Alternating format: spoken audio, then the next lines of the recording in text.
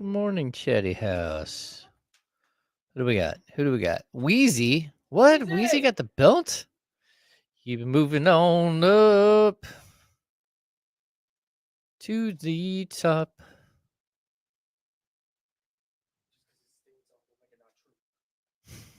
Good morning, everybody. Good morning, Chatty House. Happy Monday. We up in here. Hello, Cousin Pete, Zabo, Chris Ochoa. Screw the Halos, but greetings from That's our Halos. Roseville. Marcus, Jim Garfinkel, Rustdog, Scooter, Bocus, Microwave, Miguel. David. Oh, Sanchez. Yeah, it is bright. Do you know why it's so bright? Because James is the first one in here today. Oh, you guys don't have the dim lighting like you normally do. I see what's going on. I was wondering why my glasses are so reflective. I was going to have to take them off. Boom. That's better. Yeah. Like, boom. Yeah. Hell yeah. Set the mood. Shout out to you, Miguel. We'll see you out there, man. Looking forward to it. Oh, buddy. Oh, hell yeah. Dude, when Fiend hit, when that happened in that Cody and Cena match, dude. That was the You highlight seen of it? my night, actually. That was my favorite part. That was It's big funny time. he, That was WrestleMania night too. Yeah. You seen the GIF with SpongeBob and Patrick, and they're running around in circles with their arms up and they're screaming. That was me when Fine Me and hit you. in the middle of I'll the take Cody and Cena Patrick. match. There you go. I don't know, SpongeBob.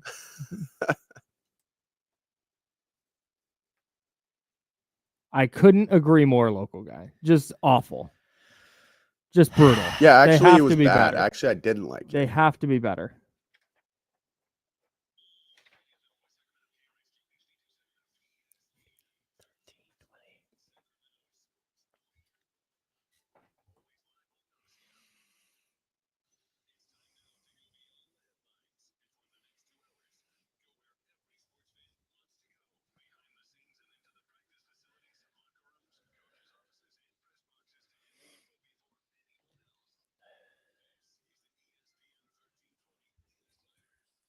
Oh, good morning, everybody. Happy Monday to you. That's James Ham. I'm Kyle Madsen. Joe Brazil behind the glass. And we're hanging out with you till noon. We're the Insiders. Jiffy Lube sponsors the program. We got a lot to get into. We do. We got a jam-packed show for you. We're giving away $500 today. $500. Love it. We're giving away $500 every day this week. And then every day next week. This is the Jump Shot Jackpot giveaway. Courtesy of Folsom Lake Chrysler Dodge Jeep Ram, home of the big guy, Vince Bloom. We love the big guy, Vince Bloom. And the big guy, Vince Bloom, and ESPN 1320, are so generous that we're going to give you 2 opportunities to enter. You're going to listen to our program, and at some point in the 11 o'clock hour, we're going to give you a keyword. Okay. All right? And then at some point during D-Lo and KC, they are going to give you a second keyword. You're going to enter those keywords at ESPN1320.com, and you'll have 2 opportunities to win $500 Each day. each day. Yep. I want to make this clear. We're not giving you keywords every day and you can enter, and then at some point someone will win $500. No. This is every day. There will be 2 keywords and 2 opportunities to enter to win $500 on that day. There will be a winner today. That's amazing. There will be a winner from today. And then there will be a winner from tomorrow's keywords. And then there will be a winner from Wednesday's keywords. And then Thursday and then Friday. And then we're going to re-rack it and do it all again next week. I'm here for it. So tap into the Insiders, of course, from 10 a.m. to noon. And then D-Lo and KC from noon to 4 right here, ESPN 1320. So the NBA playoffs got underway last night. On Saturday. I can't tell if it was a good set of games or not. I can't tell if I was just excited to have playoff basketball on my TV, but Pacers Bucks was not entertaining. Clippers Nuggets was awesome. Yep. That was a great game. Knicks Pistons, good game. Quality. It wasn't horrible. Knicks pulled away late. But then Lakers Timberwolves, not a good game. Memphis OKC. was one of the worst playoff games I've ever watched. Yeah. Oh, that was horrible. Orlando and Boston. Orlando stuck around for a little bit, but it never felt like they were in control of that game, and Boston blew them out. Same thing, Miami and Cleveland. Miami kept it within that 10, 11 point range. I think they cut it to 8, but they couldn't get over the hump and make a run. And then Golden State Houston was a good game. I know it ended up being decided by 10, but it was closer than that. So I can't tell. If I was just happy to have the playoffs back, or if there was good basketball happening. I think it was really fun how it was just one game after another after another after another. You're just like, oh, this is a lot of basketball. I watch more basketball on Saturday than I have in a long time. And it was just like sitting there like, okay, like the games are okay. I kept telling, we were away for the weekend. I kept saying, hey, we don't have to actually watch basketball the whole day. The Kings aren't playing anymore. I don't have to actually cover a game or anything. But to watch it all unfold like it did, like I was definitely surprised at not that that OKC thumped Memphis. I just didn't think it would be like that. Like, I mean, there's losing to a team and there's losing by 51. So, right. And that was a 50-point game from like in like the early third quarter. Yeah, that wasn't one of those they were up 30 and then they pulled away. Like no. They stayed up 50. That could have been a 70-point win if they would have just kept going. If the Grizzlies scored 27 points in the third quarter, the Grizzlies did. Not a great quarter, but not a bad quarter. I mean, 27 points. If Oklahoma City did not score a point in the third quarter, they still would have been up 5 going into the fourth. Oh. And instead, they scored 44 in the third quarter. They outscored them by 17 in the third. 49 points, I think they were up going into the third. Going into the fourth. Absolutely wild. Absolutely crazy. The thing that jumped out to me in that win, because Oklahoma City was always going to win this series, no matter who came out of the play-in, Oklahoma City was going to win this series in 4 or 5 games. Well, yeah, because the Kings would have had the same exact fate. It would have looked very, very similar, I think. So you watch this game, and the big takeaway for me was like when Oklahoma City here, this was the perfect encapsulation of it. Oklahoma City puts their empty the bench lineup out to like start the fourth, right? But their empty the bench lineup, you're like, oh, I like that guy. Oh, that guy can play. Oh, I watched that guy light up a team for 31 time. Their end of their wave the white flag, ball game over, here's this lineup is like a top 10 seed in the West. And they're just like, here, these guys can go play now, I guess. They're ridiculous. What a silly team. Yeah. And I'm watching, you watch OKC do that to Memphis, and this is not, OKC is not going to win every game in this series by 50. Memphis might get a game. Oklahoma City is going to run up against Minnesota or the Lakers at some point, and they're going to give them a tougher series. But Oklahoma City is going to come out of the West. I'd be pretty surprised if it was the Clippers or the Nuggets or the Lakers or the Warriors. If any other team came out of the West, I'd be pretty surprised. I would now be floored. Somebody's got to beat this Oklahoma City team 4 out of 7 times. Yeah, the thing too that really sets in is that 2 years ago when the Kings won 48 games and they were the 3rd seed in the West, they were so much better than OKC. Yeah. And to lose this much ground that quickly without them going out and getting like Kevin Durant or something. Yeah. Like just to lose with them adding like a mid center, like a defensive minded guy, and adding Alex Caruso, which is a very good player, but like just a defensive guy who's playing 20 minutes a night or whatever. For them to take the leap that they have and just to continuously get better because of like organic growth. Yeah. And then to see the Kings like on the flip side of it and just look and go, you have no ability for organic growth. There's nothing. Like Devin Carter can be a little bit better. Keegan Murray can be a little bit better, but your internal growth is gone. It's just such a jarring thing to watch one team that like figured it out and just keeps stacking. I mean, they still have draft picks. They still have tons of capital. And this team's just going to continuously get better. Yep. Like they're going to bring a championship to OKC. You bring up that organic growth, and I think that's interesting because you have it with Denver.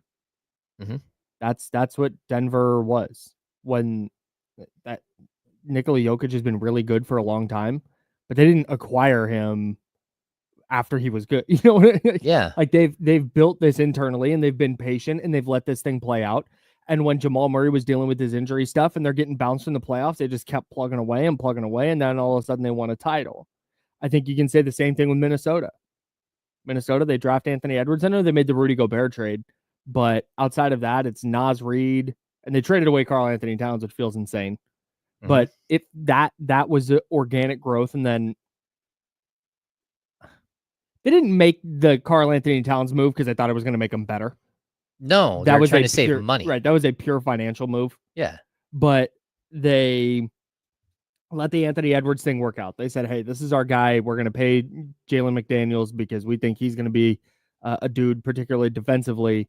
And they picked a path and they've gone with it. And I think that's just kind of the theme. Oklahoma City, Minnesota, Denver. The Lakers are never going to be, they don't have to do that. They're a different, I don't even know. Yeah. But they fall into Pau Gasol for nothing. They fall into Luka Doncic for nothing. They get to sign LeBron James. Just like, all right, man, whatever. Yeah, the Lakers you can't compare any other franchise to them. They get the Lightning Lane. Yeah. The Fast Pass at Disneyland is now called the Lightning Lane. Okay. That's what the Lakers get. Okay. They just, every other team, it's like, okay, we got to draft these guys. You got to develop these guys. Okay, we're going to sign this free agent. Okay, we're going to make this little trade to kind of try and round out the edges. The Lakers are like, oh, man, we've had 3 losing seasons in a row. All right, LeBron, Anthony Davis, Luka Doncic. Here we go. We're just going to make this all happen. Like, all right, guys. They also have this. Must be nice. They have this thing where when they do make mistakes and then they make a bunch of them and they've got a bunch of like, instead of having one $35 million player, they have like a 12, an 11 and another $12 million player. And it's like, hey, we'll trade all of our trash for your good stuff. And someone like Danny Ainge is always like, okay, I'm in. Like, what just happened? How come you got more like talented players for nothing? Like, it's just the way it is. It's insane. It's just how the Lakers. Not begrudging them. It's just, when you're talking about teams picking a path and going with it, and how that was like the Kings had done that 2 years ago. Like you said, they were so far ahead of OKC. I know. They're so far ahead of so many of these teams. Now, I do want to say, I do want to say, Oklahoma City was on this path. Oklahoma City would still be better than the Kings right now, probably. Yeah. Even if the Kings had stuck with their path from 22-23. Oklahoma City is sick. Well, yeah, but there was a way in which the Kings could have continued to build. You remember, I agree. I agree. Not to like continuously throw it in his face, but maintain and improve. Maintain and improve. Right. Like you could have put it on a shirt, except for it would have been like the most retro shirt ever, like 6 months in. Like you didn't maintain and you didn't improve. You didn't improve you didn't maintain, which was the basics. You didn't improve at all. You didn't go get the pieces to improve. So yeah, I mean, we can look at it and say, yeah, they're so far behind. But if you would have done something more reasonable, if you would have been able to improve the team at different stages, added depth in different ways, the Kings could have easily like maintained and been right in this. I agree. Yeah. I don't think that was not to say that the Kings were always going to, that was Oklahoma City was going to become a juggernaut in the West. Regardless, I don't think it's a bad thing. No. If the Kings had stayed on their path and Oklahoma City was better. What stands out about this is that the Kings have fallen off so far while Oklahoma City in 2 years just gone boop, boop. Yep. They took that exact path from, all right, they made the play-in. Okay, they made the playoffs and they made their little run. And now they look like the singular dominant force in the West. Oh, yeah. And I don't even know. I don't even know who gives them a series. Who gives them they'll have a series that goes to 6. Maybe. But is it one of those series that goes to 6 because they were up 3-1 and then the other team won game 5 and then it goes to 6? And they're like, all right, fine, we'll end this now. Yeah. Like that's just kind of how it, and maybe I'm biased. I could super see the recency bias of watching them beat a playoff team by 50. I could see that clouding my judgment a little bit. Yeah. Maybe Memphis wins the next game by 20 and we think a lot differently. I don't think they're gonna, but I'll tell you the interesting thing about them. they've been able to build this team. Their payroll this season is 167 million. It's 5 million below the actual luxury tax. Next season, when the luxury tax when salary cap jumps like 17 million bucks, whatever it is, it's going up 10%, a full 10%. They're only at 172 million for next season, and all of their players under contract. 1, 2, 3, 4, 5, 6, 7, 8, 9, 10, 11, 12, 13 players under contract, and team options on the other Jalen Williams and AJ Mitchell. Here's the other thing that's crazy, Kyle. Lord. Every single one of their Harkenstein, Dort, Isaiah Joe, Aaron Wiggins, Kenrich Williams, Cason Wallace, all of them. You just named so many quality players. All of those players, their final year are team options. That's when you know you're Golly, good. Man. When you're like, you know what? It's our choice. It's our choice if we keep you or not. They could. This is where we always talk about, making these big trades or whatever. They are in a spot where they not only have the draft capital, but then you just named a bunch of players that so many teams would love to bring in with draft capital. If the Phoenix Suns really want to get out from under Kevin Durant, or if Kevin Durant wants to get out from under the Phoenix Suns, I don't know which way that goes, but that's like the perfect spot because they could get picks, they could get young players back, and you can kind of start a rebuild with ready-made NBA players that, okay, this guy can play. This guy's at least an NBA rotation player. And they could do that. They could deal 4 of those guys you just named: Isaiah Joe, Aaron Wiggins, Jalen Williams, Kenrich Williams, and be fine. Yep. That's insane. And they'll backfill. Because like this year, they've got the Clippers pick. They've got the Miami Heat pick. They have the Philadelphia 76ers pick. God. Next year, they have either the first round pick from Houston or LA. They have a first round pick from the Utah Jazz. Like, these are 2027. They've got Denver's first round pick. They've got the Clippers first round pick. The next year, they've got Dallas's first round pick. Like, they're still so loaded with draft picks. They have so many extra seconds. Like, they can sit here and tinker with this thing and make it absolutely perfect. Just keep fine tuning it.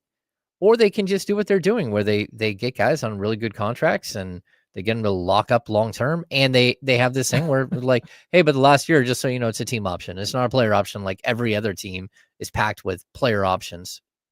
Man. And they just all get along. Yeah. They're just, man, what a team. Now they're going to lose in the second round and make me look real dumb. They're just going to lose to Minnesota or something in the second round. Yeah, we'll dive in more to the playoff series. We'll take a look at each game one. We're giving away $500 later. An NBA draft stunner this morning. We'll talk about that. And the NFL draft is coming up. We're having a draft show at Cache Creek. You and me. That's right. The Insiders at Cache Creek, 4 to 5 p.m. on Thursday. That's leading up to the draft. This is the pro football, the number one professional football league in the United States draft. Yep. 4 to 5 p.m. in the YOLO room. Little conference ballroom thing, intimate setting. We're going to hang out. We're going to vibe. And then we're going to go down to the Elevate Lounge and we're going to watch the draft and hang out and drink good drinks and eat good food. That's right. And no microphones, nothing to do. We're just coming out with us. We're going to watch the draft and would like you to also be there to hang out with us. Joe's going to be there. Our guy Joe Brazil will be in the building. So come on out. And we're going to talk NFL draft. Our prospect of the day, I think, is interesting for both the Raiders and the 49ers. That's why he's going to be our prospect of the day. We'll have that coming up next for you, as well as more NBA postseason talk. James Ham is there. Joe Brazil's behind the glass. I'm Kyle Madsen. Jiffy Lube's omnipresent because they sponsor the program. We're the Insiders. We're here till noon. It's ESPN 1320, Sacramento Sports Leader.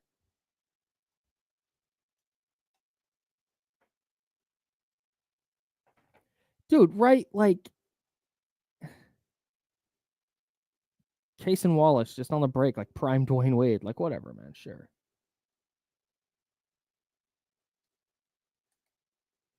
So I went and checked out Flaming Grill because we were looking for a spot to eat. Okay. And Winner? it popped up. Dude, yeah. Come on. It was really good. So you're 1 for 1 on places I have tried that you recommended. Awesome. I love everyone that loved it. The only problem was the burgers were huge. That's a problem? Well, so we were in the middle of our day of softball. So I ate a 10-ounce burger, pastrami burger with like chicken fries. Like, you went in. Yeah, I was really hungry. Really hungry. And that was only game 2 or 3. And I had 4 more games for the rest of the day after that. Yeah, that's tough. So I hit better following that, but I almost fell flat on my face in my first at bat running to first base because my legs were so heavy. That's the worst. You had the itis. Yeah. Like I literally almost fell flat on my face. So, but it was really good. So shout out to you. The food was really good. Oh yeah. While we're talking food places in Sacramento, Mojo's Kitchen is good. I went there this weekend with my buddy Frank. Salute to Frank. Hang on, watch at Mojo's, where they have a good beer selection, but also the food is really good, and that's really key for me. Because if I'm going to sit at a bar and watch an entire basketball game, or basketball games, hit me with a little side salad to start. Big time, delicious, and then we've eaten a bunch of stuff. Me and my friends have been there a bunch of times. We tried like the whole menu at this point, but it was funny because there was a Denver fan there in a Jokic jersey, watching the game and not being obnoxious, but it was him and 2 of his maybe girlfriend, wife, sister, I don't know, two ladies with him, and they were just when something good would happen, and the Nuggets are making their comeback, they're like, woo, like just not being loud, not being obnoxious. This guy sitting behind me just decides with like a minute and a half left in the game to just start obnoxiously rooting for the Clippers. Oh no. It was, oh man. Just being a contrarian. Yeah. Like if Denver fan was being a jerk, it'd be one thing. Like, all right, you want to be petty, that's fine. But Denver fan was minding his business. And then you've got Rando over here just like, yeah, oh, Harden, yeah. It's like, all right, guy, relax. I did not like that. I didn't like it. It's good that his team lost then. Oh, it was the You should have best. said, that's on you. You know that, right? You caught that L. That's on you. If I had thought it was an actual Clippers fan, I might have, but I think it was just a guy being a jerk. Yeah. And he doesn't actually care. So salute to the Denver fan. I gotta go check this place out though. You do? I do. You want to go together? Absolutely. Okay, great. Let's do that. All right, cool. We'll plan a day. It's planned. It's already on. That'll be cute. Dirk, like the Kings have slightly sidetracked everybody by just going out and firing a GM and hiring another one the next morning, and then we're in coaching. Like, are they going to have a coaching search? Are they going to give it to Doug Christie? Like, I would like to tell you there's a big postmortem coming, but at the same time, like, look, man, there's other things happening. We're being distracted by things like, 12 players coming through for exit interviews. Uh-oh, Kyle's turning his hat backwards. This seems like a long break. Is that just me? Yeah, there's a couple seconds. 1 minutes in there. I've been starring stuff. Okay.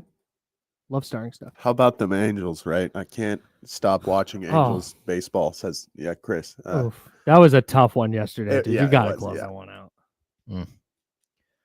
The A's gave up 14 yesterday? Yeah, dude, the Giants game was so rough. That was a bad loss. That's a tough L.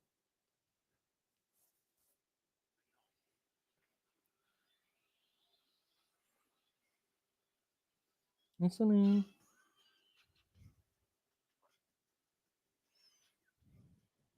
Now, back to the Insiders with James Ham and Kyle Madsen, brought to you by Jiffy Lube on ESPN 1320.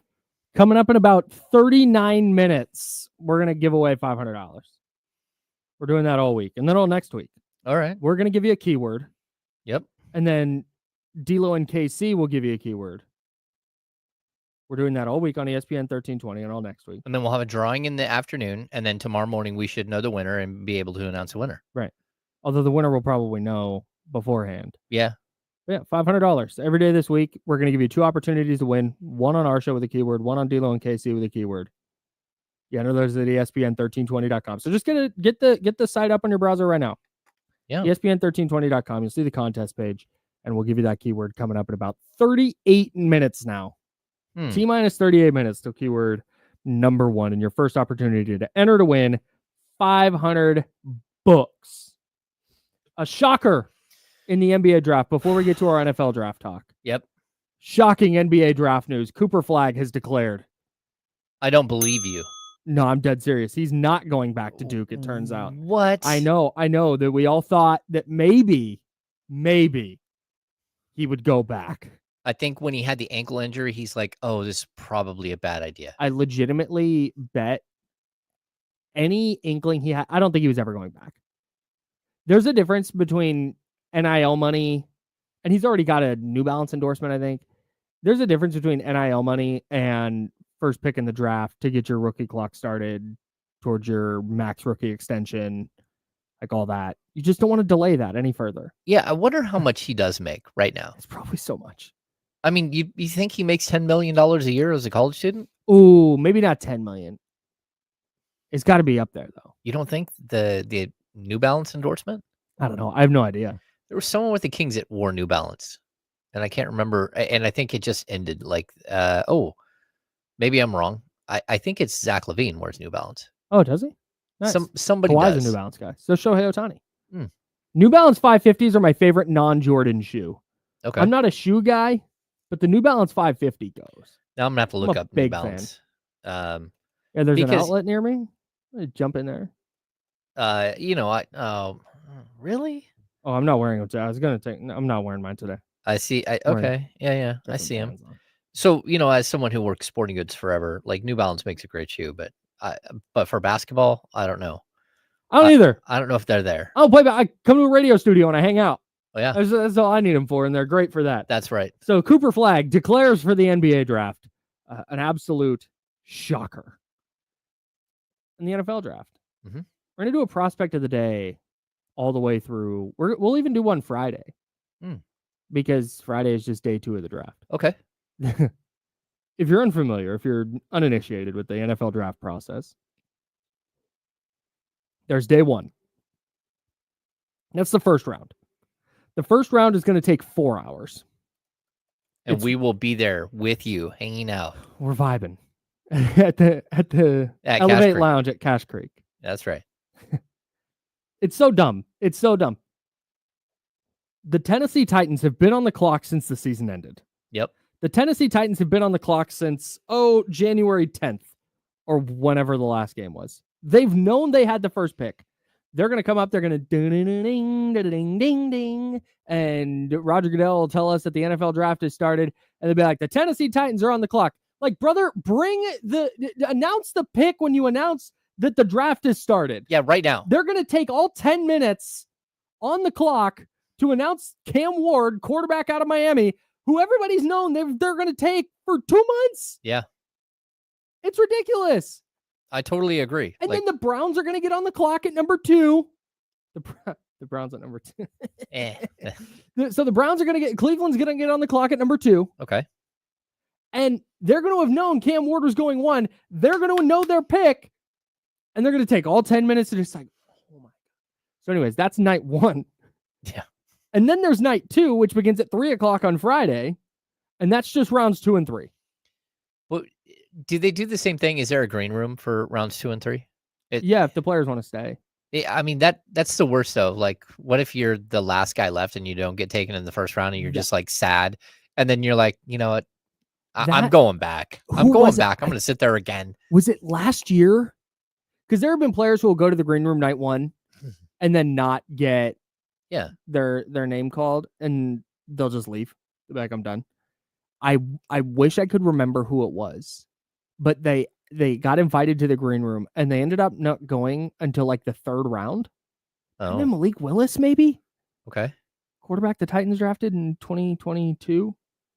Doesn't matter. Anyways, he went all 3 days. He was like, brother, I'm getting my moment. I'm walking up on the stage. I'm shaking whatever rando's hand announced the pick, and I'm getting my moment walking across the stage at the draft. That's right.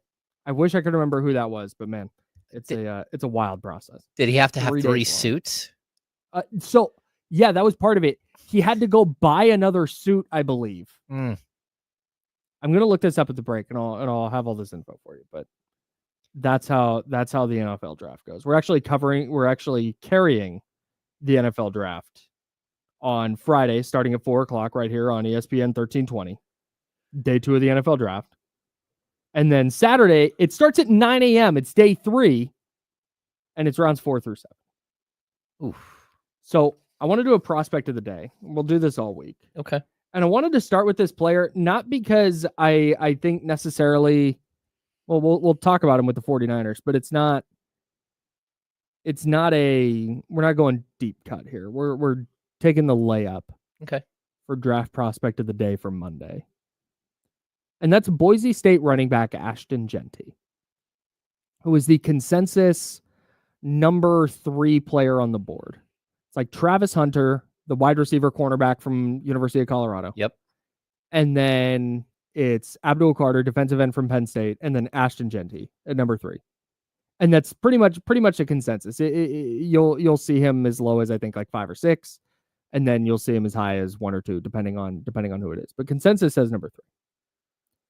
And there's a lot of mock drafts. He's going all over the place in mock drafts, but he won't slide out of the top 10. Okay. And that's mostly just value related, right? Because teams it's Saquon Barkley. Mm-hmm. The New York Giants took him in the top 5. He was okay for them, dealt with some injury stuff. But then he goes to a team with a real offensive line and a real offense, and he becomes the best running back in the sport and is the offensive player of the year. And so the question for teams is, and I think the question for the Raiders is, if Ashton Jeanty falls to 6, which it looks like he might, do they take him? Is that because he could be a bona fide superstar, right? Yeah, that's watching clips of him, bona fide superstar. He is insane. He is absolutely an outrageous player. Mm-hmm. Go watch any game, even his last game, even his college football playoff game. He was not super productive, but man, still fighting through contact, getting extra yards. He had the type of game that a normal running back probably has like 40 or 50 yards, and I think he had 120. That's crazy. He's an incredible player. Like, he's fast, he's got great balance, he's got great vision. Just he checks every single box you want in a running back. He's just not very big, and to watch him explode like this and to shed tacklers. Mm-hmm. I mean, that's a crazy thing. You're watching him just like, all right, I can get through this tackler and this tackler, and then he just outruns everybody. Right. There's a handful of plays every game where you go, oh, he got stacked up. Mm-hmm. 70-yard touchdown. You're like, wait, what? That was so the question for me, and this is where the running back value thing comes in. Because if you're the Raiders, you're not a running back away right now. But you had one of the worst running games in the sport last year. Is this a spot where if you're the Raiders, you go, hey, we're going to bring this guy in. He's going to change the entire complexion of our offense just by being on the field. To hell with bolstering the offensive line. To hell with figuring out quarterback. To hell with adding to the defensive line. This is just the best player available, which I think it would be for the Raiders. Oh, yeah. And that's why I bring him up here. Because I think it could be a situation where the Raiders are sitting there at 6, and if they have their draft board broken up into tiers or whatever, I could see Ashton Jeanty being so much higher than anyone else on their board at that point. Where they just go, hey, man, to hell with the value. To hell with this being a good running back class, and maybe we could get a quality player on day 2 or 3. We're just going to get this guy now. I wouldn't blame them. No, I wouldn't either. I mean, I think the running back position has been devalued so much in the NFL, mm-hmm. and guys don't get paid like they used to, and guys very rarely go in the first round. It used to be, in the first round, it'd be like quarterbacks and running backs. Mm-hmm. Like a whole bunch of guys are getting taken, at least 2 or 3 running backs in the first round. Yeah. Now we're down to like maybe there's one every 2 years. Sometimes, they don't go till way later. And so for me, if you can capture like lightning in a bottle and get somebody who can change the entire dynamic of your offense, like you'd be silly not to. And it's Pete Carroll too. Yeah. And I know they brought in Geno Smith. Geno Smith, a good player. They have Brock Bowers there. Jacoby Myers can play. Like, is it Ashton Jeanty time? Is it you bring in this running back and now all of a sudden all the pieces fall into place offensively? Now this is going to make life easier on Geno Smith. It's going to make things easier with what we can do out of play action.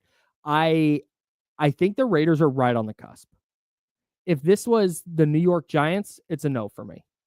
If this is the who's second? Cleveland. If this is the Cleveland Browns, it's a no for me. Patriots, like maybe. Yeah, they don't value the running back position. They never have. And I think Jacksonville's 5. Okay. Pretty sure Jacksonville's 5. I don't think they're going with a running back. They have Travis Etienne and Tank Bigsby. Yeah. The Raiders at 6, though. They are right on the edge of, I don't know if they're a running back away, but also could he be this force multiplier? The way Christian McCaffrey was for the 49ers. I know it's a little bit different. Yep. But Christian McCaffrey came in and just sent the 49ers offense to a different level. Maybe that's what Ashton Jeanty does. And so I think the Raiders are the first team that if they took him, I wouldn't blame any team for taking him. Mm-hmm. But I think they're the first one where I'd be like, nah, like, I don't know. Or I'm sorry, they would be the first one where I'm not like, I don't know if I love this fit. And I think I kind of love the idea of Ashton Jeanty going to the Raiders. Yeah, no, I'm here for it. Again, the Raiders are quietly like building. They do have, 2-star defensive linemen. They do have, some really nice pieces here and there. The tight end situation is clearly like, oh my gosh, you stumbled upon a star. Mm-hmm. But you have to have more weapons. And I think that if you do make a move like this, mm-hmm. you better have a good 2nd, 3rd, 4th, 5th round. You better be smart. Yeah. You better fill up the positions that, make sure that you're getting your offensive line taken care of. For sure. Make sure you're adding the pieces. It just make you a good ball club. Mm-hmm. And that's where if you're going to take a swing at the top on a player like this, you better be right with all of the other picks. Yeah, for sure. Casey Tucker brings us up, and this is the other reason we're talking about Ashton Jeanty today. Running back from Boise State. Of course, the NFL draft begins Thursday at 5:00. Come hang out with me and James. We're doing a NFL draft preview show from 4 to 5 out at Cache Creek, and then we are watching the draft at Cache Creek. We're hanging out with you all night. It's going to be a ton of fun. But I'm fascinated by this scenario where things get out of whack in the top 10. There's some trades and weird stuff starts happening and players start to fall because I see the chatty out saying, man, if Ashton Jeanty's there at 10, he's going to the Bears. I agree. The Bears are a team because of what they've done with their offensive line in free agency and last offseason, Ben Johnson, the new head coach there. I could see them grabbing Ashton Jeanty and feeling really good about it. Cool. Yep. But what if he slips to 11? That puts the 49ers in a really, really odd spot. And honestly, that might benefit them just from a trade down standpoint. I think Jeanty is a good enough player that a team would be willing to come up to get him, especially ahead of the Cowboys. Mm-hmm. If there's a team in the teens that or the 20s that wants to come up to 11 and take him because they think he could be that game-changing player, it wouldn't shock me at all. But I also kind of wonder if Kyle Shanahan would be able to resist.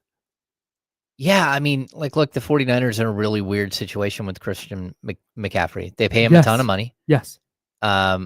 And when he's on the field, he's outstanding and perfectly wonderful. Mm-hmm. The problem is that, he's on the wrong side of 25 and he's approaching 30. Mm-hmm. And he already has like a litany of injuries throughout his career that have cost him major time. And you're wondering, like, he is a ticking time bomb as a player. Mm-hmm. And if you can get the next guy, because I think we can talk about Brock Purdy and his development. We can talk like the 49ers as a franchise are kind of a ticking time bomb. A little bit. You look at, again, your left tackle situation, like he can't play forever. And so that's going to be a problem. Kittle can't play forever. Mm-hmm. Warner can't play forever. And so, when you start to look at what's next, it's got to be, Brock Purdy and, again, what's the next core? Whether it's Ayuk or whether it's, like name that Pearsall, mm-hmm. name that player that you think will start to be part of that next core. But you're already like, you need a bunch of these players. Mm-hmm. And it's tough. I don't think they would take him. And again, I also don't think he's making it to 11, but weird things happen in the draft. And that's the scenario we're playing. If something strange happens in the top 10, he falls out. I don't think they would do it because I think they would view it as badly as Kyle Shanahan might want to take that player because they know, okay, he might not be RB1 this year or next year, but man, beyond that, he could be, he's going to be that McCaffrey level game changer. Yeah. I just don't know how they could justify it. They need running back help. They need running back depth for sure because Christian McCaffrey's injury stuff is now a major, major red flag. Isaac Arendo couldn't get through a start without getting hurt last year, and he dealt with injury stuff in college. They traded Jordan Mason. They need a running back, and a good one. It can't be random undrafted guy who is like, It has to be a player they feel really, really good about. But I don't know that you can justify, despite that need, and despite the fact that Genty might just be a superstar with all of their other stuff. And I've been an advocate of just get good players. Mm-hmm. Just pick good players. I know that sounds silly. I know that sounds simple. But I think we get so deep in the weeds on draft stuff that we forget sometimes to just go pick the good players. Yeah. And the 49ers roster is not good enough that they can start picking and choosing necessarily. Like, okay, well, hang on. There's a good wide receiver or tight end or whatever. So we're going to take him and just kind of ignore the defensive line for now. We'll figure out the defensive line. Like, no, man. They need, I'm sorry, I said that backwards. They just need good players. And again, I know that sounds so simple, but position matters way less to me, except at running back, because they've been able to get production and quality production from 6th-round picks, undrafted players. Isaac Arendo, a 4th-round pick. Jordan Mason was spectacular. Jordan Mason, undrafted guy, really good player. And they got draft capital back for him in a trade. That's where I'm like, man, you would love to have a player of that caliber, but I think you would have to pass him up, knowing where else you could bolster your roster, what your other needs are, and then what you might be able to do with one of the projected, late day 2, day 3 running backs who in a deep running back class should be able to help you right away. Whether it's like Damian Martinez from Miami or Caleb Johnson from Iowa. Like, there's just these guys who are going to be available there where, hey, you know what? You might be able to get good production out of them, and maybe you can get a really good defensive lineman. Yep. Maybe you can get the heir apparent to Trent Williams in the 1st round instead. It'd be really, really interesting if Ashton Genty gets to 11, but I don't think he's gonna. That man's going to go in the top 6. And if not, he's going 10 to the Bears. I agree. I agree with the chat, yes. I don't think he's getting that far. Anyways, that's James Ham. I'm Kyle Madsen. We'll have more NFL draft stuff coming for you because I have a major concern about Kyle Shanahan going into this year's draft. Major concern about the way the 49ers evaluate talent. We'll get into that, and then we'll continue talking about the NBA playoffs. James Ham's there. I'm Kyle Madsen. Joe Brazil's over there. We're the Insider, sponsored by Jiffy Lube. This is ESPN 1320. It's Sacramento Sports Leader. I'm looking at Jordan Reed's predictions on ESPN. He has Kelvin Banks Jr. going to the Niners at 11. Yep.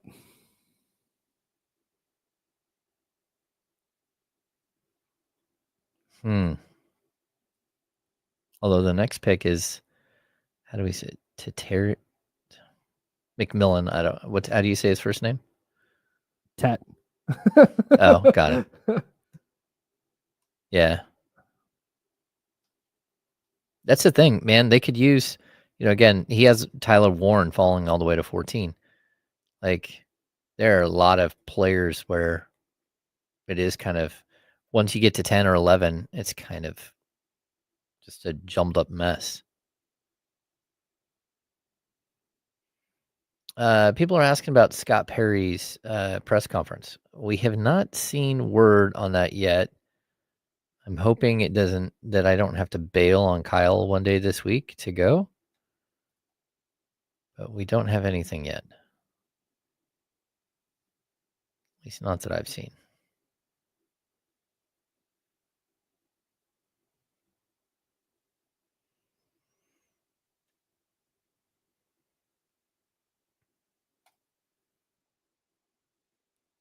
I'm guessing the Kings are getting him in-house and having conversations and then figuring out what they want to do. Maybe with their coaching hire. So then that's not a huge distraction.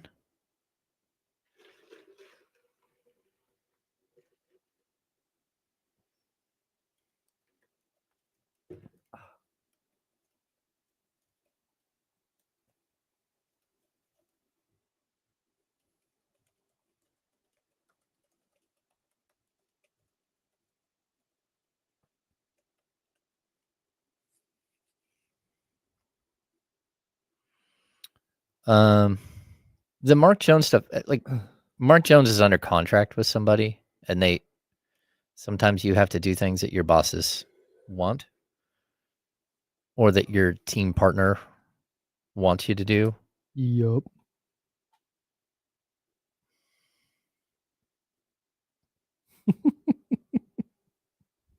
It's funny.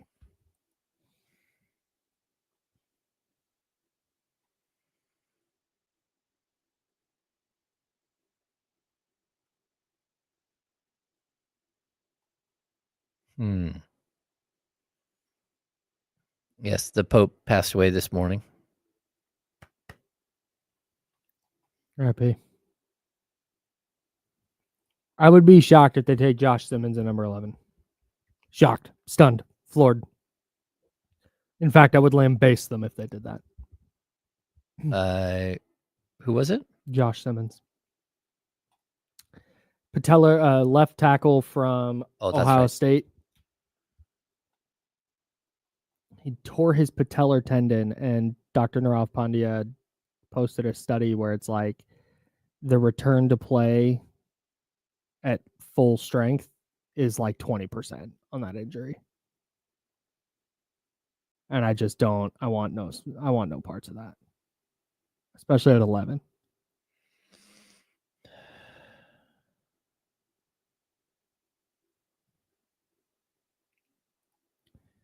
Which one? There's two running backs from Ohio State. Very different. Travion Henderson and Quinshawn Judkins. I think Henderson's better.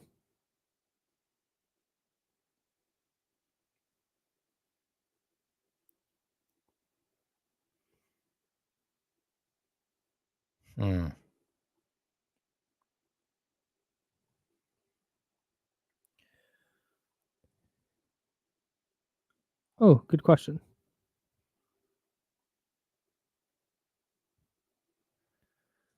I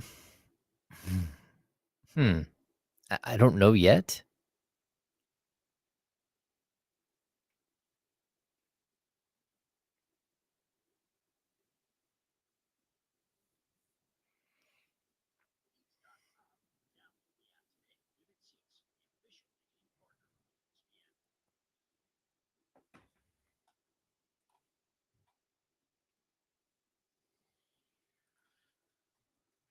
Now, back to the Insiders with James Ham and Kyle Madsen, brought to you by Jiffy Lube on ESPN 1320. I'm bummed I can't find the soundbite of Jimmy Butler talking about Buddy Hield last night. I think I retweeted it, actually. Let me go find it. I enjoyed that soundbite when you played it for me earlier. This is, okay, here we go. Here it is. I found it. Hang on, I want to share this with everybody. This is after the Warriors game one. Oh, here we go. This is after the Warriors game one win over the Houston Rockets last night. This is Jimmy Butler talking post-game about what they have to do moving forward to continue winning games in this series. We just got to stay in the fight, box out, have some technique, and stop patting the ball like I be doing and just go grab it with two hands. And, Buddy, stop trying to dribble the ball. I hate that. He's so serious. This is not teammate messing with other teammate. Look at this face. This is not teammate who was just joking around with his buddy like, hey, his literal friend, his friend Buddy. This isn't, hey, you messed up, you dribbled it up, because as everybody listening to this program knows and has experience with Buddy Hield playing basketball, good for 2 to 6. What the hell was that? Plays a game where you're just not quite sure exactly what was going on. And he did that a couple times last night. Like, threw a bad lob, just dribbled the ball out of bounds a couple times. Jimmy Butler is so fed up. It's really, really difficult to be Buddy Hield's teammate sometimes. And it's not that he's an incredibly hard worker. He's funny. He's lighthearted. He brings some levity to the room. But at the end of the day, there are things that he does on a basketball court that are so incredibly frustrating. I had a coach tell me, it's like I sit here and I walk through, we have a last second play and I build out the entire play. We go to break the huddle and like there's 4 seconds left on the clock. And before we can even inbounds the ball, Buddy has run to every single one of his teammates that are on the court and stressed them out to a level that you cannot just like, don't screw it up. Don't screw it up. Like he literally will go around to every single teammate and stress them out. And so whatever happens in that final play, you just throw your arms up like, I don't know what to do. Like, you got to put him on the court because he can hit the three, but at the same time, man. That is the ultimate problem here. For Golden State, he's not even hitting shots right now. To the point, we've reached now in the Buddy cycle, we've reached why is this guy on the court? Jonathan Kuminga can't get minutes, but Buddy Hield can. Kind of thing. If he's not making shots, what's he doing on the court? But you still have to respect his shooting if you're the opponent. Yeah, he's one of the greatest shooters in the history of the NBA. Because from a statistical perspective, you're right. When he's on the floor, you have to guard him. And on a team that frequently runs out Gary Payton II, Draymond Green, and Jimmy Butler together, guys you absolutely do not have to guard on the perimeter. Having Buddy Hield out there makes just a little bit of difference, right? But man, I don't know how like defensively, he's pretty good last night. But the 3 plays where you're just face palming, yeah, it's really tough to deal with. And I think that clip from Jimmy Butler, the fact that he's not laughing, he's not smiling, he didn't even like deadpan it and then kind of smirk. He was dead serious. Buddy Hield is not to dribble the basketball at all, ever. I don't think you, me, Joe, or anyone in the chatty house, anybody listening on 1320 AM, anybody listening on the free Odyssey app, I don't think anyone disagrees. If I asked you, where do you think Buddy Hield ranks all time in made 3-pointers? Where would you put him? Oh man, all time in made threes. He's got to be top 20 by now, right? Yes. 13th. A little high. He is 16th. Wow. At 2,127. Like if he plays another 2 seasons, which he will, even though he could, it's possible he's 53. Like he could easily be top 5. Again, like Paul Pierce is retired right above him. He's only, this is crazy. Buddy is only, I don't know what it is, 64 3-pointers behind Kevin Durant. Jeez. Kevin Durant, like right there. That's insane. He'll pass Kyle Lowry, but then you have a bunch of retired players. So Jamal Crawford, Jason Terry, Vince Carter are like 10, 11, 12. He'll pass those guys next season without any problem. Kyle Korver, number 8, he'll get him in. Maybe it'll take a season and a half to get to Kyle Korver at number 8. But like Buddy Hield easily can surpass Reggie Miller in made 3-pointers. Oh yeah.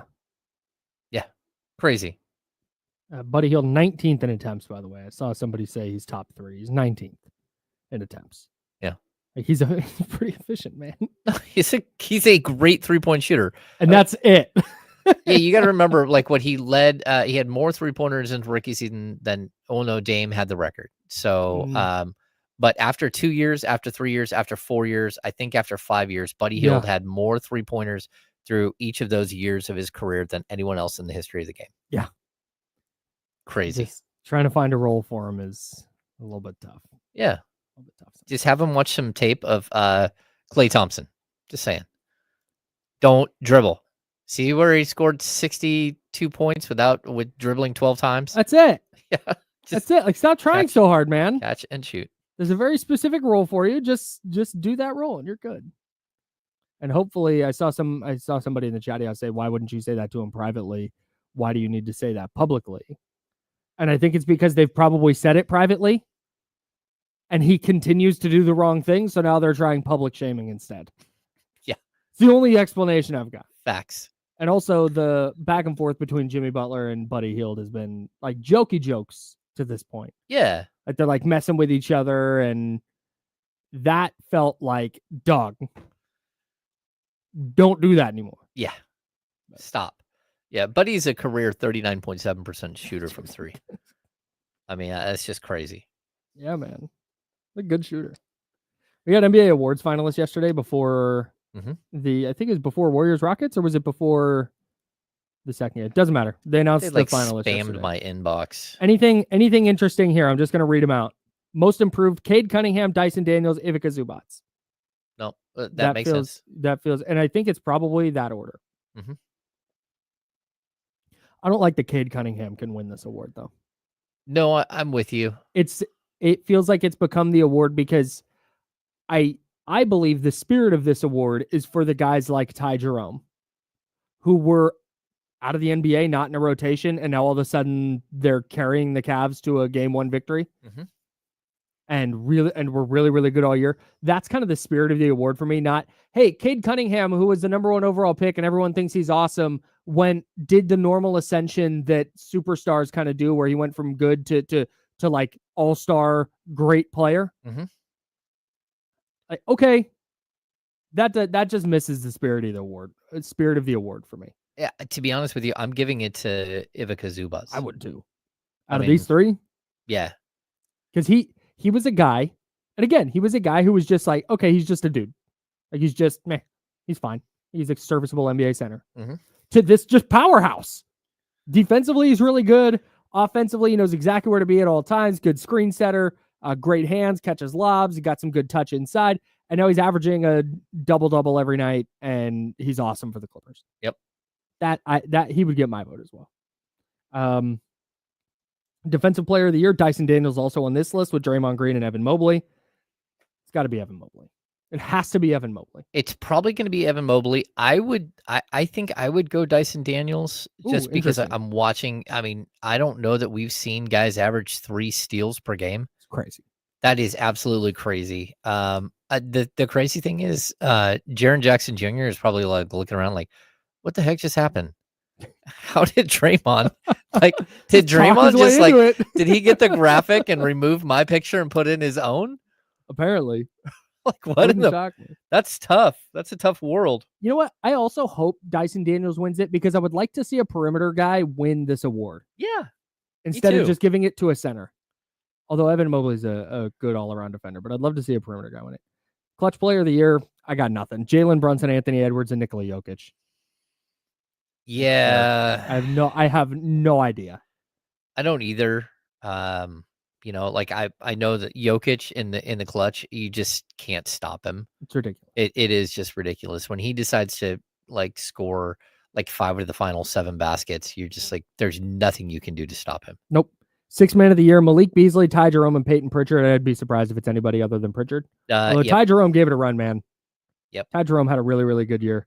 So did Malik Beasley. You know, Malik Beasley led the league and made threes. Oh, really? Yes. Okay. It's ridiculous. And then we had Rookie of the Year, Stephon Castle, Zachary Risache, and Jalen Wells. I think Stephon Castle will win it. I think Jalen Wells should win it.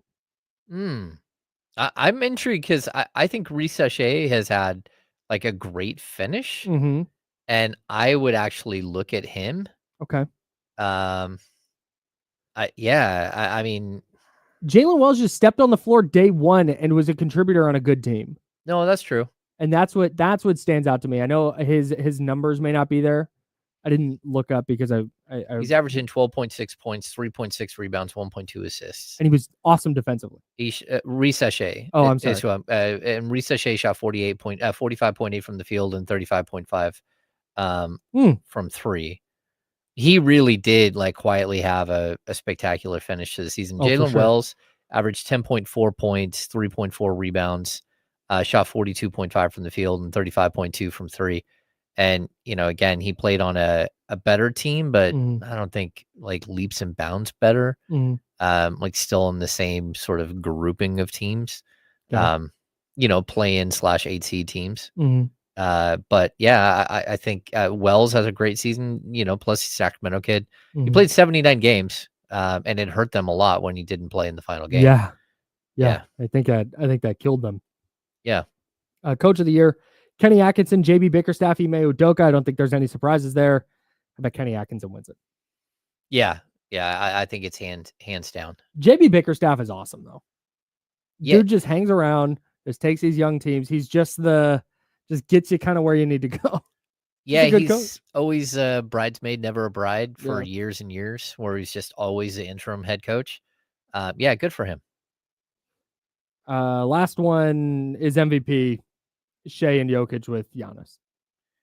And we'll see how that shakes out. I'm surprised they expanded the graphic to include a third person, but it was Giannis was the first name they said too when they announced it on TNT. Yeah. It's like Giannis, like, all right, sure. Get to the good stuff. Yeah, I mean, it's Shea. It's got to be Shea. Yeah. When you win 18 more games than the next guy, that has to be the tiebreaker. Yes. Like, that's it. That's it for me. Jokic was unbelievable. Shea was unbelievable. Their numbers are all really, really close. Just kind of across the board when you start looking at advanced numbers and stuff. And then the wins have to matter at least a little bit. And when you have 18 more of them, that's got to be the tiebreaker, and it is for me. Yep. And I think the other thing that Shea has an advantage is that while all of his players around him are great role players, there's not one big name. I mean, even Jalen Williams, they've got two of them. I mean, he doesn't even stand out on his own team as a guy with his own individual name. There's two guys named Jalen Williams. And I just think that the way that the Thunder are constructed, where he's such the centerpiece, it's going to be really difficult for him to lose this one.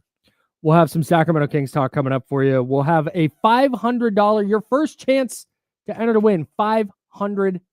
We're giving away $500 every day this week and every day next week, Monday through Friday, right here on the Insiders. We'll give you a keyword coming up next.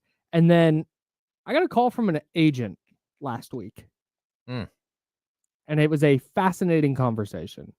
I'm in. I would like to tell you all about it. That's James Ham. That's Joe Brazil. I'm Kyle Madsen. We're the Insiders, and we're sponsored by Jiffy Lube. This is ESPN 1320, Sacramento Sports Leader.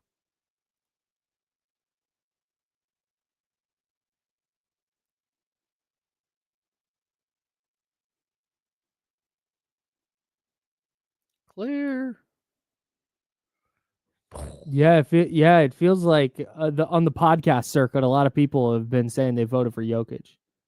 Yeah, I told you we were at a table with Amick and the rest of Sacramento media, and he kind of went around the room and he said, again, this was maybe a month ago though, 3 weeks probably. He was like, I think Jokic still has a really good shot because he's like, there a couple of things. Number one, they didn't give it to him the 1 year out of spite almost because he hadn't won a title, and then he won a title that year. Then they felt like idiots. So then he got it the next year, and they realized that he should be a 4-time MVP. And not only that, but this year he's averaging a triple-double, and it's only happened like 6 times in NBA history. And yeah, Shea's been great, but like he maybe hasn't had to deal with the injuries that the Nuggets have. I don't know. I think. Yeah. All right. PER is Jokic 32, Shea 30.7. Offensive win shares, Jokic 12.7 to 11.9. Defensive win shares, Shea 4.8 to 3.8. Okay. Total win shares, Shea 16.7 to 16.4. That's both of those numbers are off the charts. Insane. 16.7, 16.4. Jared Allen is number 3 at 11.6. Giannis 11.5. How far down is Sabonis? The space between Zubats is 3 at 11.7. The space between Jokic and Zubats is the same as the space. What is that? 4.7 is the same as the space between Zubats and Luke Cornett. From a win shares perspective, that's crazy. Where's Domas? Domas finished 9th. Okay. 10.1. Oh, I'm sorry. Tied for 7th with Rudy Gobert and Karl Anthony Towns. Win shares per 48. Shea 0.309 to Jokic 0.307. Offensive box plus minus, Jokic 9.9 to 8.9. Defensive box plus minus, Jokic 3.3, Shea 2.6. Interesting.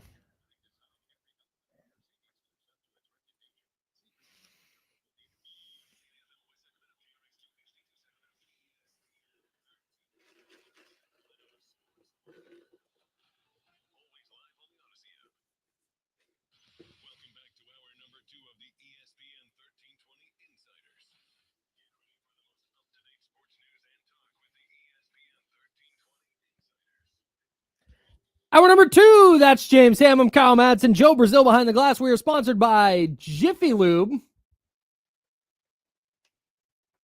Oops.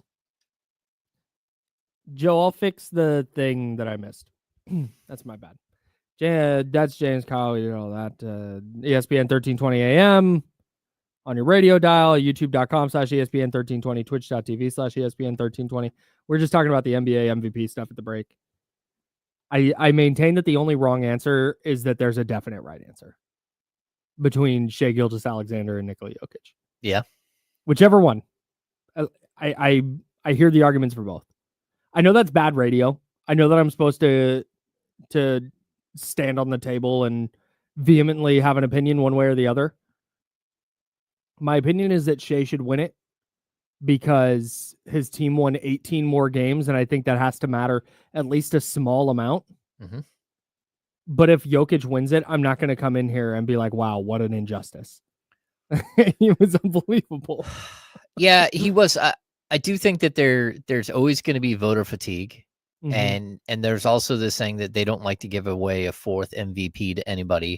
Mm-hmm. Like, you've got to be super special. And I also don't think that for whatever reason that Nikola Jokic is still considered how great he is. Mm-hmm. Like, people just overlook how great he is. Mm-hmm. When you think of the top players in the NBA, he wins the MVP, but you don't always name him in the top 5 players in the league. Mm-hmm. And I just think that that's, you know, when it's all said and done, he's probably going to be a top 10 player ever. I agree. And I just don't think he gets that respect. And like, I'm here for him to rack up another MVP, but I also get it because I've always been someone who believes in the best player on the best team. Yeah, they won 68 games. That's so many games in the West. Yeah, that's true. But I mean, you got to remember last year what the Celtics finished a full like 12 games above anyone else in the Eastern Conference. And Jason Tatum was what, 3rd, 4th, 5th in MVP balloting. Mm-hmm. And he's not Tatum wasn't the league's leading scorer, mm-hmm. but still he was the best player on the best team. So the argument could be made that the best player on the best team doesn't win. It's got to be the best player on a really, really good team, but the best statistical player. Yeah, I guess. Yeah, I think Jokic is right there. It's like so incredibly difficult to. I'm so happy I don't have I would probably vote for Giannis just to avoid having to make a decision between SGA and Jokic. I mean, even I'm this serious. year, I don't know, man. This year, it's kind of, they said the same thing about Sabonis. Oh, you don't shoot enough threes. You're not a good enough 3-point shooter. Mm-hmm. So Jokic shoots 41.7% on 4.7 attempts per game. Almost 5 attempts per game. Like, how are you supposed to stop him? Do you buy into any of the on-off stuff where the Nuggets are the worst team in the league from a net rating perspective when Jokic is off the floor? Yeah, I do. Because I think that's the key argument to me. If you're talking value, I think it's tough though, because on-off, if you want to say, okay, when he goes off the court, it's like, well, okay, first of all, then go get a center that plays like him. Sure. To keep running continuity. I mean, what you can't do is like DeAndre Jordan just isn't a good center anymore at all. Like, he's not a good NBA player. He's just like so far past his prime. And so when I look at, the on-off splits, it's like, is it because Jokic is so great, or is it because his replacement is so bad, or is it because a combination of the two? And then, hey, let's add in this element that the guy that you're replacing him with is like a true rim runner. He's not a centerpiece like Domas. And that's where, again, I think we could look at what Domas's, on-off splits look like in the first half of the season versus the second half of the final 25, 30 games. And it might be like, oh, well, he wasn't nearly as valuable in the second half of the season. Like either that or Jonas Valanciunas is just way better than what you had before. And so it balances out.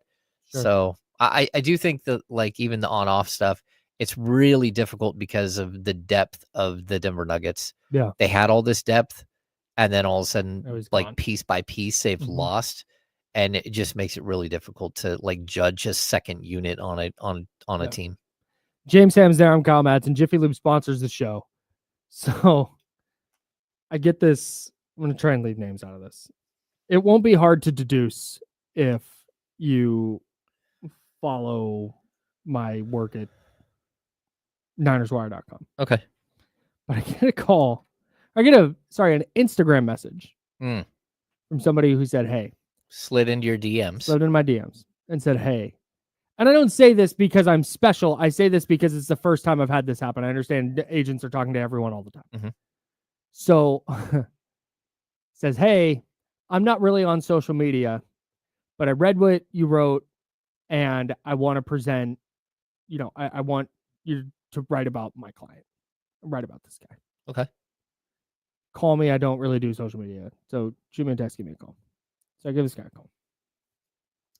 Because, I don't know, see what he's talking about. And our conversation ended up being, he goes, I need 3 minutes of your time. And I was like, cool, man. I'm driving home. I got an hour and a half. We had a 25-minute long conversation, and I think I said probably 10 words. Oh. And my man was like, I'm not blowing smoke up your ass. This guy has, and just started blowing smoke up my ass for 20 minutes. Oh. It wasn't, he's like, and you don't even have to believe me. You can talk to this guy who was an ex-coach or this guy who was an ex-coach. You can talk to this guy who coached him at this thing or this guy who coached him at this thing. It's just, he's the best. And I just gave me, right after telling me he wasn't going to do the whole agent spiel rundown thing. Yep. Gives me the whole agent spiel rundown thing. That's tough. And I understand now how it happens that during draft season, we get the, hey, Team X is interested in player Y. Team X, big time interest in player Y. Met with him this many times at this many college all-star bowl things. Yep. Oh man, they love him. They really love him. Oh man, the Packers love this kid. One of their scouts told me he has upside to be the best player in this class at his position. I'm sorry. I follow the draft very closely, and I have never heard of this person. And he has the upside to be what are we talking about here? Yeah. Like, what do we do? Look, I'm not trying to do. Look, I get that I'm the guy's agent, but I'm not here to lie to you, man. All right, talk. You make a couple other phone calls, and you go, okay, so you wrote about the guy, but I did not. No, I do my own assessment of what I think he's good and bad at. That's intriguing. I remember there was a prospect who came through, and another reporter got called like this from an agent, and not only did he convince him that like he was going to be a star, but also that he could play, even though he was a center, could play the 4 or even the 3, and that you could use him as a 3. And was this Marvin Bagley? No. Oh no. No, Marvin Bagley's people would never have to, because he's too high, but yeah, it was like, hey, I'm like, have you watched any of his tape? Like, there's no way he's a 3, in the same way that there was no way Jason Thompson was ever a 3 when the Kings tried that. Yeah. It was like that bad, maybe a little bit worse, because I don't even think the dude could play the 4. Oof. And you just kept like, hey, you keep spouting these things and an agent told you, and like, you might want to have an original thought there yourself, because that player is not matching what you're saying at all. Like, that's tough. I think that's, we all have our own view of our own way of deciphering the draft. Yeah, know? no doubt. I talked to a person who's covered the 49ers for a long time, and they said the most difficult part of draft season is not like trying to be right or trying to correctly predict. Like that's kind of a fun thing to do. But he said the hardest part is because when you're a prominent writer who covers a team, like I'm just some dude, I'm just a blogger, right? But when you've covered the team for a long time, like some of these guys on the beat have, they were saying that some of the most difficult part is figuring out when an agent calls you and tells you, hey, A, B, C, and X, Y, and Z, what is real, what's not. So now you're making other calls, and some guys are just lying all the time, so you don't take anything they say into account. But then there's other times where now you got to reach out to the team, and now you're checking with, and just the entire process is sussing out who's lying to you and who's not, and what information are we going to run with publicly, and what are we not. No, totally. That sounds awful. Yeah. Because I want to believe everybody. I want to see the best in everyone. When that agent calls me and he goes, hey, I'm going to tell you about this kid who's going to be the best player in his position in his class. He's going to be awesome. Here, let me tell you all about him. My instinct as a person is to go, wow, what a nice guy to call me and let me know about this guy. Like, wow, that's so kind. But I know now. Yeah, man. I like doing this for as long as you have. I try to avoid agents. Like I talk to a handful of agents. For sure, of course. But it's more like we have like an information exchange. Yes. And like I've said this before, like you don't have like the idea of sources are they're just relationships that you have, whether it's like with a team or with an agent or with a coach or with a player, like whatever it is. Like I think that's how you develop sources, is just by having like honest conversations, back and forth conversations. But I don't know that pitching somebody like that, it was wild. That's tough. It was wild. Just telling me, hey, this thing that you're worried I'm going to do, I'm not going to do it. And then it doesn't. Yeah. All right, man. Anyways. Got to talk to some good people, though. Reaching out, trying to suss out what was real and what was not. And like I said, I did my own research. You always have to. Yeah. Anyways. We'll talk Kings coming up here in a bit. We got more NBA playoffs, but it's really clear in the postseason how much work the Kings have to do. And we'll talk about that next. But right now, we got to give stuff away. Or excuse me, we're going to give you a keyword so you can enter it at ESPN1320.com. So you can enter to win $500. This is the Jump Shot Jackpot giveaway, courtesy of Folsom Lake Chrysler Dodge Jeep Ram, home of the big guy, Vince Bloom. Here is your first keyword. We're giving you a keyword. You can enter this at ESPN1320.com. That's one entry. D'Lo and KC will give you a keyword later that you can enter to try and enter to win again. So you can 2 opportunities to enter to win today's $500. The keyword is, I was going to drum roll, but I'm not. Shot. Shot. SHOT. Shot. Shot. Enter that at ESPN1320.com and you'll be entered to win $500 courtesy of Folsom Lake Chrysler Dodge Jeep Ram, home of the big guy, Vince Bloom. Shot. All right. SHOT. And then D'Lo and Casey will have another word. You can enter again. 2 chances to win $500 today. We'll have another keyword for you tomorrow, all the way through this week, all the way through next week. Again, $500 a day. The Jump Shot Jackpot giveaway, courtesy of Folsom Lake Chrysler Dodge Jeep Ram, home of the big guy, Vince Bloom. I think I covered all that. I get all that? Yeah. Cover everything? You did good? You did good. All right. Very good. Hopefully everybody else does good. We would love to see some winners come from our program. All right. We'll talk Kings next. The NBA playoffs are telling us exactly how far the Kings have to go. How do they do that? We'll have that conversation all summer, but we'll start it next. That's James Ham. I'm Kyle Madsen. Joe Brazil's rocking with us. We're the Insider, sponsored by Jiffy Lube here on ESPN 1320 at Sacramento Sports Center. Joe, I will get Underdog in the next segment, and then I will email who I need to email and let them know.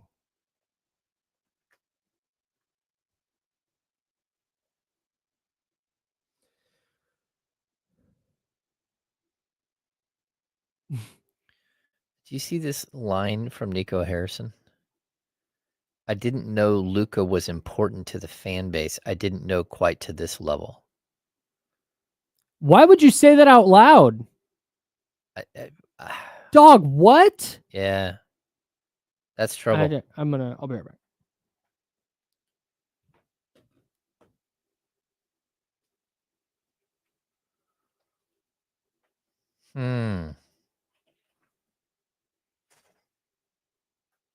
What's going on, everybody?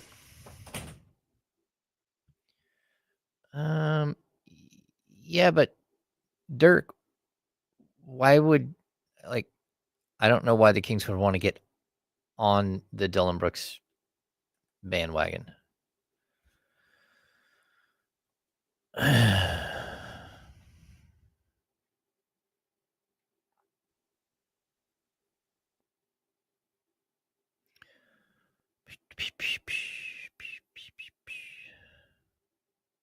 What do we got?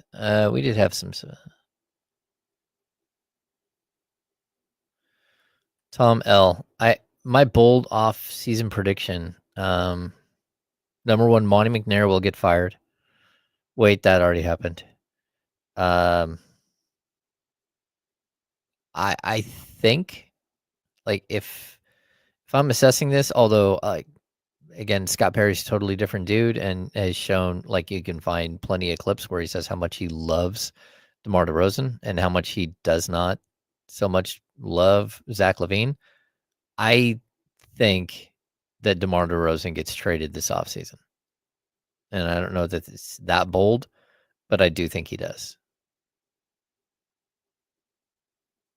So that's my bold prediction. The Kings don't have a draft pick. I'm not going to make a prediction that the Kings move into the top 4 of the draft and get to keep their pick. Although there was a chance. It's just like it fell apart when Memphis beat Dallas. Cool Raul. Sure. Yeah. I would consider that. But I would also say, like, in a perfect world, probably not, because I think the Kings, like, they're going to have to find a point guard for sure. But I also think that they're going to have to find a small forward. For some reason, the Kings have more needs now than they did before. It's kind of weird. But I probably would not do that. I would probably wait for a different deal with a younger forward. Maybe you have to use DeMar to get the point guard that you need, but if that's the case, what are you going to have to give up to get the small forward that you need? Hey, Davion has been amazing. He's been really good. Yeah. I watched him brick a 3 and smoke 2 layups in a game, and I don't think I've seen him miss since. Yeah. We can talk about that. Okay.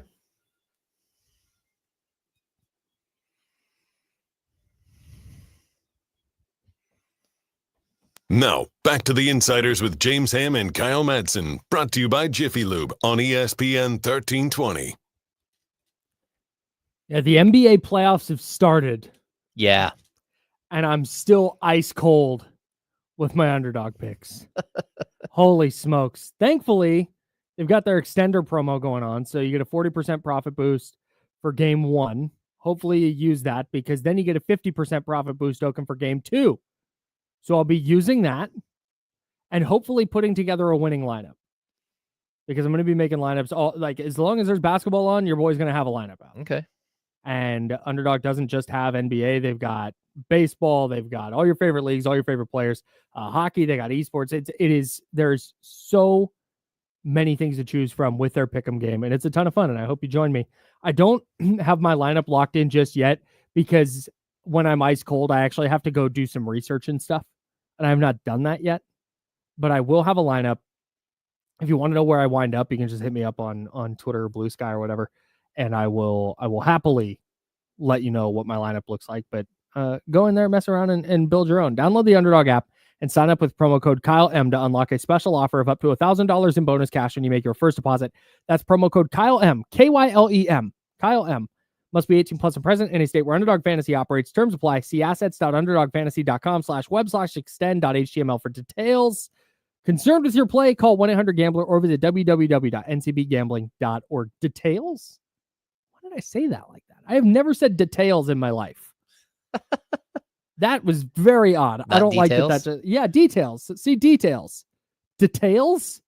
Still right though. He's It's not Like, wrong. it's not wrong. It's Just not wrong. churching it up. Just for details. The hell are you? Anyways. We're talking about Davion Mitchell at the break. Holy smokes. Davion Mitchell's hooping, bro. Yeah, this is one of those things where, we get into this funny thing, especially D'Lo and Casey, where they just like, oh, James hates that player, right? Mhm. And I constantly try to tell people it's not that I don't like the player. Mhm. It's that I do not like the fit of the player where he's at. Yep. Now, Davion Mitchell on the 2024-25 Kings, I might actually like, because all of a sudden they're an ISO team. And Davion Mitchell probably would fit in this crazy, gummed up mess of an offense that the Sacramento Kings had this year. But there was always going to be a pathway. I kept saying Davion Mitchell is an NBA player. Davion Mitchell is an elite defensive player. And not only that, but in the right situation, he could be a starting point guard. I thought it might be Toronto, but that went which way it went. But to see him step up and to get this sort of notoriety and play in Miami, I'm super excited for him. Again, he's a hard worker. And the thing is that you're hoping that he finds success, whether it's in Sacramento or it's elsewhere. Because, these guys, they work, this is their livelihood, and they work their butts off to try to be great. And I always thought that Davion had that in him to be a very, very good NBA player. I just knew it wasn't going to be in Sacramento because his style of play and the Kings style of play just totally different. Yeah, and like you said, it would have worked better this year. Yeah. They would have loved to have Davion Mitchell this year. But I also think there's something to, fit and then player development and team culture and all that, all of that. Davion Mitchell he's just a Miami Heat player. He's empowered. Yeah, right. Yeah. So he goes in their playoff game. Well, of course, he hit a bunch of threes to close out the Hawks in overtime of the play-in game to punch Miami's ticket to the playoffs. And then they lost by 21 in a game where Cleveland pulled away late. But he goes 8 of 12 from the field, 2 of 3 from beyond the arc, 4 rebounds, 9 assists. He scored 18 points. Man. Yeah. It's so funny. There's no, I'm trying to find his stats from the play-in game, but it just doesn't exist on Basketball Reference. Yeah, I think it's interesting so too. I'm going to pull up something from the chat. Cap says Mike Brown's corner Davion and pretty much anyone. First of all, everyone in Sacramento, everyone kept asking for length and athleticism, and you went out and you got Davion Mitchell, who doesn't have length or athleticism. Can he play ball? Yeah, he can play ball vertically. Yeah. He's not like a leaper. He might be able to dunk in a perfect situation. He's a linebacker playing in the NBA, right? So I don't think Mike Brown did anything wrong with Davion Mitchell. The fact is, the Kings run a specific style of offense when Davion was here, and it's this motion. It's this.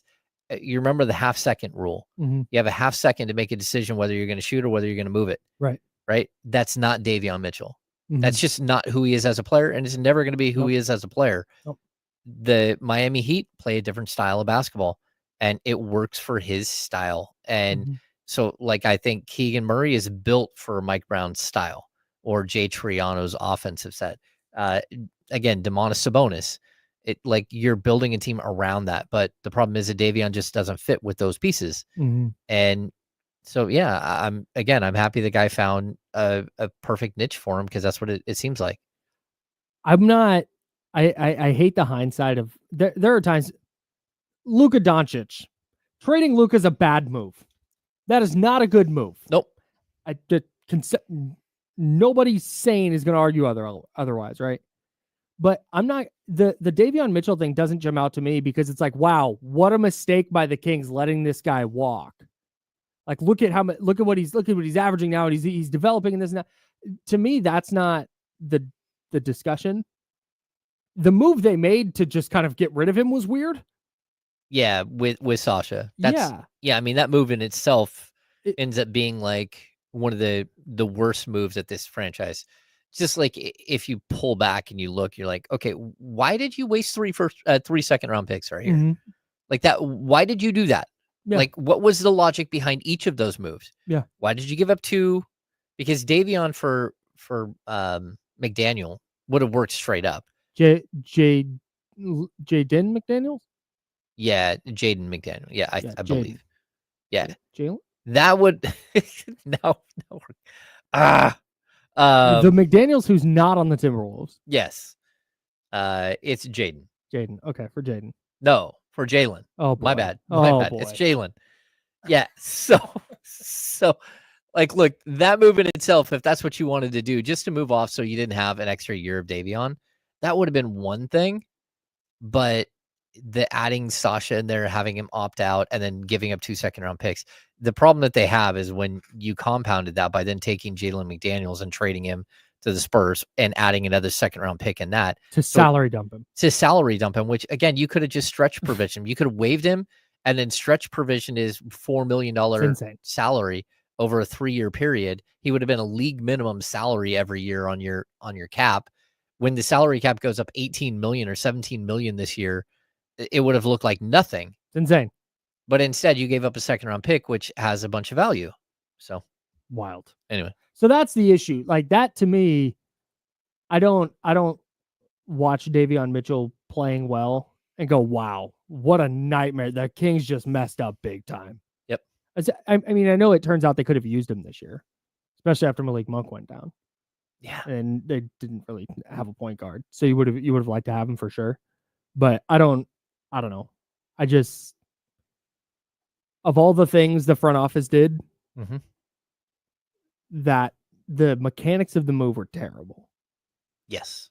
But I don't think they would have gotten this version of Davion Mitchell necessarily in Sacramento. Well, I don't think one way or another, Davion Mitchell wasn't going to be part of the Sacramento Kings this season. Like, so, what do you mean? Like, they were going to trade him one way or another. I see. Yeah. They were just kind of done with the experiment. Yeah. Like, well, they just understood that, like, it's a square peg in a round hole. And, like, it doesn't work. And that's okay. Like, I think that realizing that, like, I think the worst thing for NBA players is this. It's when you get into the league and you think you're going to be the next Michael Jordan or Kobe Bryant, and then you fight and fight and fight to still be that, like 4 or 5 years in, because then if you do that, you're out of the league. Like you're done. Yep. So that's where, like, accepting a role is like the biggest thing for a young player. Yep. If you can, and you can get better in that role, and you can start to show that you can do more, and talk about, like, Jalen McDaniels. We talked about it earlier before we were on the air. Man, Jalen McDaniels is awesome. And I think he's got way more. I think he's more Mikal Bridges than he is, like a lot of these other players that you think are going to develop. He just doesn't get an opportunity to shoot the ball enough to be great. And I think there's an opportunity, just as in the same way that Mikal Bridges early in his career, he looked good, but he didn't look great. Yeah. And then all of a sudden he averages 24.5 or something one season. You're like, oh, I didn't know you had that in you. Yeah. I think Jalen McDaniels is the same thing. But I think the other, to flip this around, the biggest thing for a front office is to admit when you made a mistake. Yeah. And move off of that mistake as quickly as possible. And if there's one thing I will give the Kings, like when Thomas Robinson was a mistake, the Kings were like, oh my gosh, this is a mistake, and got rid of him, like, I think at the trade deadline, either the trade deadline or like early in the summer. And we're talking the 5th overall pick, right? When Nick Stauskas wasn't good, the Kings that offseason were like, oh no, we're done with this. And they moved on from him. So I think the Kings have at least done that. They've looked at players and said, okay, well, this isn't it. And they move away from them. Which is a good thing, because I think a lot of teams, like, they just get so pot committed on a player that never develops. Sure. And they keep paying them because they're worried that they're going to miss out on something. Yep. And the Kings have shown that that's not who they are. Yep. Yeah, no doubt. That's James Ham. Joe Brazil's behind the glass. I'm Kyle Madsen. We're the Insiders. We are sponsored by Jiffy Lube. Hanging out with you for another half hour. Then we'll hand it off to D'Lo and KC. Tom Haberstroh, on his Substack, on his newsletter, had a really, really interesting stat that I loved. And I think it's part of the reason that despite the blowouts, I really enjoyed the game ones. And he tracked the free throw attempts per game. Last season in the playoffs, it was 22 free throw attempts per game, which was down. It's a low number. This season, the game ones featured 18.5 free throw attempts per game on average. Total. It is such a better product when that happens. So much better. I agree. Like the games flow more, there's more action, and yeah, is it really, really physical to the point that you have a Warriors Rockets 95-85 was the final. Those dudes were just beating the hell out of each other for 48 minutes, and I think they shot a combined 25 free throws, was it? I'm gonna go look. Yeah. It's just a better game. It's a better sport. I absolutely loved how the officiating changed after the All-Star break last season. I was hoping that they were going to allow that, either do it again, like after the All-Star break. Right, 34 free throw attempts in Warriors Rockets. Go ahead. Okay. Or just like let this be what basketball is like. I hate the touch foul. It's the worst thing, dude. It's the very, very worst thing, especially because everybody gets officiated differently, right? Yep. Like I get that it's a tough sport to officiate, and that's why I try really hard to not harp on the officials. But it's like when we watch, just to keep it local here in Sacramento, when we watch Domantas Sabonis get whacked in the head going up for a layup, he misses the layup, there's no call. And then the opposing team's point guard drives past Keon, and Keon gets his wrist on the way by, and it's like, oh, whistle. Yeah. Like that's just not fun. That's killing the sport. That's killing the vibe right now. Like, let there be some flow to the game. Yeah, I totally agree. And I was watching a lot of the Knicks game, and watching Jalen Brunson just like barrel into defenders and drop his shoulder right into their chest and then bounce off and then yell at the officials and look at the official dirty every time. It's like, hey man, first of all, he didn't reach, and you're allowed to defend. You're allowed to have space. And the way that he goes about his business, I'm glad they're not calling fouls on that. I don't want to watch with Kobe White like fling his hair all over the place. Yeah. You know, like every single time you touch him, he throws his hair, and you're like, man, that's not a foul. Just because you're like, did he really make your head move? Like, what are we doing here? Like, I hate the Trae Young step in front and stop. Yep. The stop short move. I blame James Harden for the head throwback thing. Yeah. He's the worst at that. Where he'll be like in a triple threat position, and the defender will like reach across to kind of poke at the ball. He just snaps his head back and gets a foul. I was like, it's nowhere near his face. Yeah. What are you doing? I want to get the Saberstro stat right because I misread it. It's free throw attempts per 100 possessions. Oh, okay. 18.5 per team. That is down from 22 last year. It got as high as, what year was this? 94, 95, 32.7 free throws per 100 possessions in the playoffs. Oh, no. That is so many free throws. That's like the Shaq era. Yes. Like everyone has to foul Shaq. You had to have 3 centers, all of which, you know, are locked and loaded with their 6 fouls. Yeah. I mean, that's what the Kings did. You had to. Yeah. It was like Divac, you throw a little Weber at him, then you hit him with Scott Pollard. Then it's like, hey, Lawrence Funderburk. And Lawrence like, I don't want any of that. Yeah, you got to go eat some fouls. Get out there, Lawrence, now. You got fouls to give, Lawrence. I'm just a guy who scores around the rim. Like, no, you get out there and get beat up by Shaq. Yeah. It was just a better product, man. Like people can complain about 3-point shots all they want. 3-pointers are not the problem. I promise you that 3-point shots are not the problem. The problem is guys like Shai Gilgeous-Alexander, James Harden, Trae Young, Jimmy Butler. Their game is derived around, hey, what can I do to draw contact and get to the free throw line? I think there are some guys, I know Shai kind of foul grifts, but there are just players who, and I think Shai is kind of one of these guys where it's a little grifty sometimes, but then he's just really good at kind of contorting his body and getting to angles and putting defenders in tough spots where they're just going to foul him.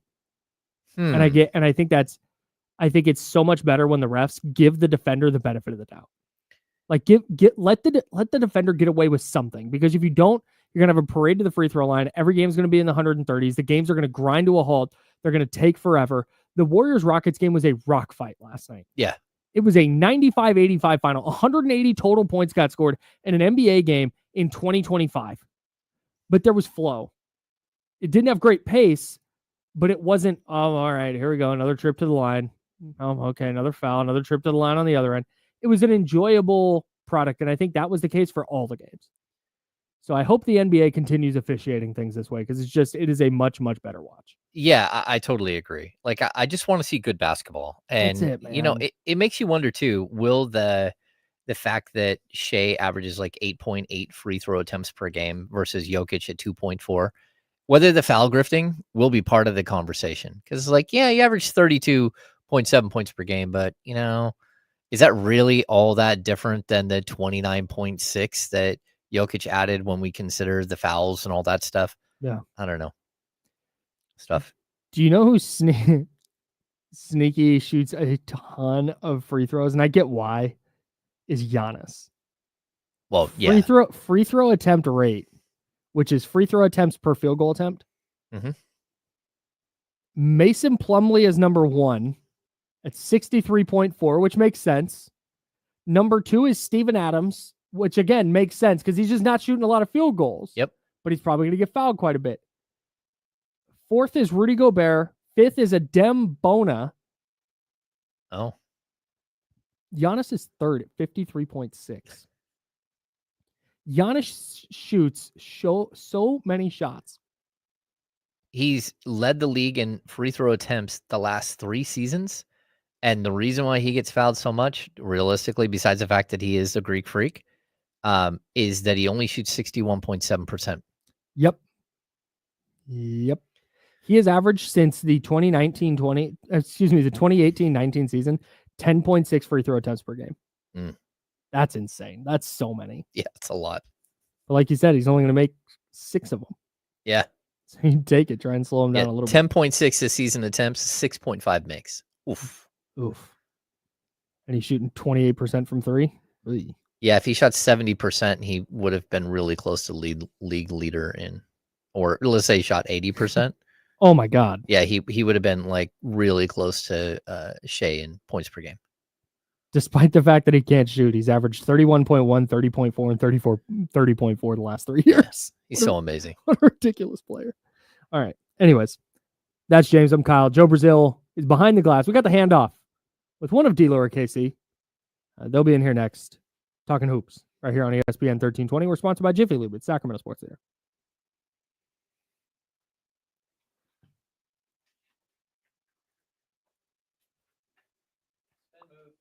Nice.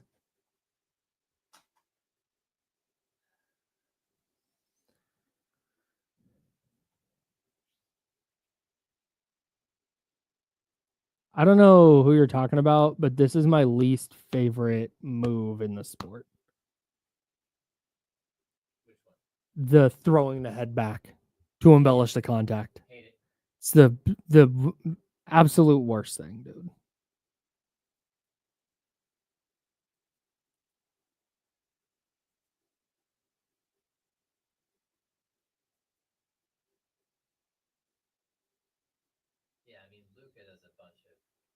Oh, Luke is really bad at it. So's Austin Reeves, dude. Yeah. Oh, that's right. He gets all the calls. Austin, it is the chart that shows. Yeah, but what happens when the Lakers don't get the calls? Yeesh, they get mollywopped. I didn't even look and see what the. I didn't even look and see what the free throws were in that Hey, game. Tim Roy is an all-time good guy. I really like Tim Roy. He's such a nice guy. Oh, I thought there was Tim Roy slander in the chat. I was about to block somebody. No, every time I see him, he like comes over, says hi. You know, we have a good chat. The Lakers got 16 free throw attempts to 10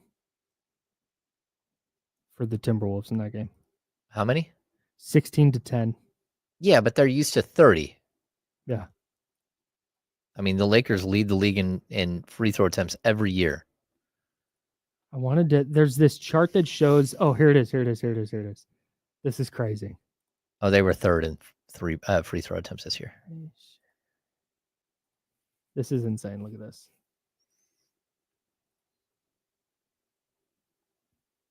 This is just absurd, dude. They are plus 1,017. The Lakers? The Lakers since the start of the 22-23 season. They have shot 1,017 more free throws than their opponent. The Knicks are second with 358. This almost looks fake. That is wild. If you told me, if somebody, I will wear it if somebody's like, hey, you know what, because I have not researched this. If somebody went, hey, that's wrong, I'll be the first one. But I've seen versions of this chart from reputable places, so I'm gonna guess these numbers are at least somewhat close. That's crazy talk. Golden State minus 646. Okay, so they had 1983 last year. I don't know that that's well. I guess we can't look at like ratings, like rankings on like how many free throw attempts, because we're talking game in and game out. So what that's saying is that we can look at free throw attempts, right? And say, oh, I'm looking at the 23-24 Lakers, and they had free throw attempts. They had 1983. The difference is that their opponents, this is wild. So free throw attempts, the Lakers were second in the league, but free throw attempts on the defensive side, your opponent's free throw defense, they were also second and only gave up 1,476. Yeah. So you're looking at a 507. They're plus 507? 507. This year they were a plus 222. Okay. So someone in the league office got the memo. That's crazy. 507 in the 23-24. So yeah, that's probably right. I didn't even go back to 22-23. Looking right now. Yeah. Oh my God. 2182 to 1706. So another 476. Oh, so that's definitely right. Yeah. That's crazy. That's wild. That's so nuts. Oh,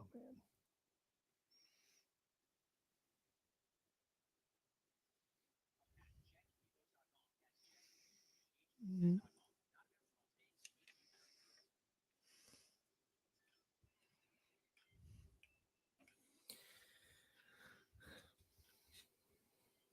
Now, back to the Insiders with James Ham and Kyle Madsen, brought to you by Jiffy Lube on ESPN 1320.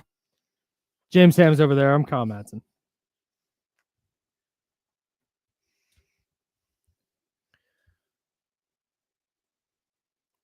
I can't imagine. I'm trying to figure out if I'm looking at all these game ones. Milwaukee lost by 19 points to the Pacers, but that's a series, right? We're going to get 6 or 7 games out of that series. I think. I don't know. It feels like for whatever reason, the Pacers have had the Bucks number forever. Yeah. The Pacers are deeper for sure. Yeah, yeah. Well, and they just beat you with a very interesting style. Yeah. Yeah. And I'm just not impressed by Milwaukee, man. Giannis is awesome. And Bobby Portis is fun and a nice player. I don't know, man. I think we're getting a series there, though. I just don't trust the Pacers to just wipe the floor with a team through 5 games. Well, I just what do you do if you're the Bucks if you lose a series? Dude. Because this is that would be 3 years in a row getting busted up in the first round. Yes. At least this time it wasn't an 8 seed, but yeah. It'd be 3 years in a row. And this time you had a healthy Giannis. This could be the moment where Giannis asks out. It could, very well. If you lose again, super tough. Yeah. Clippers Denver is going to be awesome. I think Detroit Knicks is still going to be a series. But the thing that I underrated with Detroit, because they're my Pistons, everybody knows this. Yep. The thing I underrated with Detroit was the youth aspect. That's it, man.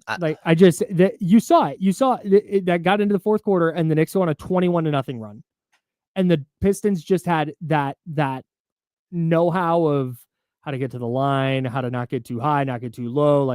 It just spiraled on them, and that was the thing I underrated a lot going into that series. Well, it's the same exact thing with the Rockets and the Warriors.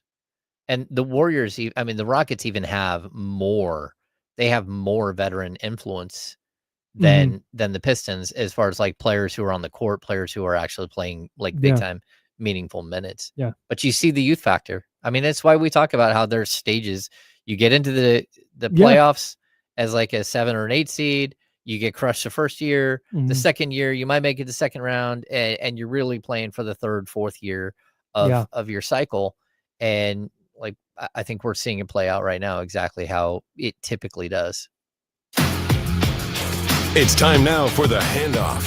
Taking the handoff from James and Kyle today, here's Jesse Tapia. Hey, here he is. What's up, guys? Jesse Tapia, how you doing, man? Doing good. How's I everyone? like that one. Doing great. Yeah, it's a good one. So we're talking game ones. I enjoyed it. I enjoyed them. Yeah, I bet you did. Yeah, it's a good time. The Celtics, I feel like, because if you don't know, Jesse's a Celtics guy. I feel like the Celtics had the perfect game one for what that series is, where it was at least close enough where you're interested and you're into the game, and then by the time there was 5 minutes left, you're like, all right, game's over. Yeah, I've learned. But you got a good 38 minutes of good hoop there. Yeah, Paolo Banchero was really good. So was Franz Wagner. Man. Maybe get those guys some help next year. Okay, Maybe so they can stay healthy next year. me Yeah, watching that's that game, like because I've covered the Kings and I've heard it, like, man, DeMarcus Cousins doesn't get back. Oh, he pouts.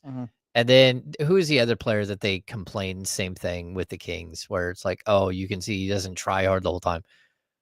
I like Franz Wagner as a player, but my goodness, He disappeared in that second half. he was atrocious. Yeah. Every time he made him, they had the 2-on-1 break where he held onto the ball way too long, didn't hit the guy on the left, and then tried to do a drop pass that got picked off. Then he stood there while they went back on the other end and dunked on him. And it was like 4-point swing. He turns the ball over again, I believe. He just had the one where he just lost the handle at midcourt. Buried the 3. Yep. Game over. That was ball game. It was that 3. It was like, oh, that's a ball game right there. Up, boom, over. Yeah, he was playing good at the start, but I don't know. He just kind of fell off after that. Yep. Paolo couldn't stop Paolo at all. But Paolo's incredible, man. Yeah. I think he's just we did that draft of guys who are 25 and younger, and I think Paolo was my first pick. he's next. Like, he's kind of incredible, ready. man. Yeah. But I'm with you. They need him and Franz to stay healthy, and Mo Wagner to stay healthy. I think he tore his ACL. Jalen Suggs. Jalen Suggs being out's a big deal, but they just don't. I don't know that you're trusting Cole Anthony to be your offensive spark on a night in, night out basis. They feel like they're one dude away from being legit. Yeah. Maybe 2. Right. I feel like Orlando's always this way, though. They always have a collection They've been of for like players. the last 10 years, it feels like. They're like the Steelers. No, a little bit worse, I guess. A little bit worse, but go ahead. Sorry. But if you go back, I mean, remember like the Aaron Gordon, who else was on that team? They had Vucevic. They had Victor Oladipo was supposed to be a guy, I think. Evan Fournier. Terrence Ross on that team? Yeah, they always had like, you're like, oh, I like their players. And if you're like, oh, I would like to go trade with that team, they have players that I would like to trade for, but then they never win. And you're always like, oh, I don't know what to say. Yeah. Might be the path the Blazers are on right now, where they just have a lot of nice pieces. It just never quite coalesces. Not the Eastern Conference Kings, because they've been in the playoffs the last couple of years, but you're still kind of waiting for them to make that next move, huh? Who, the Magic? Yeah. Like the one. It's like, you see you got pieces, but you got to finish the job now. Right. They might have to trade Jalen Suggs. This is what we talked about the Kings a couple of years ago. It's like, man, if they're going to take that leap, they might have to get rid of a player we really like. Yeah. If they're going to take that leap to title contender, again, we're not talking playoffs. We're going, hey, you're going to be you might have to trade Keegan. Like, oh, you might have to. It might have to be that kind of move.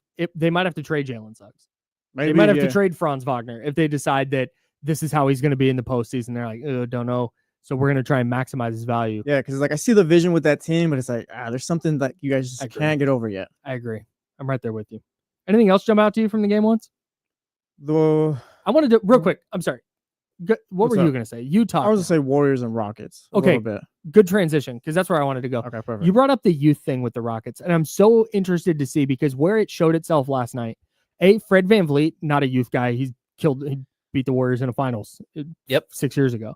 But he went 2 of 13 from 3. It was not good at all. I don't expect that to happen again. Nope. But then you go look at the Rockets, and it's like, man, it's not like they have another guy who can light it up from 3. The difference that I'm interested to see over the next 5-6 games, however many this series goes, the youth came into me watching Jalen Green and Amen Thompson go to the rack. They were going to the basket it was like they had no plan, and they just went, I'm going to athlete my way to the cup, and I'm just going to score. And then they would get under the basket with no plan. The Warriors are collapsing on them because they play good defense, and now they're throwing bad shots at the rim. Yeah. I'm interested to see if now that they've played a full game, if that slows down for them, and you start seeing some of those Amen Thompson shots go down, and you start seeing some of the Jalen Green shots go down. That's where I think there could be a difference here. But man, at the end of that game, they cut it to 3, and then it was like Golden State went, okay, hey, we're going to lock in and be veterans. Yeah, because you hear all the narratives about them, like going into the playoffs, like young team, this, and that. It's like, I wasn't really buying into it too much. I was like, okay, maybe it was a little bit more true than you thought watching game 1. I just don't know where they're going to get offense outside of, hey, maybe Jalen Green and Amen Thompson slow down a little bit. Yeah. But man, that's where you need it. It's going to be one of those guys. When Jalen Green catches fire, though, he's like one of the best, awesome. the biggest streak shooters in the league. Yeah. Like he can really, really light you up. Yeah. He just hasn't found that consistency, I think, yet to like just be that established star. Because when they won, I think it was like 10 in a row last season. He was lining them up like 30 a game, it felt like. Yeah, he was awesome down the stretch last year, for sure. Well, that ain't so young. He just turned 23. God. There's that too. And he's in his 4th season. Jabari Smith Jr. off the bench. Yeah, these guys are all coming into the league at 18 and 19. Yeah. Gosh, they're so good. I don't know, because Golden State's defense is very, very good. Oh yeah. And it's like, man, if they're getting into these half-court battles, I'm not sure. Yeah. It's gonna be tough. Yesterday was ugly. Yesterday was gross. Here's a weird thing I never knew before. Kwame Brown and Jabari Smith Jr. are cousins. Huh. Sure. I didn't know that as well. I'm just like all-time great NBA cousin duos. 916991320. How did you find that out? It's on Basketball Reference. The all-time greatest cousin duo is T-Mac and Vince Carter. No, of course, yeah. They found out they were cousins at a family reunion. That's crazy. Yeah, like they pulled up to a family reunion and were like, "Wait, it's Tracy McGrady." Wait, no, I watched this the other day. Vince Carter was talking to his grandma, and she started telling him about her other grandson that was going to play in the league or was going to be drafted or something. And it's like, who? And he said, well, Tracy McGrady. And like what? He's my cousin? Can you imagine talking to grandma? She's like, yeah, Vince, you're really good, but my other grandson, Tracy's a little bit better. That's weird. How would you? Yeah, it's just weird. You didn't know. I got to find out how she ranks them. I would love to know that as well. Me too. I think Vince is the best. Vince had a better career. Okay. Tracy McGrady is one of those players. Tracy could have been better. Tracy McGrady is one of those players who was, his ascension was before I started following basketball like super close. So I just trust people who are big Tracy McGrady people and just know that he's one of those dudes who just, from a scoring perspective, there just aren't that many people who could put in the basket like he could. Yeah, one of the most influential players for young players. Like Kevin Durant will tell you he's a T-Mac guy. Yeah. There are a lot of guys that were T-Mac guys. So many. Yeah. It's like a lot of guys now, Kyrie guys. Yep. A lot of young guys. Yeah. Love Kyrie Irving. All right. Like, I get it. Kyrie's incredible. But what do you guys got coming up on D-Lo and Casey? Playoffs. Talk a little bit of Kings. James Ham will be there. It's going to have a lot of fun today. Can't wait. That's James Ham. Joe Brazil's behind the glass. I'm Kyle Madsen. D-Lo and KC coming up next. Should be a fun one. Don't go anywhere. We're on ESPN 1320 Sacramento Sports Leader. The Insider's back tomorrow at 10 a.m. on this very station. Until then, drink water. Be nice, people. Chatty House. Appreciate you guys. Have a good Monday. Barely, Chris. Barely. Barely.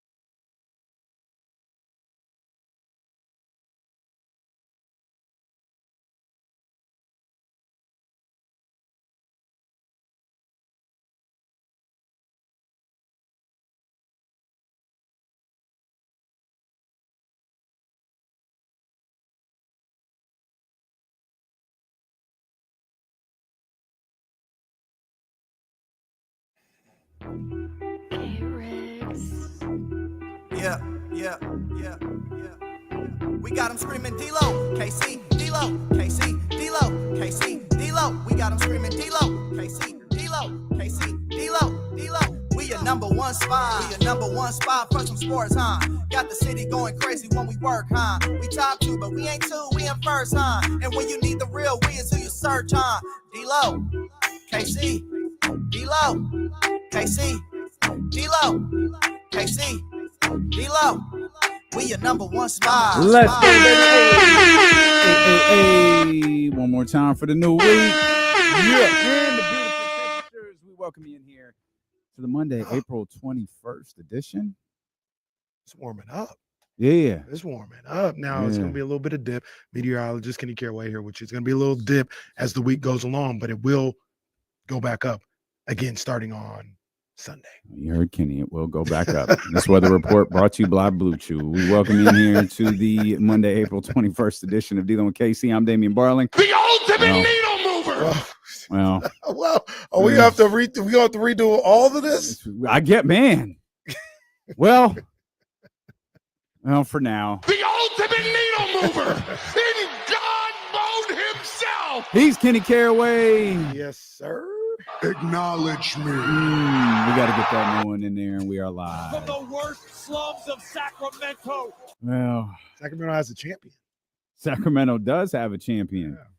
Jacob Fatu. Big ups. Yeah, we'll I asked about it later. I asked the question on Twitter. That was too hot takey. Do you think so? Yeah, I think it's booming still. I just don't think it's for maybe us anymore. What was the not even because I didn't even ask a question. Yeah, I saw. I was like, I get it. It was a little hot take. Yeah. It was a little, I mean, nobody saw the follow-ups. Would you? I did. I always see the follow-ups. Yeah. Would you ask? Is wrestling dead? I said wrestling might be dead. Period. Oh, yeah, not even question mark. Yeah, that's a lot. Now, that's Jesse's right. I said, it's different. It's not for us anymore.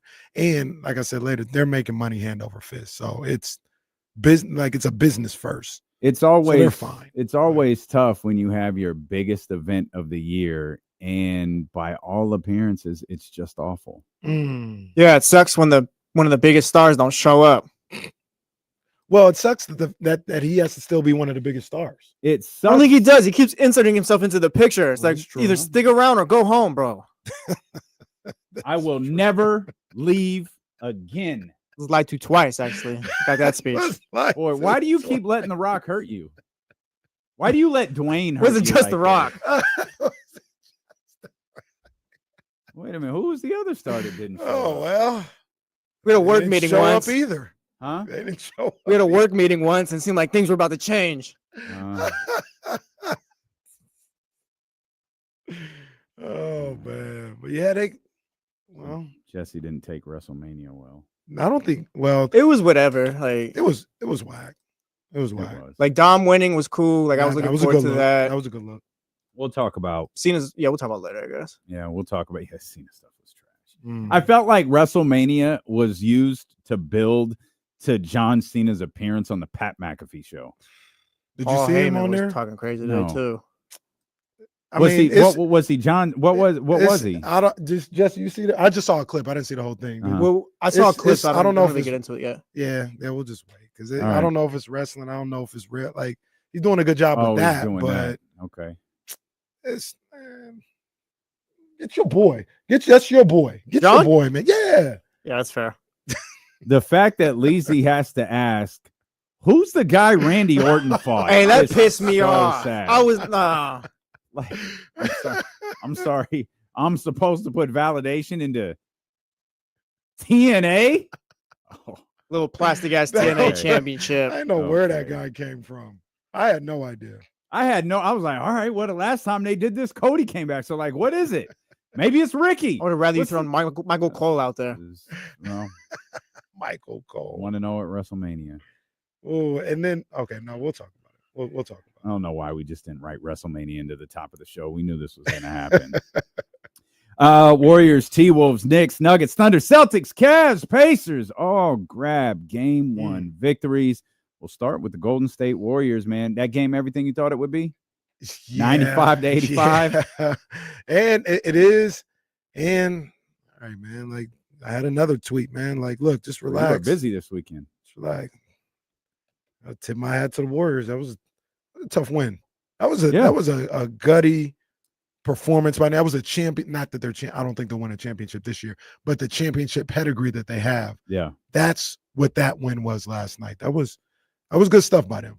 Good stuff. I'm not going back on anything I said about the Rockets winning the series yet, but that game concerned me a little bit. Really? Yeah.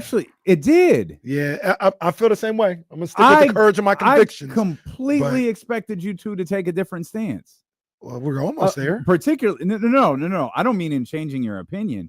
I mean in your reaction to that game. More Casey and less Jesse. I thought for sure you would say they can't maintain that. Because that was my like, oh, they're okay. This was a fight.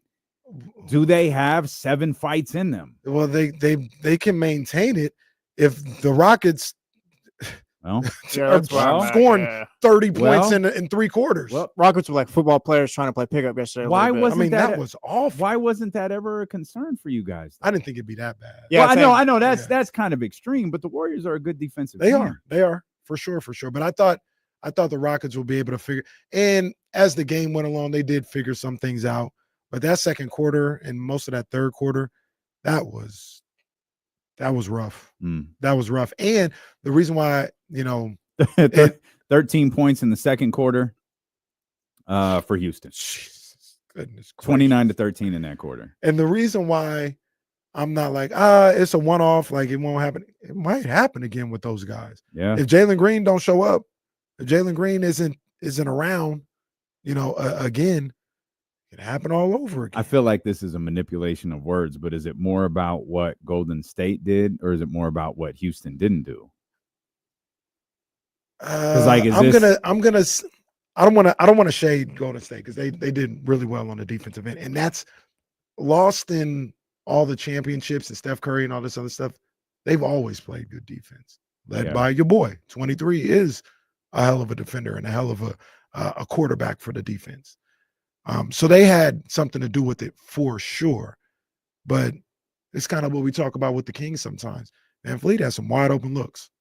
And what was he, like 3 of 17 or something like that? He had some wide open looks and just couldn't. And he was 3 of 17 where he hit the first one. So he was like 2 of his next 15 or something like that.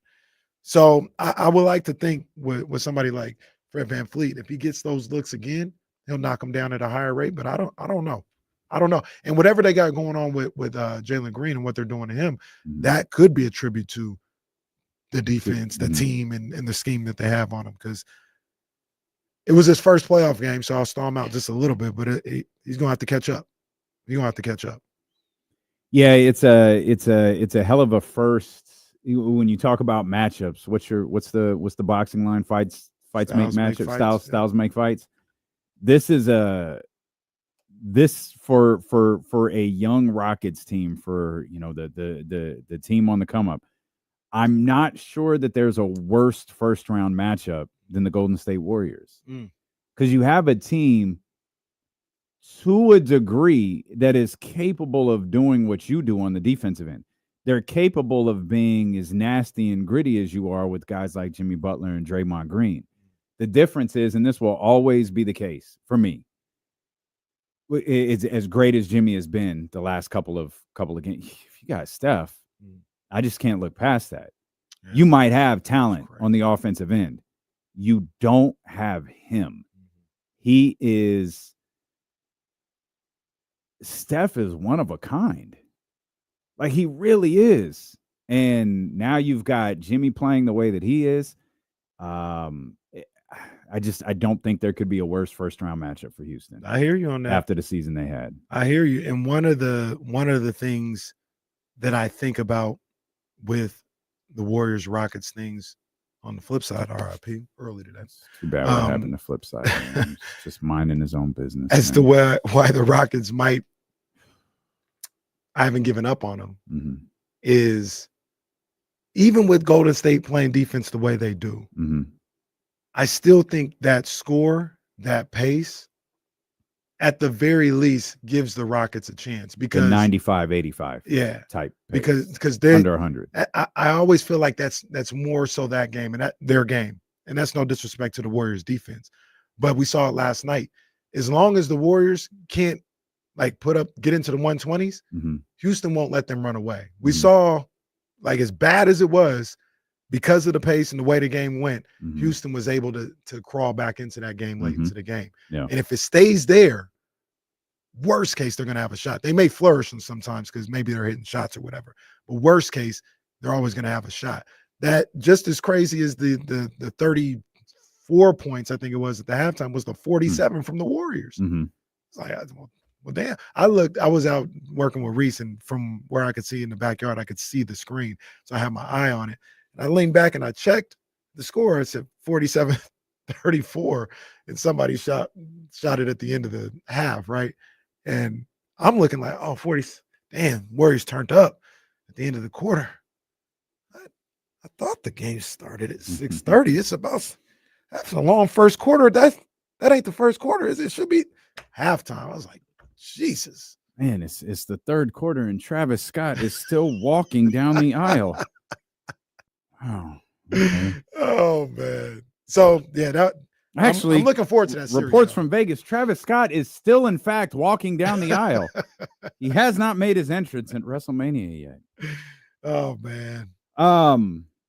I hear you in the sense that a game under 100, the Rockets will be in. But man, Steph Curry. Well, he shot there was no. What did he shoot out of the ball? Shot the piss out of the ball. Oh, that's what KD taught us. Oh. You know what I mean? That's what he taught us. De'Aaron started echoing. Great. But one of the things about the Rockets was like, hey, you got all these guys that'll, hamper him a little bit. He wasn't hampered last night. Not at all. And if he's not hampered, all right, whatever. Like, it's cool. You got your little Dylan Brooks, your little Amen Thompson, all that. That's good. But if you can't slow him down, and then you got other guys, Pods made some good plays. Like the others made some plays last night. A couple of the others made some plays. And if that's going on, it's going to be tough for the Rockets. I wonder, you got me. Oh, I'm not going to be able to do it. What if I hit? Okay. Holy crap. Oh, You got a bar? No, I gotta. Okay. I got to be doing something wrong. We'll come back. I'm trying to look up a stat. Oh, I don't know that there's any way I can do it. Okay, we're gonna come back. You said something there with Houston that got me thinking. I'm gonna see if I could look this stat up. We'll come back. We'll look at the rest of the NBA as well. The NFL draft is coming up this week. Of course, we'll talk Kings basketball. We're thrilled that you're here with us. It's Steeler and KC, brought to you by Sky River Casino on Sacramento Sports Leader, ESPN 1320.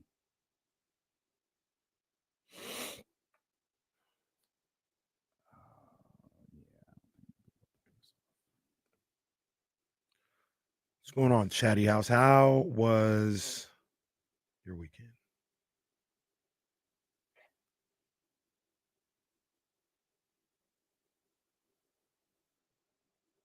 Man, weather was fantastic. They have put up some points a few times this year.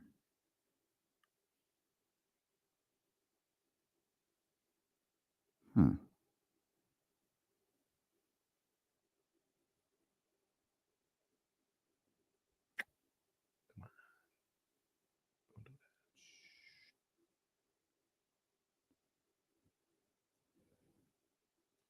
Huh. Boy, the Rockets might have a Kings-like number. I smell what you're cooking. It's kind of high, though. Well, I don't know. The league has changed. 1, 2, 3, 4, 5.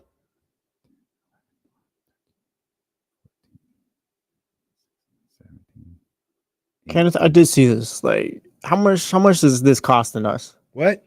Yes, you can get soft serve in your kitchen, bro. That's not my bag. Oh, like ice cream's not your bag, or just having a soft serve machine, I guess. Not even like the big soft serve machine, but it's like that. I'll put another TV in my house before I put a soft screen. I get that. Soft serve. That's crazy. It's not really my bag. Now Reese would love it. Reese would be like, this is great. This is the best thing in the world. He might veto that. But of all of the snacks that you eat, you're not a sweet. Nah, it's, give me, Snickers, Hershey's white chocolate joint. I can go for a Ben and Jerry's if it's the right there. Yeah, I'm with you. Ice cream. Go to the store real quick. I've started to realize as I get older, I just don't like being cold or cold things. Too mature for ice cream, or what's crazy too is my daughter, she will touch, she's like Sub-Zero. She will touch anything cold and just not even think twice. Just, oh, I've got these ice packs here. Look, it's all good. Like not even thinking. I don't know where she get that from, because I don't like being cold. I don't like touching cold things. I don't like her cold hands touching me sometimes. I put some gloves on. So ice cream ain't really my thing. But I'm a one-man wolf pack with that one in the house because they love ice cream.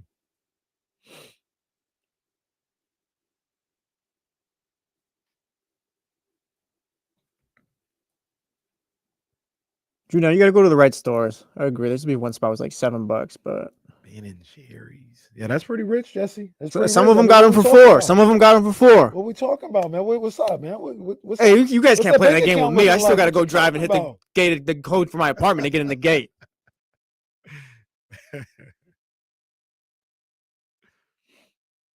No, I do love me some McFlurries. I don't know what it is. Is that soft serve? Is that why they taste a little different? I might be. They use a soft serve machine, I think. Because McFlurries are bomb. The McFlurry's good, but it's like it's kind of fallen off the last 10 years. Think so? Like, well, they don't ratio the ice cream to Oreos great.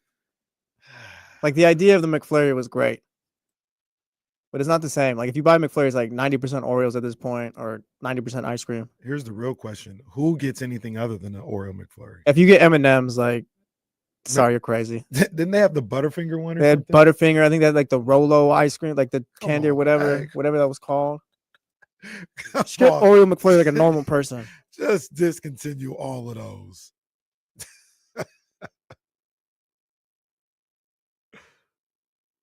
Well, that's what I heard too, Dave. Yeah, not like that. No, not like that. Not at all. That's what I heard too. I heard it. Yeah. That gate's only closed about half the day, if anything.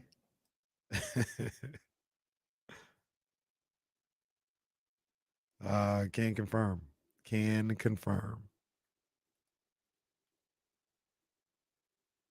Michigan's bad for the body, good for the soul, though.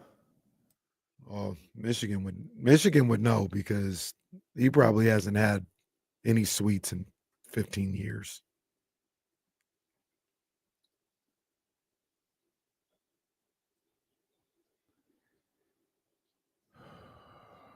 All right, I'm no Will Z, but I think I found out an interesting Rockets number.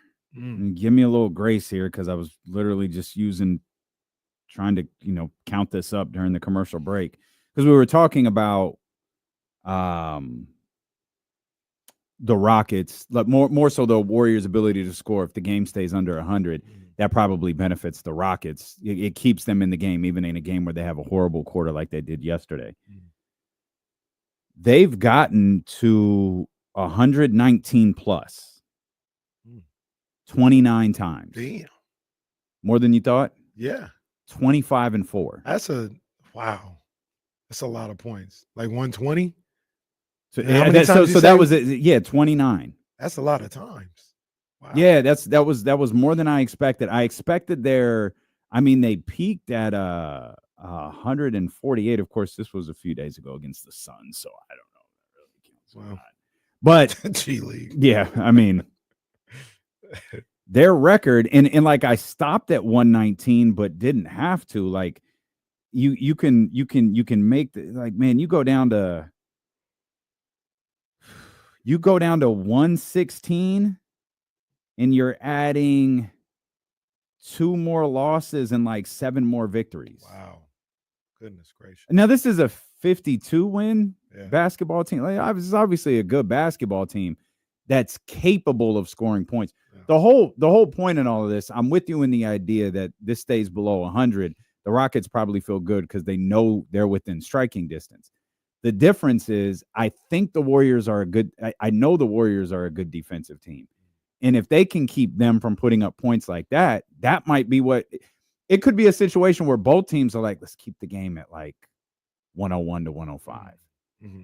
And both teams feel exactly what you just said about the Rockets. Both teams might feel like we do that.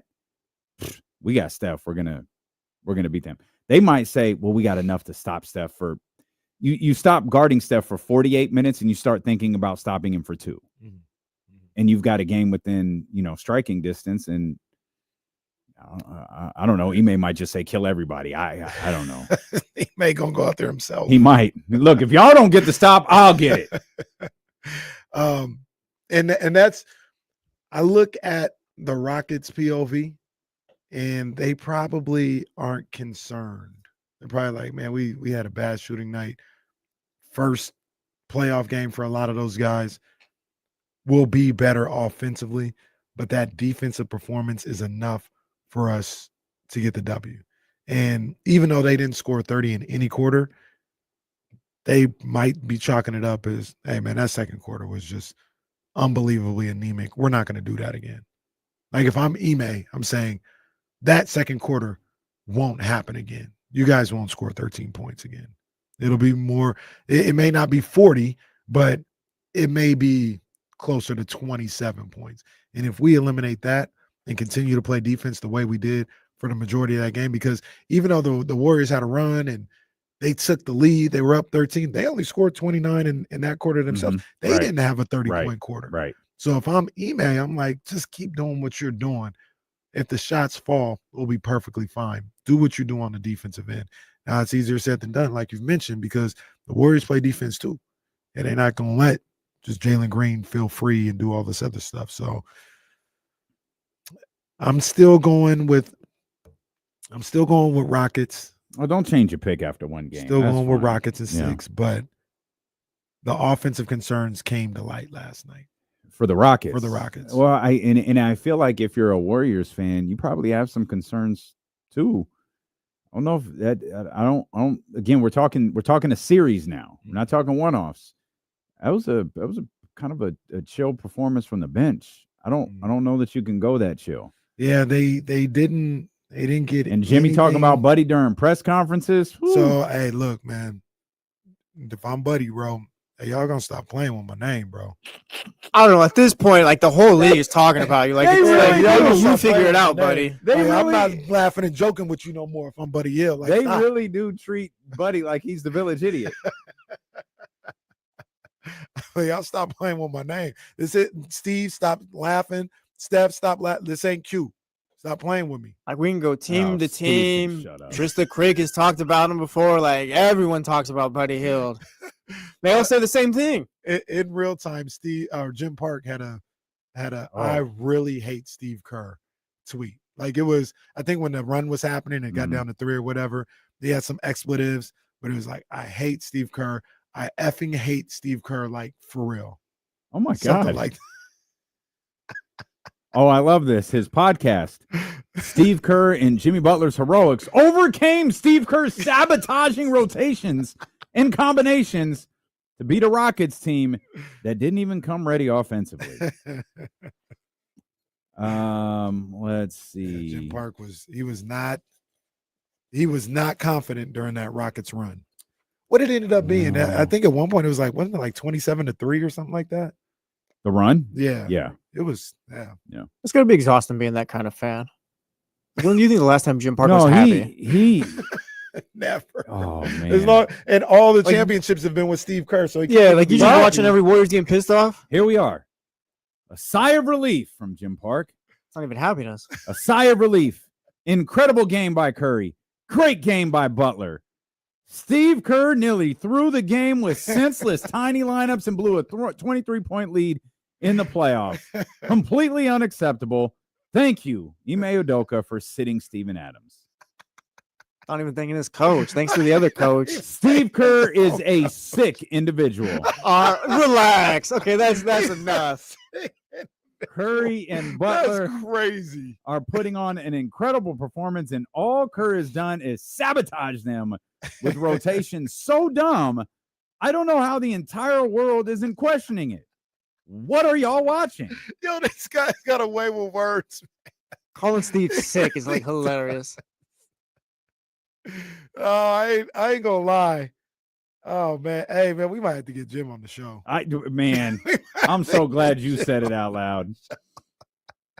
We might have to get Jim on the show, boy. And I think we might have to wait till after. I got the tweet. Yes, the tweet is I effing hate Steve Kerr, man. Seriously, F this guy. Yeah, that's real hate right there. That's what he said. That's Brent versus Sean level hate. Man. Oh, he even threw the R word out there. Oh my wow. Jim is I got to talk to this guy. He man. tweets a lot during games. I got to talk to this guy. He's got a blue check mark. He does. Let me guess. I wonder if he makes how much money he makes off of this. And he's got 17,000 subscribers or something, or views on this on YouTube. the YouTube's popping. Yeah, he's got 29,000 followers on Twitter. No, it was 12. Oh, he's only got 12. I wonder if his YouTube money goes to someone in Philadelphia too. Well, isn't that where it all goes? That's what they tell us. He's got 11.4 thousand subscribers. Bruh, come on, man. Your boy. What if we started hate watching the Kings? Your boy. Make a lot more sense if we did it too. 11,000. My man on this video that he posted 12 hours ago has 15,000 views. Come on, man. What the hell? What the hell? No, I'm just going to ask everybody to think for a second. Think about the number of people watching his show and the number of people subscribing to his channel. I want everybody to You think. hit me to this years ago. Yep. Think, process what's happening. Shout out to my man. Jim is absolutely going to be on this show the next time the Warriors lose. I love this guy. I don't know if Uncle Loon's in here. Drew Down's got to be in here. How do y'all feel about this guy? No, Drew Down hates him. Yeah, Drew Down hates him? Seems like the actual Warrior fans hate this guy. Well, okay, that makes sense. Well, I was going to say there's 11,000 that don't, but maybe not. Well, they could be. Well, I said I would, and I didn't. I have to watch this guy's video. What J-Bot, that's what we're going to call J-Bot. Oh, man. That boy Jim is cooking. Ooh, I thought about something over the weekend. Okay. Work with me here. Yeah. Maybe I'm hating. Maybe I'm on to something. Okay. Probably going to be hate. We'll see. Probably. It's almost always hate when you do this. What time the Warriors play yesterday? 6:30? Saturday or Sunday? Sunday. When they play the Kings, what time they play? 12:30? Or that was I'll put it to you like this. On Saturday, this past Saturday, who was the primetime game? It wasn't Lakers Timberwolves. It was. It was a prime? Yeah, in primetime. Primetime, Saturday night. No, the A broadcasting team. Game didn't go the way I thought. Well, but yeah, we'll talk about that. I don't want to. When they played the Kings, they were in that slot. Boston was in the playoffs. The Lakers were in the playoffs. I think if I got this right, the Knicks were in the playoffs. Yeah, at the time, all the big wigs. Yep. But when the Kings were there, yeah, they got that primetime slot. When the Kings aren't there, now I'm not saying the Warriors aren't who they are. I don't want to. You're cooking. I don't want to. I'm just asking questions. I don't want to throw any cold water on this. Isn't the difference they couldn't play on Saturday? Why? Well, didn't? Oh no, they both were playoff team. No, the Warriors had a playing game, didn't they? The Warriors had a playing game on. Well, I guess Tuesday. it could have been Saturday. Yeah, I guess it could have been. Yeah, they could have played on Saturday if they were like that. You saying they got the Jazz Nuggets game? But they couldn't have because you have to book it in advance. No, you have to plan for. Yes, true. But fair. No, yeah. I'm just. But I mean, Yeah, F the Rockets because the Kings weren't there. They could have look if number one, no disrespect to these guys. Mm-hmm. They were on TNT though. You could have easily had It's a good point. Celtics Magic at 10 a.m. here. Whoa. Kings, well, you could have. Relax. No one Kings, gave it down. or excuse me, Rockets, Warriors, Sunday ABC. But they was like, man, why? So what you're saying is Steph is not a draw, and it's really about the Kings. He's not the ultimate needle mover. He's not. Domantas Sabonis is. He is. Yeah, he is GM in Brooklyn. Now trade for him and give us his 2 first-round picks. That's right. What do you mean GM in Brooklyn? That is the esteemed Sean Marks. I've always said Sean Marks is a terrific general manager. He is great at what he does. He is. A lot like Very KC bright. feels about Ty Lue. Like he's never disrespected Ty Lue. Never Well, once. that's a fact on this show. Like, don't even bring that up because you know Ty Lue been my boy from day one. Stop playing. And John Paul says prime time is the 12:30 game. No, it's not. Prime time is that 5 p.m. game. That's why the Lakers were there. That's why the Lakers were there. What was the 12:30 spot? Was that Clippers Nuggets? That was a great game. It was a great game. That was a I terrific can't wait for game. that series to keep going tonight. Yeah, that was a terrific game. Yeah. But I'm just saying. Now, in all seriousness, I do believe that. Oh, my bad. Sorry. I do believe that the drought in the first game in 17 years played a role into it. Like, for instance, if it was Kings Warriors this year, I don't think it'd be the 5 p.m. Saturday slot. Well, it was in Sacramento too. Right. I'm sure there's Right. I don't think it would be that. But they got the 18. Yeah, they got the 18. He should be A, but was it Mark or was it? I think it was Mark. It was Mark and Doris. So Mike Breen and them were somewhere else. Mark and Doris. Wait, no, I think Mike Doris was with the Celtics game, I'm pretty sure. Yeah. No. I'm talking about for that Kings Warriors game. It was Mark and Doris. So you didn't get the one team, I guess, because Mike Breen was somewhere else. But, okay. Yeah. That's our one. Come on, it's Mark Jones. Yeah. Mark Jones was on the call Saturday. Mm-hmm. So maybe that was the one team when it come down to it. I'm just saying, Warriors, ain't nothing. No one watches them. No. They're here for the Kings. It's for the Kings, man. Come on, man. Stop playing. That's right. And now, it's like JJ Redick said, the league was slanting towards Sacramento. JJ was tight. I love that Legends got the sushi like audio. They got the Legends got the DeMar DeRozan video. I saw that. They had the subtitles for it. Oh yeah. Let me get my phone. Like, no, man. You ain't gonna get your phone, Yeah, bro. you got what you got. You got what you got. Sometimes you little need your ass beat. Little fella, what's wrong with you?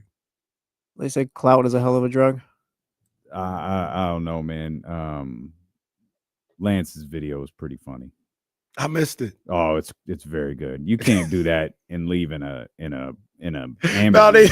No, you can't leave in an That's ambulance. true, because like no one anyone brought up like he left, he got like beat up, and he's getting a $3,000 ambulance bill now. Yeah. Like now you got to pay for that. You got to pay for that. You got to pay for that. That ain't DeMar's fault at all.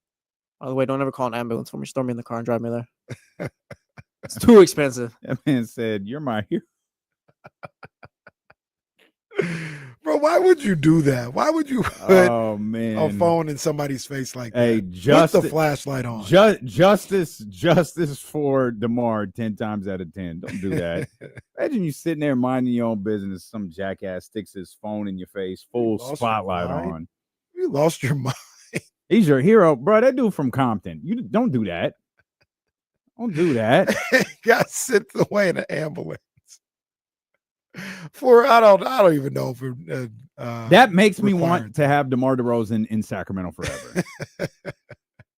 I can't imagine what he did that required an ambulance.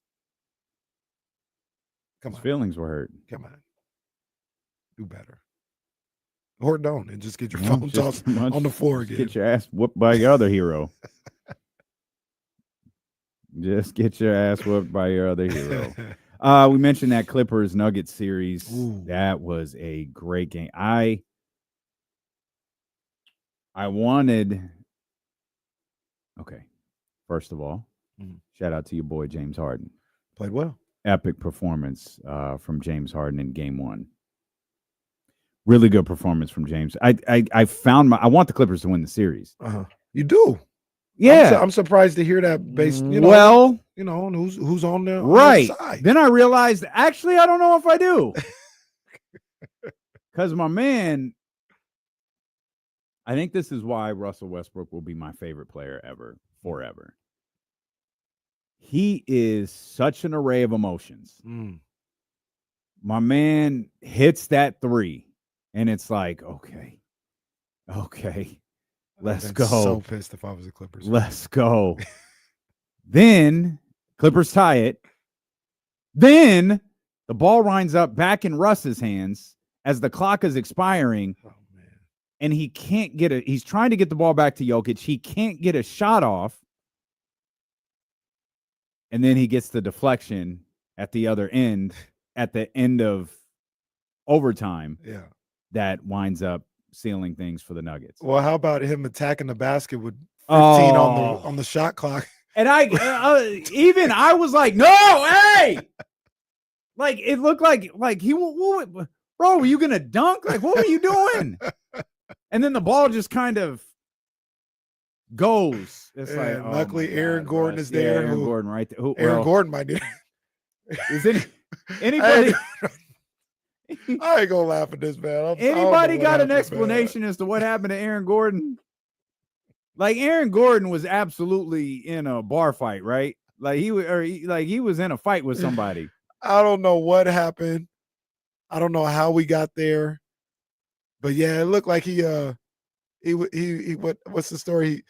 He was with some Marines in Syracuse. Oh man, treated him like Shawn Michaels. He's gonna have to forfeit the title. But I mean, big time rebound there for Aaron Gordon. I was if that's what you want to call that. It's just a retrieval of the ball. And I love my dude, but I was like, oh, Russ. Man, you make it easy on the haters sometimes. I was going for the Clippers, and I am going for the Clippers. I picked them to win. I have no problem with the Clippers. Like, they're cool. I want to see them do well. And I'm watching that game going for the Clippers. Yeah. And Russ gets that corner three. I said, all right, hey, we'll live. We'll live. And just splash. I said, oh my gosh, are you for real? Are you for real? He just made some big time plays out there, man. And then, like you said, in the same breath, he made some that scratch your head. Yeah. But in the end, he got that deflection. He got the ball to go off James. And Clippers. This is why the playoffs are great, because everything matters and every game can tell a story. The Clippers, it's not unreasonable. We've seen enough playoff basketball where the Clippers could look at that game as that's why we lost the series if they lose. Like, everything changes if we take care of business, complete that game the way we were supposed to. Now, you don't know what might happen. And that's why I love the playoffs, man, because every game is so critical. So critical. You can't look at game one and be like, we should have had them, but we let it go. It'll be all right. Like, it's good. Like, no, you got to think like, damn, all right, we've got to respond, because we might have just let go of control of this series, gave them life. And it's so fascinating to see how these teams respond tonight to game two. Yeah, Detroit in New York tonight, Clippers in Denver tonight. The formula for Denver going deep into the playoffs was laid out last night. You need those types of performances this one wasn't yesterday. This one was Saturday, I think. Essentially your big three. Yeah. Jokic, Jamal, and Aaron Gordon, and then Russell Westbrook leading that bench. That's the formula, because you're going to get what you get from Christian Brown. That's always going to be serviceable for you. Michael Porter Jr. is a wild card. If he's striking in the teens, you're probably in trouble. He was a joker last night. No pun intended. He wasn't, or he was. 3 points, 1 of 4 from the field, or excuse me, on Saturday afternoon. So, yeah, you're right. Do they say the same thing about him on altitude radio that we say about altitude? That's phenomenal knowledge. That we say about God, that's what it's called, right? Yeah. That it's every time you mention Michael Porter Jr., you mention his contract. Probably. Is that how it works with him? Probably. He has to be one of those guys, right? Because he's so severely underperforming that contract. Let me see. I guess I got Michael Porter right here. I mean, he's at 18 on the season. 18-7 is pretty good. I didn't think the numbers were that high, to be honest with I you. didn't think they were either. I didn't think they were that high. But I mean, his numbers are those are Domas numbers. No, damn, yeah, right? Yeah. We know how much everybody hates Domas, and everybody would look at no shade to Domas, but everybody would look at Michael Porter Jr. as being the fourth best player on that team. 35.8 this year, 38 next year, 40 when he's 28 years old in the 26-27 season, and then he becomes an unrestricted free agent. Yeah, he's cheaper than Domas. And Domas is a better player, so he deserves to make a little bit more money. I would think he's extension. If he's with 2 years left, he's probably extension eligible this year. But I can't imagine Denver would even entertain signing him to an extension. No, heck no. I think they're going to try and move him. Yeah, that's right. Yeah. Well, you know how I feel. Well, how you feel? Move the other guy. Oh, well, come on now. You see what he did in the playoffs. Them lights turned on. He did. Yep, he did. That's his thing. I mean, he scored 21 on 20. I want to see a little better ratio, a little better percentage, but he's a threat. We'll see. Damn, I didn't know he had 9 rebounds. I'm excited for 21, this. 9 and 7. I'm excited for this game too tonight. I'm glad it's a 7:00 start too to get us time to settle in. Is and this watch your one. favorite series? Yes, I think it's mine too. Yeah. It is some really good first round series. I wanted more from. Now it could change, obviously. I wanted a little more from that first Bucks Pacers game, but well, that was another tweet I had. Oh no, God, you were busy this weekend on Twitter. I'll talk about it when we come back, and I'll see what you think about it. All right, we'll look at the rest of these NBA games. We mentioned this Bucks Pacers series could change. Of course, that's because Dame Lillard might be back. Didn't stop him from getting on the floor and barking at Tyrese Halliburton, though. We've got that ahead. Plus, who has the most trade value on the Sacramento Kings? That's all coming up here. Steeler and KC, brought to you by Sky River Casino and Sacramento Sports Leader, ESPN 1320.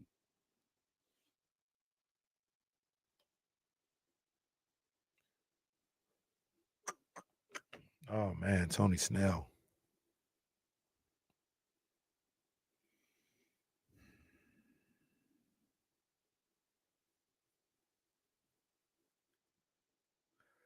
Yeah, Scout, that was a tough weekend for the home team.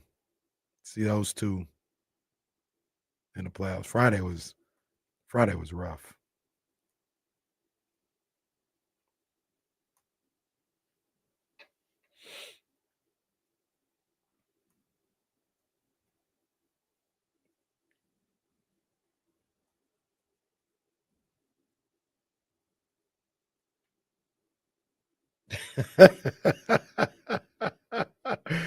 Oh man, I don't want to get chatty house. Is this a real quote? You see Nico that, Harrison? If it's Nico Harrison, then yeah. Oh man, come on. Is it the one? Let me guess. The one where he said he didn't know Luka meant as much to the Mavs fans. Oh yeah. Yeah.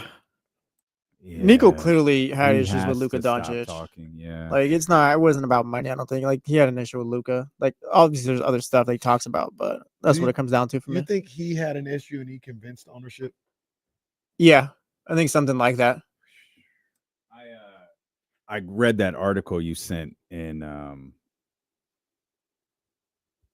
noted it for tomorrow. Those brothers are gonna eat for a year off the Luka stuff. Oh yeah. Mojo's. Nice. Where is Mojo's at? Downtown. Oh yeah. Oh yeah. I remember we was talking about that. Yeah. Good spot.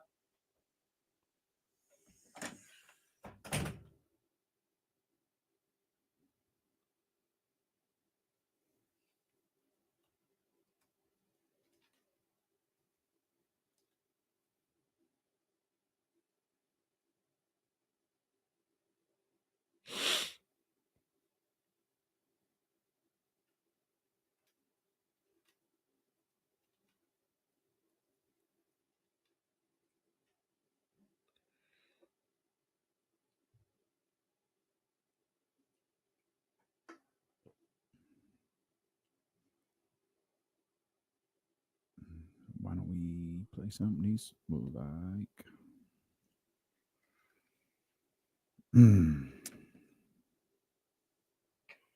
Dame was talking shit in street clothes. It was kind of funny. It was kind of funny, Drew Down.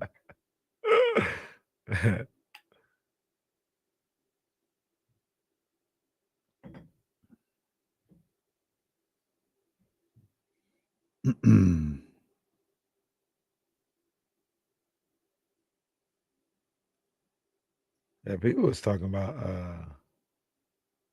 Heyman. I didn't see Heyman. The turn? No, today. Yeah, today. Oh, he was talking about some fan. We're gonna deport you or whatever. Oh, Jesus! They're really leaning into this. Looks like it.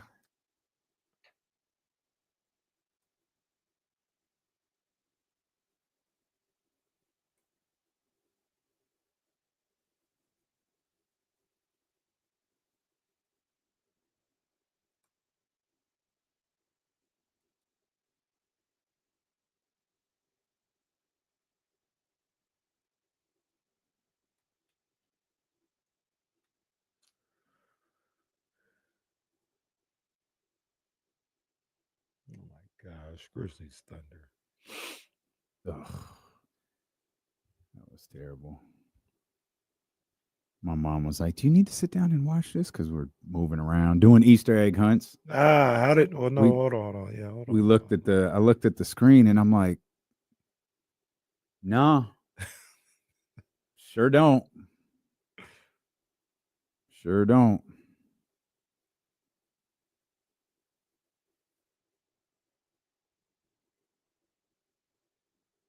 Cass, that Bagley one's doing a lot of work right there. Let's Oh yeah, Davion, whatever. Bagley, I'm not gonna give you that one. Let's settle down. I also don't think anyone said that, but get your shit off.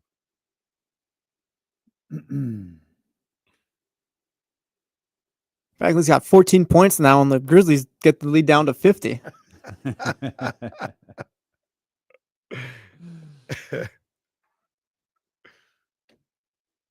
Did you see? I saw this morning. Did you see when the announcers didn't know who Jalen Wells was? Yeah, that's well, yeah. Jalen Wells saw it as well.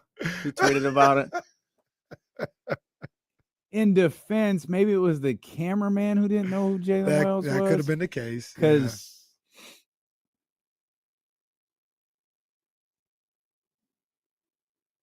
we were talking about these different games going on this weekend. The one that nobody cared about was the Oklahoma City-Memphis game. My mom was over Thanksgiving morning. We're hiding Easter eggs, doing the Easter egg hunt. She goes, "But you need to sit down and watch this?" And glanced at the screen. Nope. Sure don't. What? Well, I got a couple of questions. First of all, how'd the Easter egg hunt go? Did you plant the eggs at 4 a.m.? No, we didn't. The Easter egg hunt went great. Okay. It was I guess it was my first one. It was fantastic. We got 450 eggs left. No, I heard there's still eggs back there. If you go back to his backyard, you can still find some. So that is possible. So we did have a really sad moment, like after the egg hunt was done. Oh. So you and I, when Katie revealed I had purchased 500 plastic Easter eggs rather than 50, it's a shoot. It was like, well, we'll just send them back, right? It's not that big of a deal. We'll send it back. We got to go to Target the next day. It's fine. So I was like, hey, I text her when she like, all right, haha, it was funny. Hey, we'll just send them back and we'll pick up eggs tomorrow and we'll pack them up and we have time. We'll be fine. I get a picture back in too late. She had already ripped them open and was putting the candy in them and all of the different treats in them. So I was like, all right. Then there's the reality that 500 doesn't actually diminish. Well, that's true. Find the egg, open it, take what's in it out. Reuse it again. Reuse it. Now, counting that and what the grandmas did, the number's probably closer to 570. Oh, that we have. You had like the greatest Easter of all time No, can I tell you for a child. Can I 70? There's Can I kids probably tell still you- looking for Easter eggs right now. Can I tell you the best part when you tie in our Friday show to the weekend? Friday, we're spending 35 minutes talking about this turkey that is terrorizing us. It's his house. I Our house. swear to God, I go to walk Sprout at 7 a.m. Saturday morning, open the door, and what is directly in front of me? It's looking for his egg that it laid. Right at the end of our driveway. I would have walked back inside. It's that goddamn turkey. Yeah. It's looking for its kid. The egg was broken, Jesse. The And turkey they doesn't did. know that. Well, the How did they egg. not know it? Yeah, they broke did it. Yeah, They broke it. the turkey does not know, like, hey, I should not drop this egg on this concrete So right here. I have All to right, be. they should know. I did have a moment of like sympathy though, where I was like, "Is this bird in distress?" Compassionate D-Lo. And then the neighbor comes over. This is my favorite part of this whole turkey story because I didn't know this. The neighbor comes over. He's like, "Hey, sorry, man, this is kind of a weird one, but is this yours?" And he hands me this little top. So if you have an umbrella stand in your pool, you cover it when you're not using it. Okay. So he brought over the cover to our umbrella stand that it hadn't been off for more than a couple days. Okay. And he goes, "This was floating in my pool." And I'm like, I don't have a good explanation.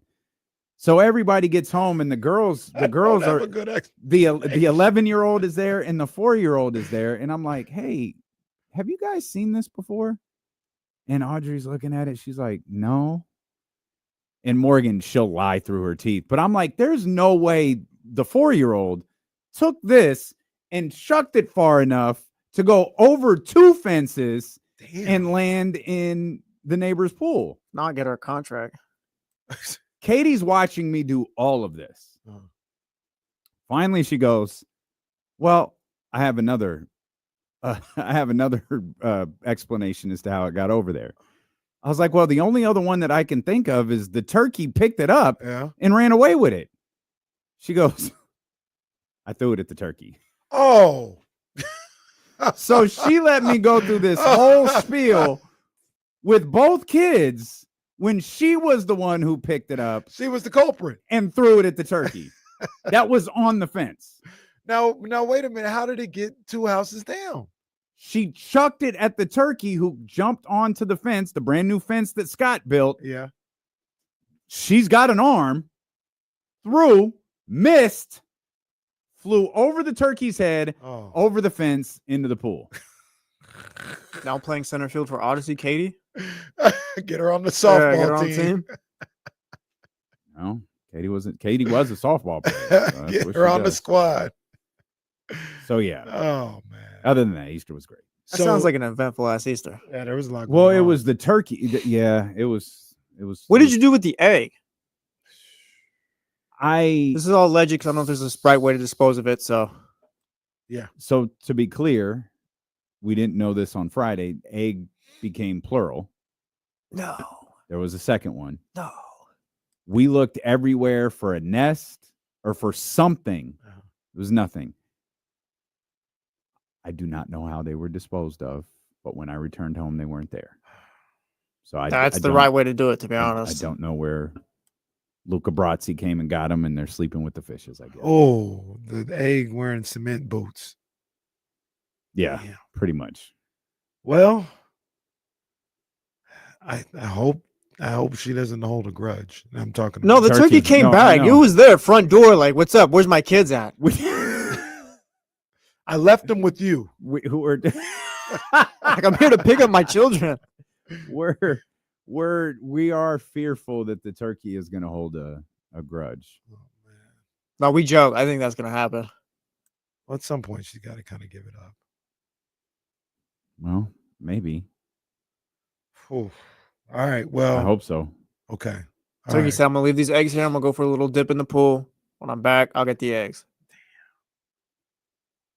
That's just SBCA. They got to come to handle this. Sounds If like they it's don't been want to do handled. business, then we'll do business for them. Okay, Hunter, but what do I tell them? Like, hey, there's a turkey terrorizing us? Yes, get this turkey. I'm being bullied by a turkey. Come help. Come get this turkey away from my neighborhood. Yeah, you can call animal control, I'm sure. All right. Once again, no disrespect, but they want to look out for the animals so much. All right, come get them. Well, this has become hostile as well. It is hot. It's very aggressive. Yeah, no, this is not. I feel This is like hostile. I'm in a gang war with the turkey. Well, once again, she does believe that you got her kids. My whereabouts can be verified. I was here with you. I'm not even mad at the turkey. I get it. Like if we put this on trial, like okay, you want it? Let's stick with the thing. My hands are clean on this one. Now I'm not going to throw Katie under the bus if it's her versus the turkey. Yeah, I'm gonna make it clear to this turkey. Well, hey, the turkey dropped the egg. The turkey did, and we have it on camera to prove, bro, you did this. Yeah. Now the other ones, I don't know. I don't know how the other one. I don't know what happened. All I found was we didn't know about a second one until like 5 minutes ago, pal. I went to take the trash out and I saw broken shells everywhere. I was like, oh my, look, this is it. It was in a completely different part of the backyard than where they dropped the egg on camera. Yeah. I have to post the video she made. She made a video. Wait, so you found shells of the second egg? Yeah. And no body, huh? Or no yolk? Can you Oh man. I'm not really sure. I'm not sure. I didn't see it, but that doesn't mean that others in the house didn't. All right, well, birds don't go to Casey's house. Turkeys stay away from Dam's house. Well, yeah, why don't you come over for a while? You hate birds. I don't hate birds. I don't know why I didn't do nothing to those birds. I didn't do nothing to them. I just be bad parenting. them. Katie's stepdad had a terrific idea. He was like, hey, you should just trap the bird in a box and take it somewhere else. It's a terrific idea, Jack. Like, trap the turkey? Trap the turkey. No, if you do that, we got to like film it and all that. Mind you, the turkey's like 6'7". Yeah. But I did think, all right, I'm listening. How can I get it to Gavin's house? That's all I kept thinking. He's like, how can I get this turkey either to Gavin's house or inside his car? Oh, now, and you also said it was Katie's stepdad who said that. Like, that's a good idea. You can go trap that turkey in a box. What if we do D'Lo and Casey try to trap a turkey? We'll do D'Lo trap a turkey. We'll turn it into content. D'Lo and Casey hire someone to trap a turkey. Then we pull up next to Gavin's house. You jump out real quick, throw the box out there. Get back in, get back in. We peel out after that. And then throw the 500 Easter eggs. Exactly, yeah. That's good stuff. Oh, man. Good stuff. I'm all for it. Everybody, we're talking Easter. Everybody have a good Easter? Easter was good. We did a lot of stuff on Saturday. So we was at the park, Easter egg hunts on Saturday and all that other stuff. To your point, was getting out of church. I don't want to say there's nothing better, but I really enjoy church services on Easter Sunday. Always good. People dressed really nice. Weather's usually good. Like it's always a beautiful scene. So very good. Went to church, and as we're getting out of church, we're like not even off of church grounds. We're walking to the car. Reese pulls up on his phone. Oh man, OKC's leading 102-55. I said, all right, bro. All right, man. And it just angered me. The same thing happened last year. Because maybe that would have happened to the Kings, but I don't think so. Yeah, Memphis won like the bad team lottery. I think they all would have got their ass kicked by 60. Yeah, like you think so? I don't think. Yes. I mean, now granted, the Kings did lose multiple times. They got beat down pretty good by a lot of points to the Oklahoma City. Who was the other? Well, the Warriors made it, so it was really Mavericks. Yeah, but I was thinking the 4 teams, but the Warriors made it. Yeah, the Warriors were the Memphis, best of that Kings. lot. Yeah. Whoever that is getting swept out the water. Well, maybe so. I don't think the Kings are down 102-55 though. That's tough, but it wouldn't have been close. I felt this way last year though, like with the Pelicans. I think the Pelicans got beat up in game 1. They actually played really well in game 2. But I was like, man, we deserve nothing after losing to the Pelicans for 6 times. No, it's a fact. You get nothing. You don't even get Easter Sunday. The game was on repeat too. Every time, same game. Right.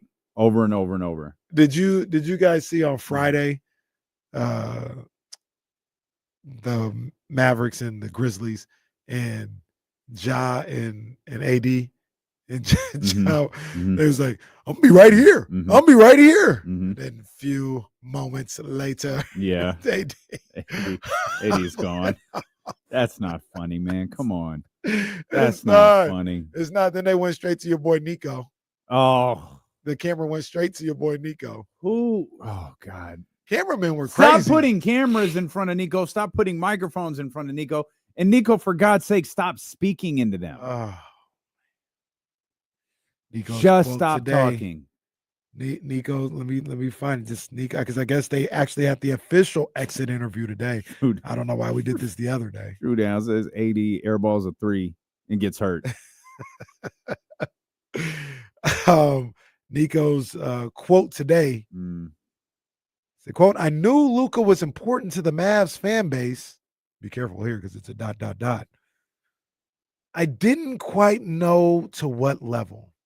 End quote. Gee, thanks. All right, Nico. It's great, man. He can't. He is. He can't be back next season. I asked Jesse the question. I'll ask you the question. Go ahead. Do you think it was Nico's decision and he convinced ownership? For a lot of time, we've kind of stalled him out and been like ownership is, but what do you think? Jesse sent me the Tim McMahon article this morning, and it's like these Dallas writers are going to eat off this story forever.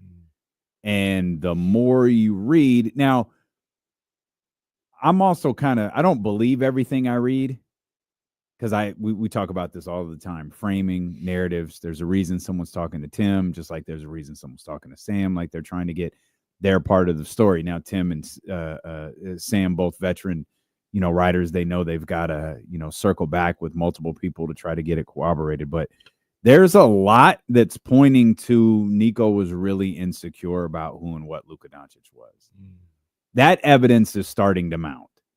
And for as much as what's the guy Kings fans hate? Brandon Williams? No, the writer Bucher. Oh, I gotcha. Rick Bucher. Yeah, he has been on the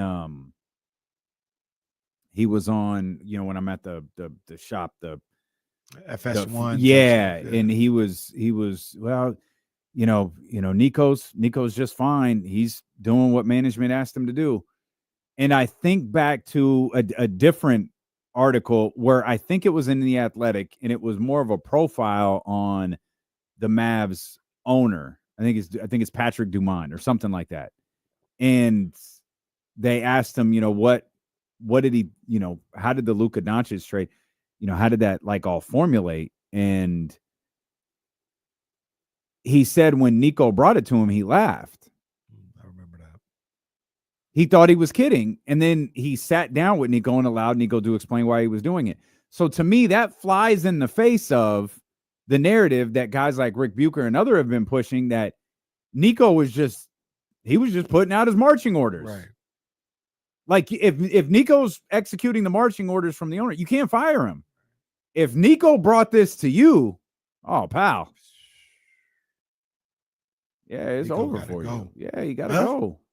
Let basketball people do basketball things. Man, goddamn shame when that happens. Just hire the right basketball people, maybe.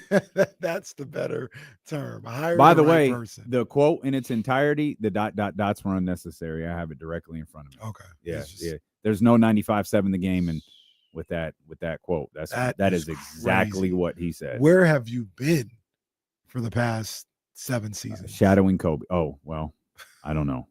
I don't know what he's Where been doing have since you then. been that you didn't know? That's Nico.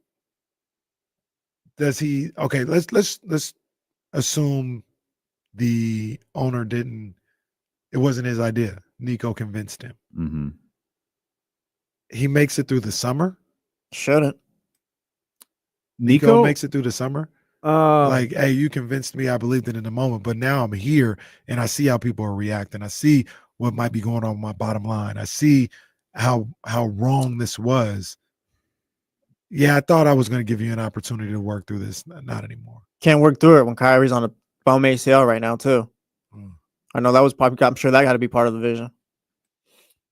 Does Nico get credit for the PJ Washington, Daniel Gafford stuff?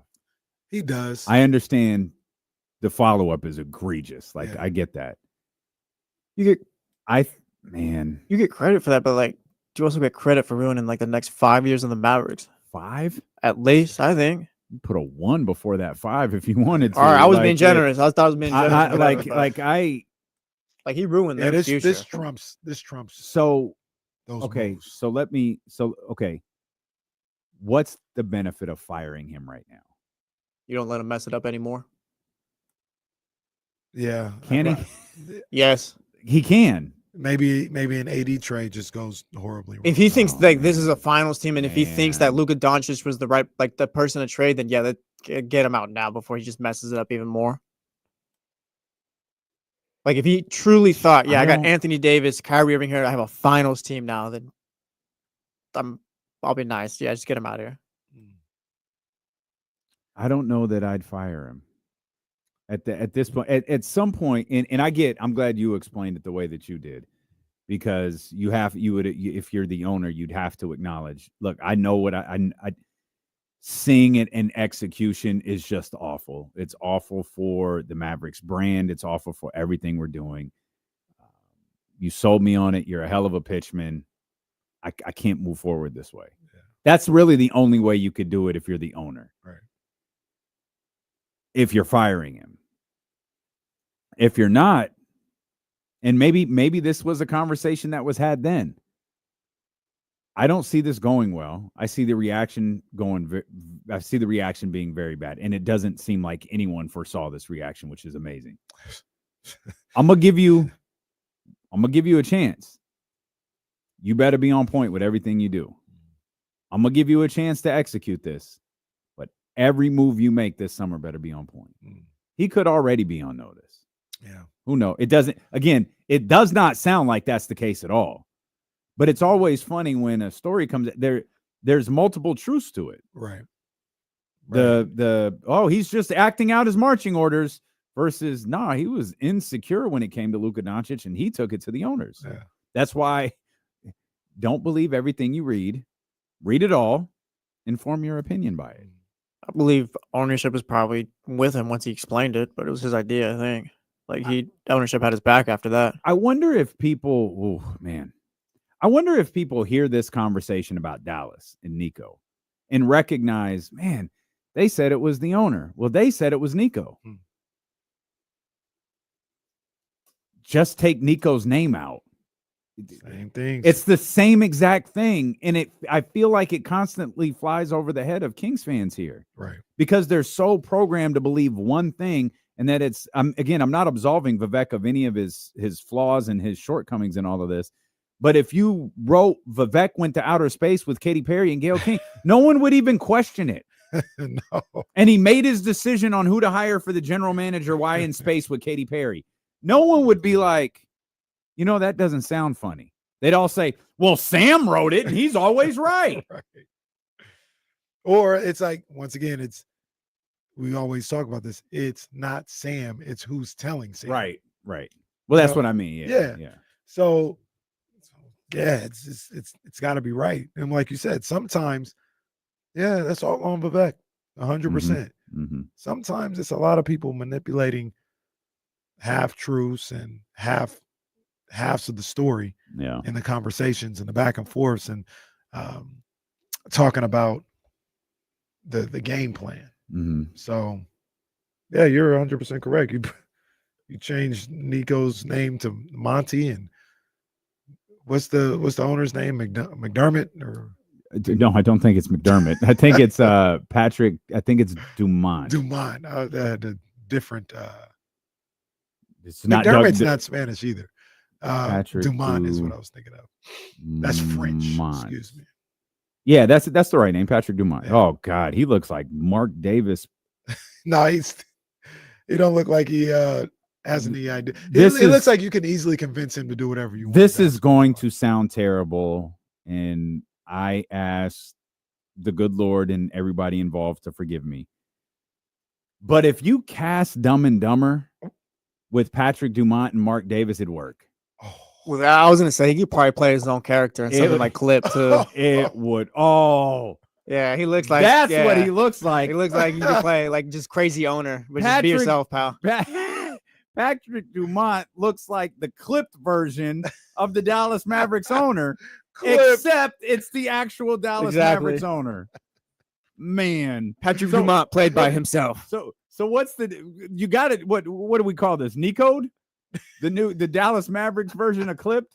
I think Nico works. Nico.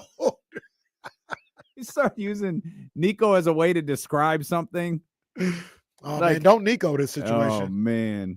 Damn, he's turned into it's almost like when you shrewded it or something. You shrewded it. That's yeah. What's when that? you mess something up in a grand fashion. People say, I shrewded it. Yeah, you know where? Yeah, that was episode 24, season 3. No. Oh, my bad. 22. Okay. That's right. 24. It's not the episode. It's the season you got wrong, pal. 24 is when they had the chili in the microwave. That was the other one. My bad. Who did? Who had the chili? Bill Packer. Todd Packer. Todd. One day that answer's going to be right. So he doesn't even know Todd Packer is like a once a season character. Yeah. He's literally not even like maybe once or twice a season.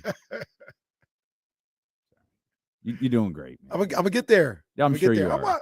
No, you didn't. No, tonight. You know, there were days last week where there wasn't a single basketball game. Yeah, on. Thursday was rough. Like not one. Tonight's gonna happen though. There's 2 games tonight. Yeah, but they'll be done by like 10 o'clock or something like that. All right. Yeah. Not gonna watch Raw. We'll come back. Oh, brother. At some point, we're gonna get to WrestleMania. The postseason award finalists have been announced. And who has the most trade value for the Sacramento Kings?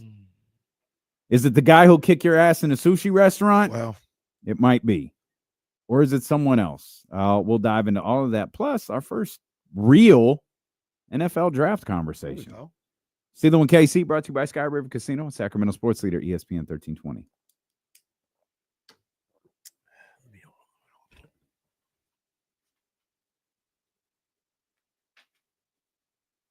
Man, Post Malone he is a character.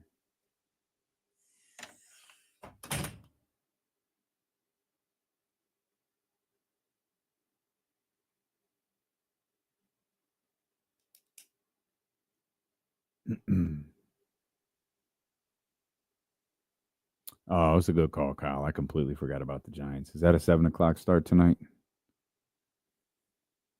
Where are the Giants tonight? 6:45.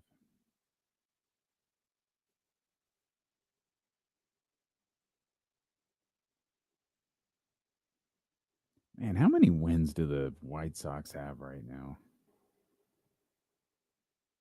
They are approaching. Oh, man. 5-17. That's still not as bad as Colorado. Wow. Goodness gracious. 5-17, 4-17. Yikes. Yeah, Zay, that's crazy.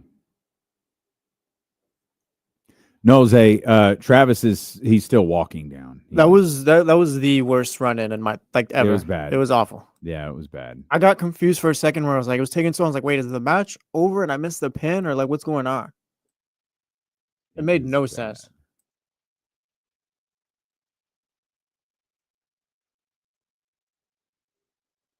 Slow as shit. Leezy, I don't know who, but off the top of my head, I'd probably have Roman do it. But that was like all tied into like, yeah, you have Roman and Brock back at WrestleMania next year, but who knows now?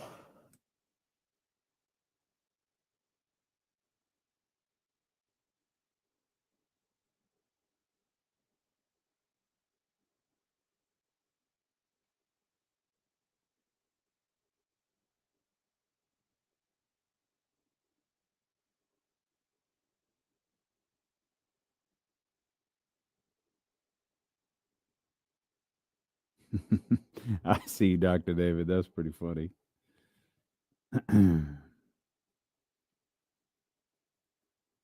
Really just had me out here interrogating the kids, knowing it was her the whole time.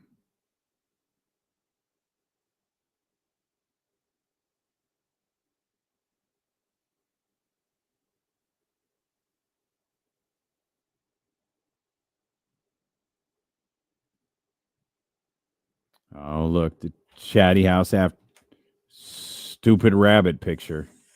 Uh-oh, who's home? Look like Manny. Young Zell, what's happening, boy?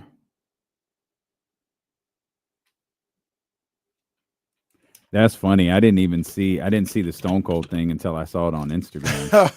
That lady Loki needs to relax, I think. I saw the replay. That's what she's doing, but That's what I do. It'd be WWE Raw brought to you. Are you gonna sue Stone Cold? I mean, no, hell no, I'm suing the WWE. You know how much that lady's ticket cost? Well, they had what's his name, Nick Khan. He was out there talking to her, I think. Yeah. I'm sure they like she's someone not important, but they know her or something. Kenny Caraway, WWE Raw. Well,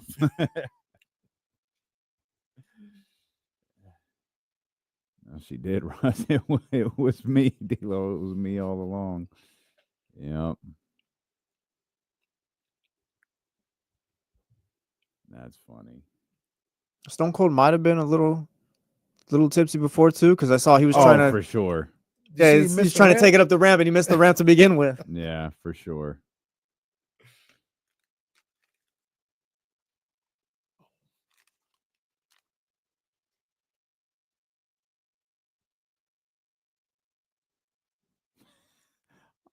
Oh man, the Hater Report posted a video of Nico leaving the press conference, and I guess the camera's just positioned the right way. He's trying to leave the press conference, but the door is locked.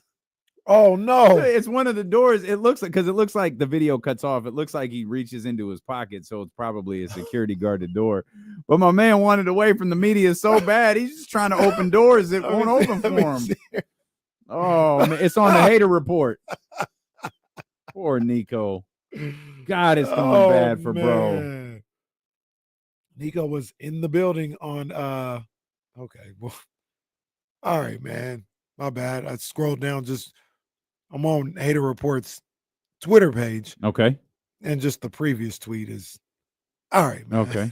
Well, hang on. Well, hang on. We won't be reading it. Well, I want to see what it is. See, Nico. Oh. Well, that's well.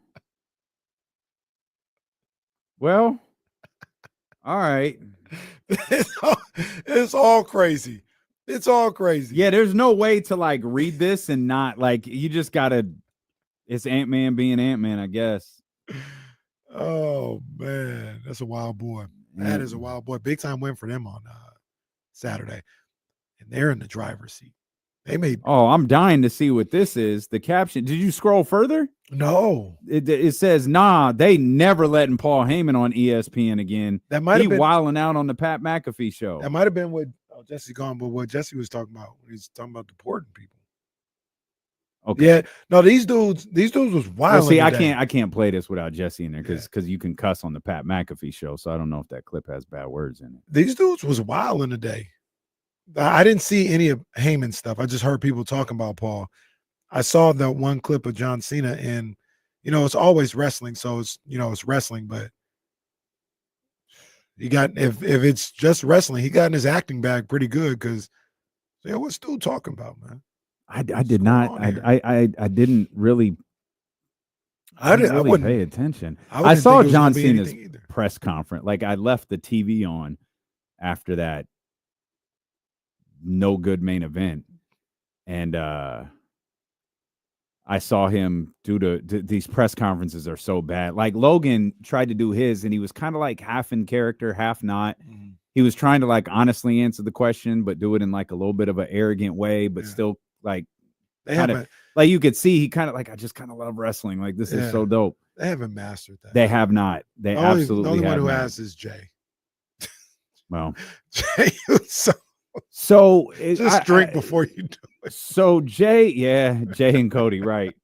Jay, has Jay ever used that move that he used to beat? I don't. That stood out to me too. Why would you do that at WrestleMania? Like no one expected it. Right.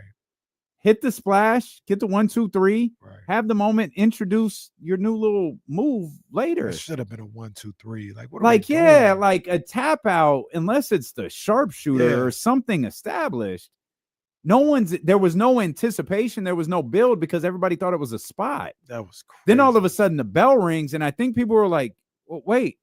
And they reacted, but I think they're waiting for the rug to be pulled out. Yeah. And then when they realized it wasn't, they got up even more. And then I think it kind of hit its peak when Jimmy came out. Zabo said he was using Gunther's moves. Sidney Dean says Gunther stayed choking Jay out. So I don't like it. Yeah. I don't like it. No, not a fan.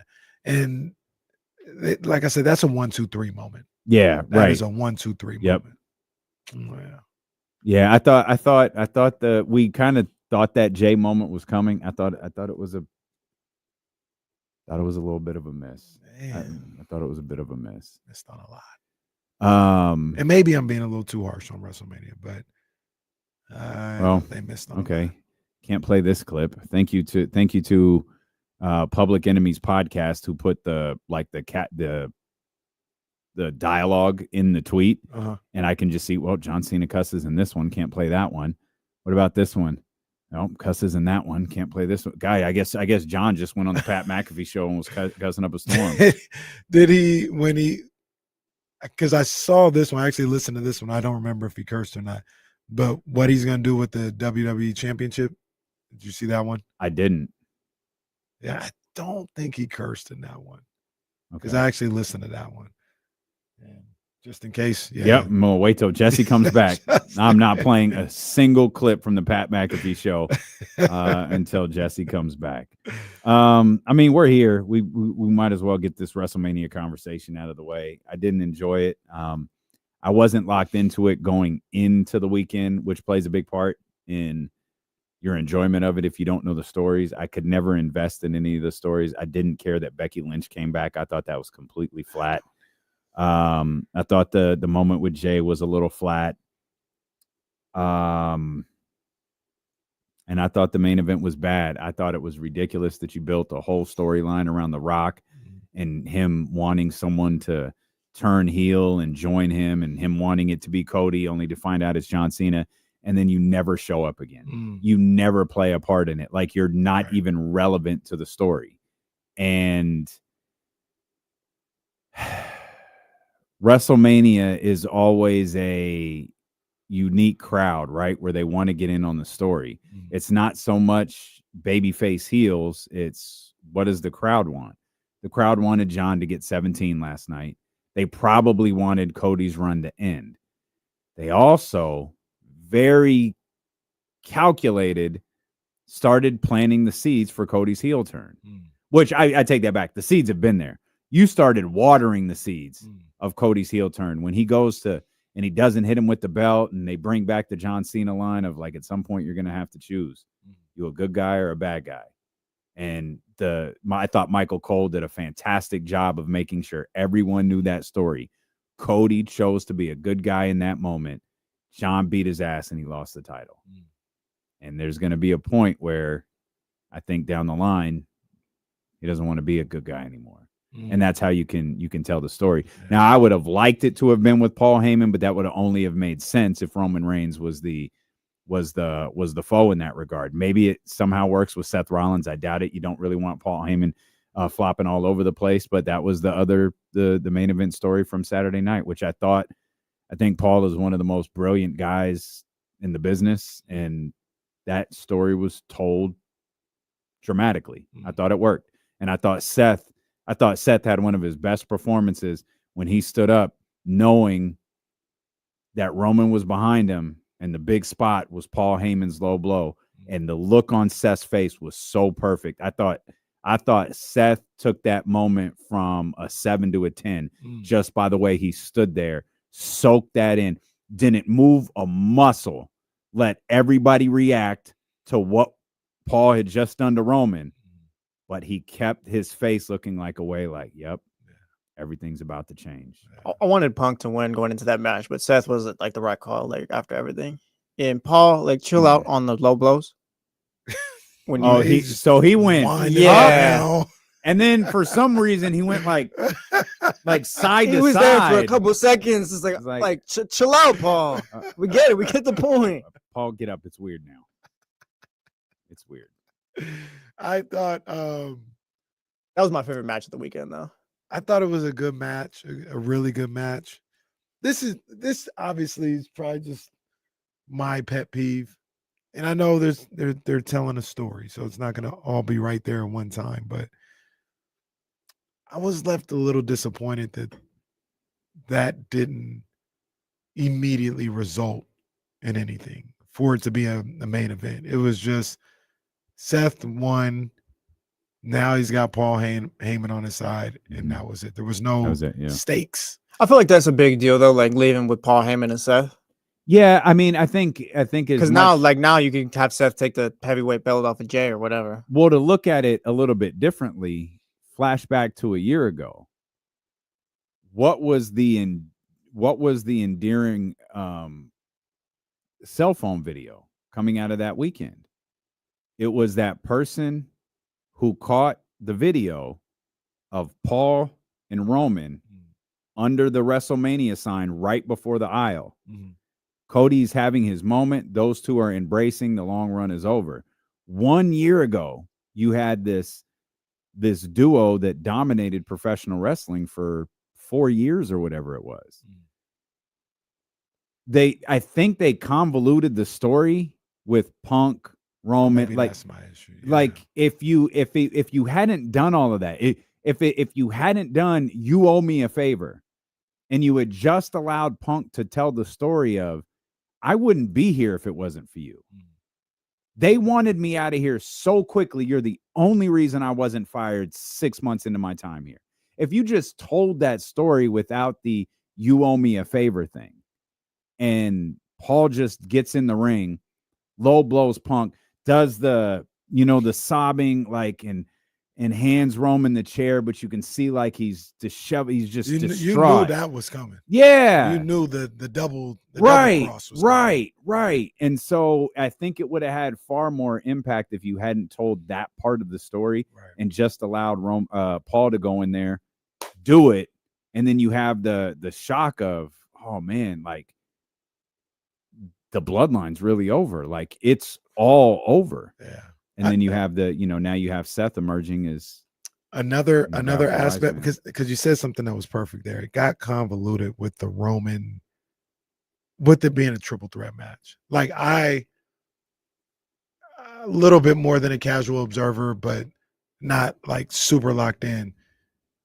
It took away from Seth and Punk that Roman was there. It was just, I don't know if it was distracting or. Yeah, I don't like triple threat matches. Yeah, it just took away from that. And I guess I don't know how you get Paul Heyman with Punk, but I'm thinking about this right now. Kenny Russo. Oh, that's not a good thing.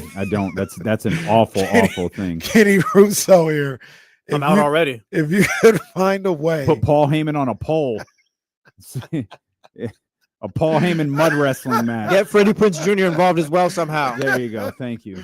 If you could have found a way to get Paul away from Roman earlier and linked up with Punk for a couple months, and it was Seth Punk one-on-one, and Heyman turns on Punk and joins for, like, say it's SummerSlam. Yeah. If you would have just not had him in line with Seth and had him, turn on the Tribal Chief and be with Punk for 4 months, and then Punk and Seth have this blood feud that leads into SummerSlam, and then he turns on Punk. Yeah, Russo. But you can't keep turning Paul though.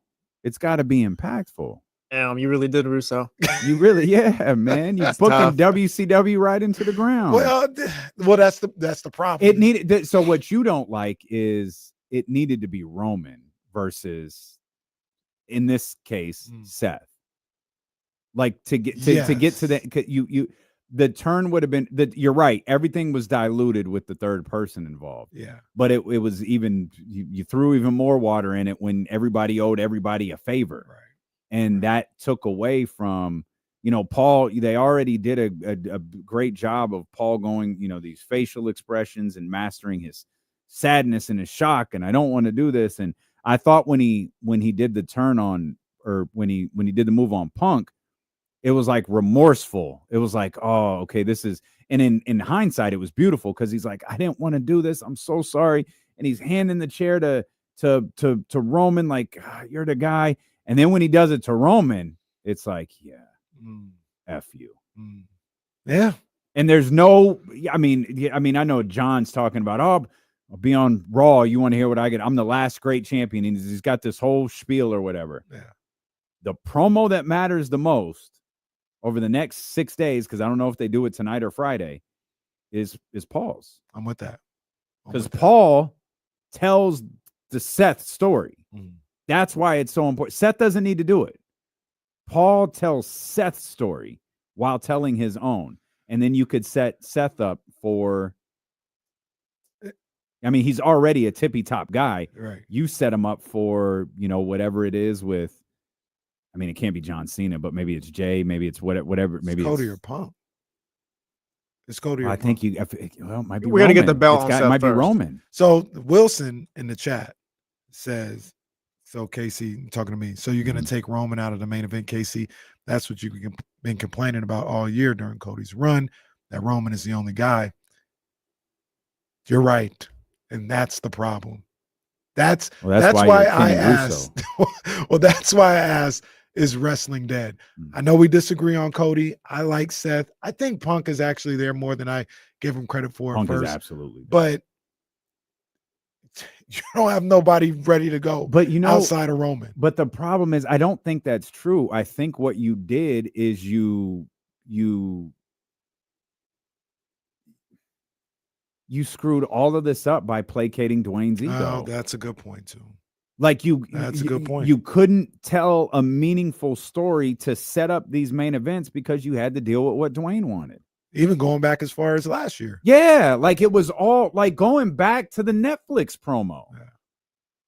Like, bro, you're on a wrestling show, dressed as the guy we know, The Rock, but somehow we're supposed to know in this moment you're not The Rock, you're Dwayne. Bro, F off. This is dumb. This is as dumb as Hunter the other day talking about, well, I don't need you all to be critics. I need you to be fans. No, dog, kiss my ass. This is part of the experience of being a wrestling fan. It's booking stuff that we think would be. I know you guys are perfect. You don't miss. You book the most beautiful shows in the world. Like, I get that. You got Cardi B hosting SummerSlam this year. Yeah. Got it. I'm with you.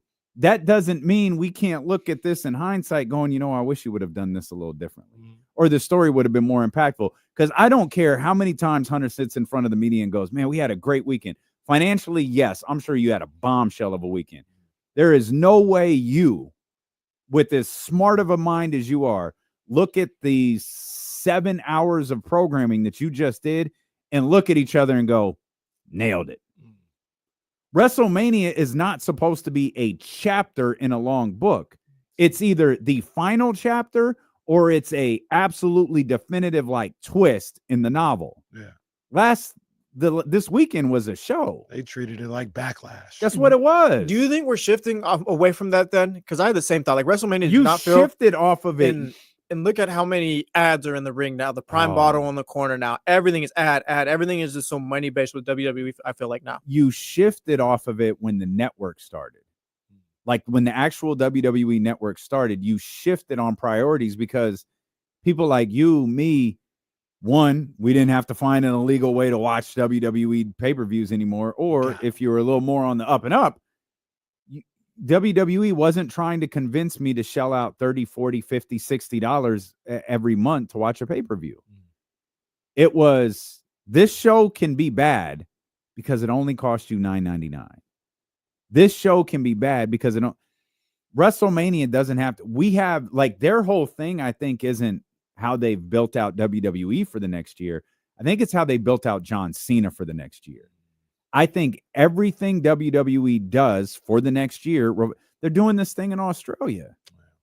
that all centers around John Cena. And look, John deserves it, but it's like, okay, at what expense is this coming at? It almost becomes a wasted year. Well, see, that's the thing. And that's where, forgive me, Jay is not the right guy for this. That's fair. If you're putting this title on John, you better have a Seth, a Punk, a Roman, a coach. You better have a guy carrying that other title, because the idea that that title is going to make Jay one of them, that's not reality. That's fair. That's not reality. Fair. The other thing that I talked about too, because oh man, Wilson's cold. Wilson said WWE went full Monty and Vivek this weekend. Well, damn. They got older and directionless. Damn. I mean, he's not. I'm not sure. I can't find any flaws in what Wilson said. They gave the belt to DeMar DeRozan on Sunday. De'Aaron Fox, I mean, Dwayne The Rock Johnson was supposed to be here. Whole thing was centered around him. Boy, you guys are nailing it. Cody Sabonis out here. He just can't lead the. Oh, you love that. You were waiting for that. Yeah, I don't want to play the game no more. You were waiting for that. That's tough. And then they put the other belt on Keegan Murray over here. Keegan Murray got the other belt. But the other thing about it, where like it's always I said, wrestling too. It might just be different. I don't want to say it as if I'm right or whatever. It might just be. Sabo said Roman Reigns wants clarity. It might just be different, right? But I said WWE and TKO, they're a business first. Business is booming. Yeah. They just for 2 nights put 60,000+ people in a stadium. Like business is booming. They're not hurting at all for money. But the greed I'm not gonna call it the downfall because it's never gonna go anywhere. But we talked about it at the time, continue to talk about WrestleMania don't need to be 2 nights. Yeah. If everything that happened or the best parts of what happened was in 1 night, we'd be looking at WrestleMania completely different. Like, oh, that was it was good. It was solid. They had some good moments, but 2 nights is crazy. But that's the thing, though, and that's what they'll never acknowledge, nor should they. Nick Khan shouldn't acknowledge this. Ari Emanuel shouldn't, but we all know what it is. WrestleMania isn't for us anymore. It's for them. And if fans can get some enjoyment out of it, a lot of enjoyment, they'll continue to pay $5,000 per ticket, $10,000 per ticket, whatever those seats are. And you will sit through an ungodly amount of, depending on if you have the you got like a premium Peacock. If you got that one, or you got the one with the ads, you're either sitting through a bunch of commercials, or these incredibly long video packages, or some hybrid of both, which I think even the premium version was a hybrid of the two. It was the long video packages and shorter commercial breaks. It's why you get the, last year, and I didn't notice it as much this year again because I didn't watch 2 days worth of it. But last year, every match was brought to you by someone. Like whatever match all the black wrestlers was in was brought to you by Snoop's Malt Liquor. It's like, okay, no one vetted this, huh? Didn't they do Popeyes one gin time? And juice. Oh no, nobody was gin and juice. That's what it was. Might have been Buffalo Wild Wings for one of them, but Wingstop, baby. Maybe, yeah, that's what it was. Yeah. And it's like, yeah, okay, I guess that's what we're doing. Well, the killer about it is they about to do this for all of them, or the big ones. Yeah, the big SummerSlam's 2 nights. Yep. And somebody, where is it at? Michael in the chat says WWE has too much talent to go back to 1 night of WrestleMania. I agree and I disagree. Like, I don't like LA Knight's talented. I like him. I know how you feel about it. I like him. He doesn't have to be on the WrestleMania card. No. You can make 1 night WrestleMania 4 hours and get everybody in there that you need to. Or what is it normally? It's like the 2 nights, it's 2-3 hours. It's about 3.5. Yeah, you can make it 4.5. I'll even tip my hat to that and get everything that you need in that. We don't need to, and then you do that for WrestleMania. SummerSlam, Royal Rumble needs to be 2 nights. Royal Rumble, August 2nd and 3rd, the first ever 2-day SummerSlam live at MetLife Stadium, hosted by Cardi B. That's the thing, though. If I don't know how much MetLife holds. We'll call it 50,000, whatever. If you're selling out 50,000 both nights, like they don't care. Like that's what I'm saying. Like it's not like maybe changing. well, maybe it's just not for us at this point because like obviously they like it. Whoever's paying for it likes it. Like there's an audience. They're not losing fans. Yeah. They're not selling out. Like they're not. business is booming. Yeah, like there's people in the like city for a week, and like that's everything's around. Like it's all good. it boils down to is they're making money, and people can bitch and complain about the content. The content's probably never gonna be so bad that they stop going. Like we're never. I don't foresee a situation where I don't want to. I know this is gonna feel like a Paul Heyman low blow to you, given how much you love these years. We're never gonna live through 94 and 95 again, where it's Duke the Dumpster Drosy versus Chef Jarrett. Like we're never gonna live through that again. Like they've hit a peak that is the new norm. Right. And it doesn't rely on ratings. It relies on social media, algorithm, YouTube. It relies on Netflix. It relies on, one thing that I think that they've done, some fans hate, but is actually brilliant to preserve the product and the live version of the product is it seems every month they're out of the country. So they're not coming to the Golden One Center once a year. They're coming once every couple of years. Yeah. They're not going to, they'll still hit the Chicagos and the New Yorks on the regular, but some of these markets, maybe they're hitting with different events, maybe they're hitting with different TVs, but they're laying it out in a way to where you don't know when we'll be back here. Right. So you don't know when a big show will be back here. You got to pull up. Yeah. You got to pull up. The other last thing about it is that I'll salute them for, I guess they can kind of do whatever they want as long as they're not charging me old school prices. Yeah. Like as much as I complain about WrestleMania, like I didn't pay anything extra to watch it. Right. So and my mindset is always, all right, it's whatever. Like I didn't like it, but at least I would have been hot if I paid $40 to see that product, but I didn't. So it's all good. You want to win a $500 eVisa gift card? We've got that keyword you need to enter over at ESPN1320.com coming up next here on Sacramento Sports Leader, ESPN 1320. So we'll do that every day at 2.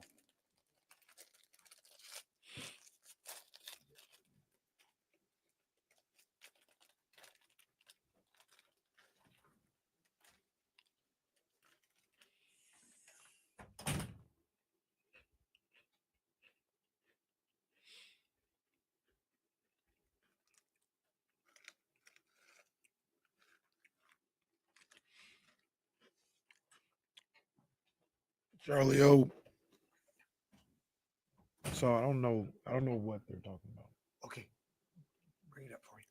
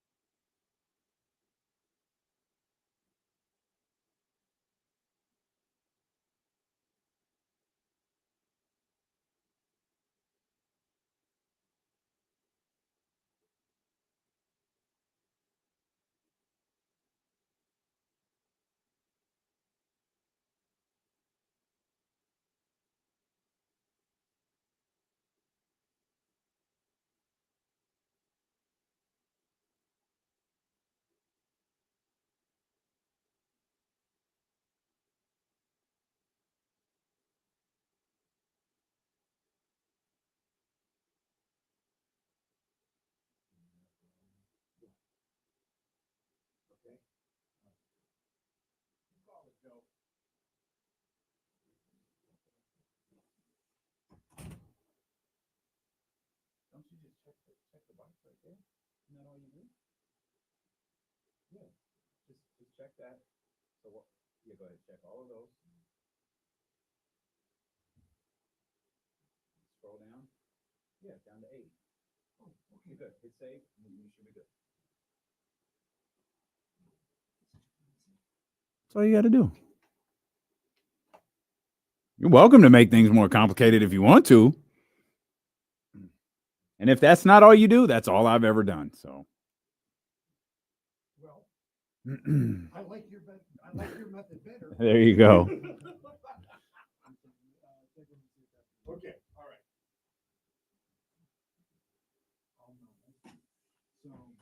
My bad. So before they said they were checked and they needed to be unchecked. So I pressed uncheck and did all that. But yeah, I think the main thing is to make sure. Scroll down. and he did this one, so I Yeah, gotta I probably think fix that up. Yeah, I think Charlie kind of messed that up for you because the work week says 81. You want that to say 80. Oh, Charlie, let's see.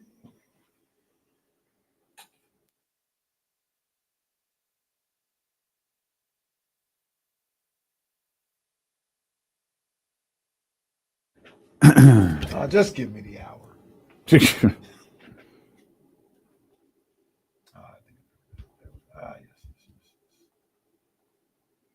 That's a trash can. I thought it was a telephone. All right, yeah, we're good now. Oh yeah, Aldrin, I'm glad he's getting a push for the top. I'd prefer him be the champion over Jay, to be honest.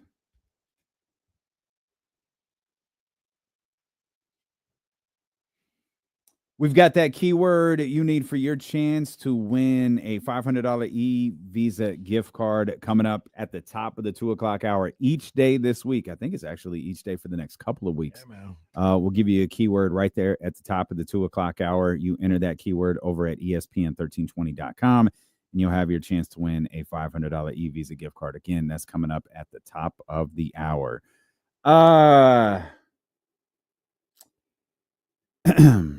Want to talk about your boys real quick? Well, that's a tough way to lose one.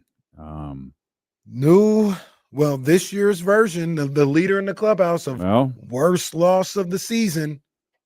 That was terrible. Well, it was way funnier when it was the first game of the season, but this was a pretty bad one. We're not out of the first month yet. Good point. To drop 4 in the bottom of the 9th. That was tough. I was watching the game. It was on during the playoffs, but when the Celtics started having their way with the Magic, I was like, all right, I'm going to go watch this Giants game. There's like another hour in between the start of the Cavs Heat game. I'll probably finish off this Giants game. Mom gets over there at the house. She wants to watch playoff basketball. I said, Mom, the Celtics are up by 25 with 2 minutes to go. I need to see what's going on. And then wait a minute. What's Ernie and Charles and them talking about? Oh, no. We need to turn this. I was like, all right. So I watched. Camilo came in in the bottom of the 7th. It was 4-1. He got in a little jam, got in a double play, got out of that. And I was like, all right, I think we're cool. Like, I think we got this. One of the best bullpens in the game. I think we're good. Mm-hmm. And I turn to TNT and move on from the game. I'll watch the end of it later. And I'm on Twitter and people, brutal way to lose for the Giants. I said, wait a minute. Wait, what? Then I actually saw it. That's tough. Those things, unfortunately, they happen throughout the course of 162. Like you lose some games, walk-off style, and the blowing some leads and stuff like that. But it's never easy when it actually happens. Sure. So I was like, oh, man. And the way they lost, the 3-run double. They had an opportunity to win another series this week and weren't able to do it. I'm sad to say I actually saw a good chunk of the 9th inning. Oh, well, it's your fault. It could be because it's all I saw. For one reason, I misread the screen. I thought it was Giants versus Dodgers. I'm like, oh, okay. Flip over. I was like, oh, So I was like, all right, whatever, man. So I get up and start moving around, and like I'm just hearing like noise, like what is going on? And I was, oh, okay, that's fine. They'll pull it out. I sat down. It's one of those things where you kind of sit down, you have the controller in your hand because it's going to end. Mm-hmm. I mean, it did end. Yeah, one way or another. It did. It did in fact end. Not exactly like I expected it to, but it did end. So if I have to hold the accountability card for that one, sorry about that. I thought it was Giants Dodgers. I flipped over and I watched the whole collapse. The red always throws you off. Well, no, on the screen. On the screen. Now I got you. No, the screen. I saw it. It's San Francisco, Los LA. Angeles, yeah. Yeah. I'm like, oh, I'm in. I Okay. saw a story. I got to read up on that where the Anaheim mayor is upset and says, I demand, I think it's a lady, I demand, if you're going to be here in Anaheim, you need to change that name back. All right, lady. And they're fighting back and forth about the ballpark and all this other stuff. I got to do a little deep dive. Angels low-key haven't been the same since the name change. No, they got Albert Pujols and just changed the name at the same time, and it's been downhill. Yeah, go back to Anaheim Angels. Yeah. Giants don't play the Dodgers for the first time until mid-June. Seems real late. Really? Yeah. Mid-June in Dodger Stadium. Well, good news. They'll play June through August then. This is funny. I can say I don't know why I'm noticing it today. That on ESPN, it just says athletics. Oh, yeah. In the standings. Yeah. I've never noticed that before. The MLB app, you search for your team, athletics. It's pretty much a free-for-all as far as what you want to call them. You can still call them Oakland if you want. I've heard radio announcers call them that. Sacramento, Las Vegas. Yeah. Oh, yeah. Yeah. It's Sacramento, Las Vegas is one, huh? Yeah. They took a loss on Sunday. Series loss as well. They lost, I think it was 14-1, which wasn't the worst loss of the day. Did you see that? I did. What was it? 24-2. Oh, man. The Reds beat the Orioles down. Oh, man, that's embarrassing. But the Giants. So, okay, quite serious question. Tough loss, whatever. Yeah. Giants have lost 4 of 6. They're 14-8 now, which is they're still in the mix with the Dodgers, the Padres. Like not much has changed there. This division is crazy, by the way. The fact that I think that the Diamondbacks are 13-9, and then thankfully you got the Rockies there. But thank God for the Rockies. Good. Yeah, they're good. They're good. Good. I mean, that 8-1 start, they've come down from that a little bit. They're not the Warriors, are they? No, I hope not. Well, that would mean we would go get. I was going to say, who's the Jimmy Nolan Butler? Arenado. That's who we would go get. That's a good comp right there. Go get him at the deadline. But one of the things, we should tell the whole story. We'll talk about my team soon. Oh, wow. Because Casey had a question, and it's a good one. It's a good one. Played 16 road games already. 16 of their, let's do some math here, 22 games. What'd I say the number have been on the road. Wow. I think they're 4-2 at home, 10-6 on the road. They just got done with like a 10-game road trip. So they're going to come home, get back to San Francisco. They played some tough teams on that road trip too. They played the Yankees, Phillies, and Anaheim's average. They're like a 500 team. But still, you're on the road all that time. So their run differential is really good. Yeah. Cubs lead with +41. Padres are +35. Reds are +32. I'm sure that was aided a little bit. +30 for the 2 New York teams, and then there's the Giants at +30. Yeah. So they stayed above water on this road trip. I think they went 2-3, 2-2. So now we're at 4-5, or excuse me, 2-1. So they're at 4-4. I think they lost this road trip, this 10-game road trip. I think they were 4-6 last 10 games. Yes, they're 4-6. So, so they lost the road trip. Tough way to lose it. But you're getting home, and I think they'll be all right. I think they're good. I think they're a playoff team, which is what I hope for at the beginning. And it's the Brewers today. Brewers today. And they haven't had a day off in a while now that I think about it. They've played every day since, oh man, I don't know when their last day off was, because I'm thinking of the Reds series. That was Monday, Tuesday, Wednesday, I guess Thursday. Thursday was their day off. Let's see. Thursday. Sunday, Saturday, Friday. No, they played Thursday.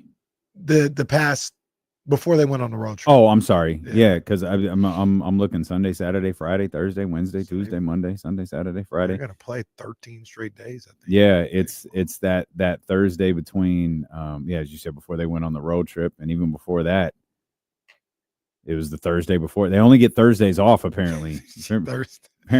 Apparently they work from home. They're like Odyssey. They work from home on Thursdays. Terrence asked the questions. What's the A's differential? He said it's got to be minus 45. Give me a second and I'll look. The A's, it's minus 18. Okay. A's 10 and 12. They're 10 and 12. Yeah, that's 12. They did play the White Sox, so that was a nice little stimulus package. Yeah. Hey, beating the White Sox is no easy order. All right. The only bad news about that is you guys got one today, didn't you? Yeah, this morning. The only bad news about that is you don't get to play the White Sox all the time. No, that's unfortunate. You already got your White Sox games out. What about the Rockies? Oh, well, when did the Giants play? That's a good question. The Rockies are minus 51. Oh. Yeah, we got the Rockies That's by far the worst in the league. Got the Rockies coming up in a couple weeks. We need that. Yeah. What's the White Sox? Yeah, they're minus 28. Yeah, they are by far the worst in the league. The Rockies are awful. Did you know, we've talked about this before, the Rockies have never won the NL West. Yeah, I remember you mentioning that. I don't think I knew that before, but I remember you in mentioning 1993. How you gonna be there around that long and not won the division once? I'm assuming they've only been to the World Series that one time too, then? Yeah, that's it. That's swept. That is it. By Boston. Yeah. Thanks. Right. I didn't remember that. Yeah, all right, man. Yeah, all right. You feel good about that? I feel, Feel good about that reference? Yeah. I'm just good, You man. you felt good yesterday morning, huh? Everything good? Like your boy Joe was going through it. Your boy Joe, did you see that? Joe, yeah. Hey, shout out to him. I'm not gonna lie. So we're watching the game and all that, and I'm watching my brother and my dad, and like Tatum goes down. He's down. Like I'm assuming his hand's gonna fall off or whatever. They're like, he's fine. Like, if you're gonna be hurt, be actually hurt. It pisses me off when he comes back. He's playing like ass all game too, by the way. He comes back, let me hit a couple of threes. Like, oh, now you're fine. Shout out Joe Mazzulla for not sending out the trainer. Joe said, get up! Yeah, Tatum was a little annoying yesterday. You're not hurt. Hold on. We might that have was to put a this classic one on. from Crazy Joe. Yeah, we might have to put this one on. oh, Joe. Don't go out there. Officials will obviously look at that. Oh. He told that man, all right. No. Officials will obviously look at that. See, the camera cut away from him too, because in my head, he absolutely looks like someone who's yelling, "Get up, you little bitch!" That's what he meant. No, that's 100% what he's doing. Look at how angry he is. He's looking at him like, "Hey, Tatum better be." He's looking at him, boy, if you ain't dead. Boy, hey, cameraman, we're going crazy this weekend. Look at Lisa. Lisa didn't even move. She's like, ain't nothing wrong with him. Lisa didn't get the notepad or nothing. Lisa's like, he's fine. Yeah, I'm not gonna lie. Tatum was doing the most right there. Like, look at it. Lisa's like, these Celtics are so damn dramatic. The cameraman had this moment, Nico's moment on Friday. Cut to Nico after AD got hurt. Yep. And this was across all genres. Did you see during the Hall of Fame getting all those people sleep? Oh, shout out Booker T. Booker T. Yeah. Bianca. Were they sleeping during Hunter's hour-long speech? Was it Bianca who had the shades on but was asleep? Or was it Jay? I think it was Jay Uso had the shades on. Yeah, I don't know whose speech it was, but people were tired. And then they had another one where the Undertaker was talking about Michelle McCool. Jesus. Yeah, probably. And Yeah, he goes, yeah, regardless of how true this is. He's like, yeah, she didn't come into this business thinking her name would carry her places and think that she had handouts. and the camera pans right to Natty. Oh, no. Oh, no. Cold world, no blanket. Come on. Hold on. Come on. Hold on. I think they got a still shot of Bianca sleeping. Oh, Just slumped over. Damn, man, sleeping. head crouched down and everything. Booker T was the same way. They said they man. started this show at 1 a.m. I've not watched the hold on. They really started it that late. I thought that's when it ended. Wow. Oh, yeah, because it started at 10 o'clock our time, right? Yeah, I guess so. Look, Cody sleep. Yeah, book Yeah, there's book Jay. out. Becky sleep. Oh, this is hilarious. All listening to Triple H. I know who wasn't there was my girl Liv Morgan. You see her at the club? No. Liv and a couple other, I don't know who the other wrestlers were, but they were at the club with the belts and yeah, they were having a good old time. I saw that video all over the place. Who's this sister right here between Jay and Book that's asleep? Naomi, it looked like. Is it? It looked like. Yeah. Maybe it is. Yeah. I don't know. I Look look at Solo. Brandy and Cody down here in the corner asleep. It's This Solo. is tough. This is tough. Who's that? Is that Eric Bischoff? Yeah, that's Eric Bischoff right there. Yeah. Just knocked out. Oh, I know what'll man. wake them up, man. It's their chance to win a $500 e-Visa gift card so they could get the hell out of that Hall of Fame ceremony. Head over to ESPN1320.com right now and enter the keyword NET, N-E-T. Enter the keyword NET over at ESPN1320.com for your chance to win a $500 e-Visa gift card.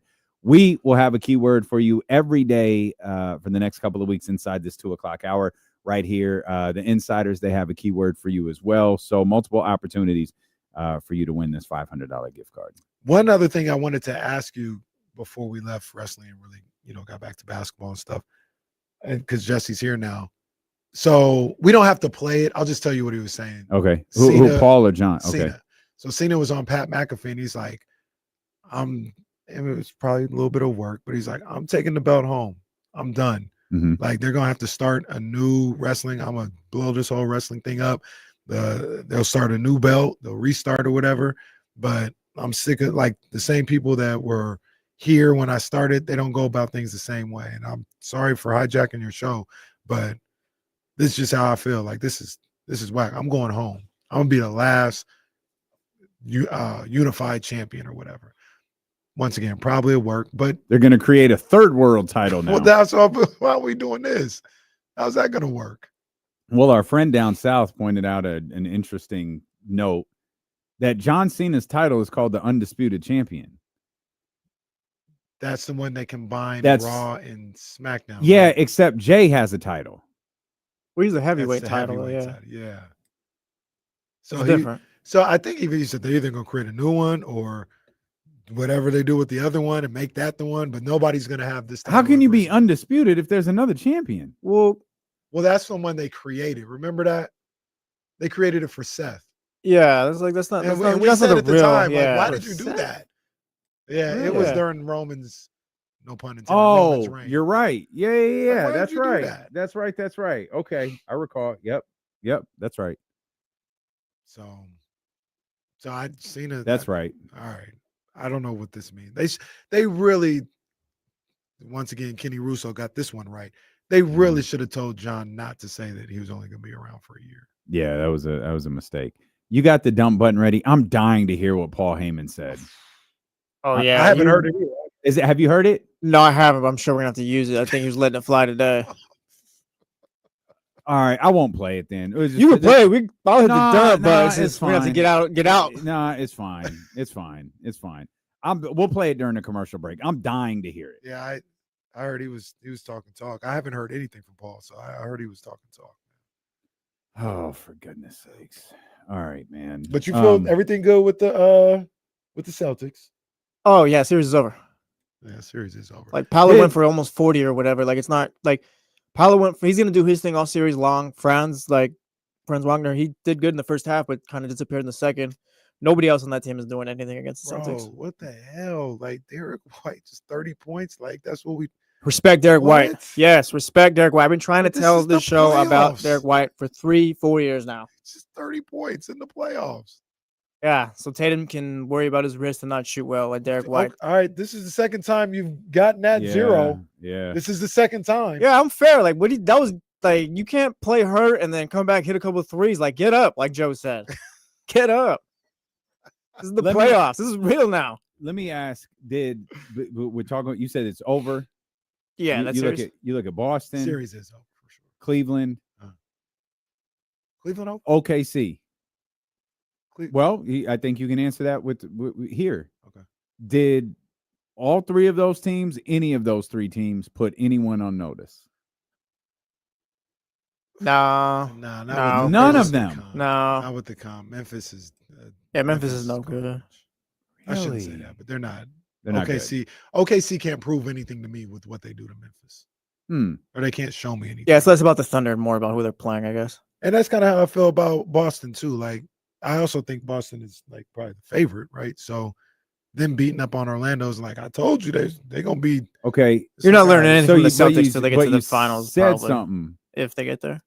So you're not sold on Cleveland yet? I wouldn't say that, but that game got close until it wasn't.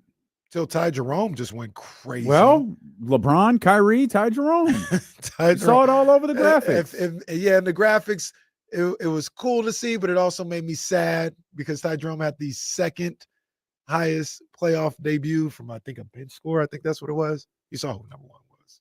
A bench score? Yeah. No, who? It was Malik. All I saw, was it? And they kept putting that. I saw that graphic like 3 times. Malik Monk with 32 points, 2020. All I saw was the Cavs graphic. Yeah. So it was, once again, real baseball here. It was the highest scoring playoff debut by a bench player. Okay. Was Ty Jerome with 30. Okay. And they kept putting up Malik Monk. And I was like, I think the Cavs will get the heat out of there in 5. They will. But that game was a little too close for my liking. Like, I didn't. It's just heat. I feel like it's just heat basketball. Yeah. No matter who, like they're always just gonna be tough. Davion, they got shook the table a little bit on Friday when Davion hits the big time 3 to send Miami to the postseason. Are those takes fair or foul this weekend that we saw with Davion? Kings made a mistake letting him go and all that. I think they're fair. Well, they're completely fair. You can't have your whole goddamn roster talking about we need a point guard when you've gotten rid of 3 of them. And this guy's he's not been dominant, but he's played well in Miami. Was he doing that here though? He didn't get a chance half the time. I shouldn't say that. He played him, but he had a real quick hook for Davion. And there was well, who's he? Mike Brown. Right. How would he have fared under Doug? He would have played under. Yeah, he would have played. Well, that's what I mean. Like, how would Davion, like, he probably would have flourished. How would we all thought Davion is Mike Brown's guy? Like, before Mike ever coached a game, we were like, man, he is going to get the most out of Davion. Nothing could have been further from the truth. That one was a bit confusing, huh? Absolutely not. Well, it was equally as confusing as Keon Ellis actually doing it and then not getting play the next year. I don't. We all said Mike Brown's looking for a specific type of player. What? What's the specific type of player? LeBron James? Yeah, that's what it felt like. You ain't gonna get that. That's what it felt like, and I'm starting to wonder. I don't feel like development was Mike Brown's strong suit. Agree. He didn't. I don't know if he was good at that, or he wasn't interested in it. He wasn't interested in developing anybody. He wanted you ready-made to go out there and execute whatever game plan that he had on both sides of the floor. Mm-hmm. And I thought Davion would work well for Mike. I thought some of the things that he was looking for, I know a lot of team defense stuff is where Davion and Keon lacked, and that's probably why their playing time was so spotty with Mike. But man, work with those guys. Teach those guys. Hang with them a little bit, and try to build them up and take whatever lumps you have to take for a little while. But yeah, man, I look at Davion and I look at what he's doing in Miami. He wasn't like super great in Toronto either, but he got in a system that appreciated. This is the things I always say about Doug, and this was his strong suit. He's gonna focus on the things you can do and not what you can't do. Yep. And I think Miami does that a lot. And yeah, this one, I think, is the rare triple threat of blame. Mike didn't play this guy enough and didn't develop him and put him in a situation where he could be successful. Mm-hmm. Monty shouldn't have traded him for a bag of peanuts. And if the story is correct, A Southwest bag for that. yeah, if the story is correct, him having to trade him because Vivek was trying to get under the salary cap is a fail on all three of their parts. Yeah. Like that's especially knowing what you may be staring at, where you may not have a point guard on the roster. If you do one or two things wrong with De'Aaron Fox and you move this guy Davion at the beginning of the season. When was Davion traded? Do we remember? After DeRozan was signed. So July. Yeah, July, August, somewhere around there. So we hadn't got to training camp where De'Aaron's finger was pointing the wrong direction. No. Okay. Even then, you didn't have a point guard no more. Davion was traded June 27th. Okay. June 27th. Wow. Wow. This ESPN article was out that day. Yeah, it was before. That's right. It was around the draft. It was like after the draft. Okay. You had Devin Carter, but you knew Devin Carter wasn't going to play right away. Yeah, first paragraph. Kings are trading former pick, Davion Mitchell, Sasha, blah, blah, blah. Next sentence. The deal gets the Kings under the luxury tax and opens up a roster spot. That's a fail on Vivek's part. Wow, it's amazing. The further we get away from the Kings season, the worse it gets. How the hell these guys get to the playoffs that one year? Goodness gracious. The postseason award finalists have been announced. Spoiler alert. Kings aren't on any of them. Talk about that when D'Lo and Casey return. Plus, James Ham at the top of the 3 o'clock hour here on Sacramento Sports Leader, ESPN 1320. Well, here we go. I want to move the draft stuff to tomorrow. The NFL stuff. Yeah, that's good. That's good.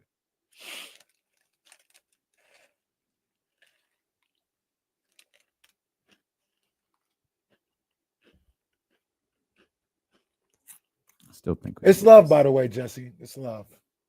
Yeah, I was wondering. I was going to talk to you guys after the show. Sometimes you just got to reconvene. Reset. Oh, shit. We still can. Yeah, we still can. Yeah. Yeah.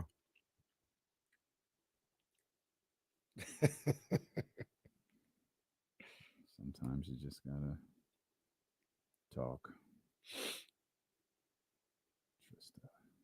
Tomorrow's Tuesday.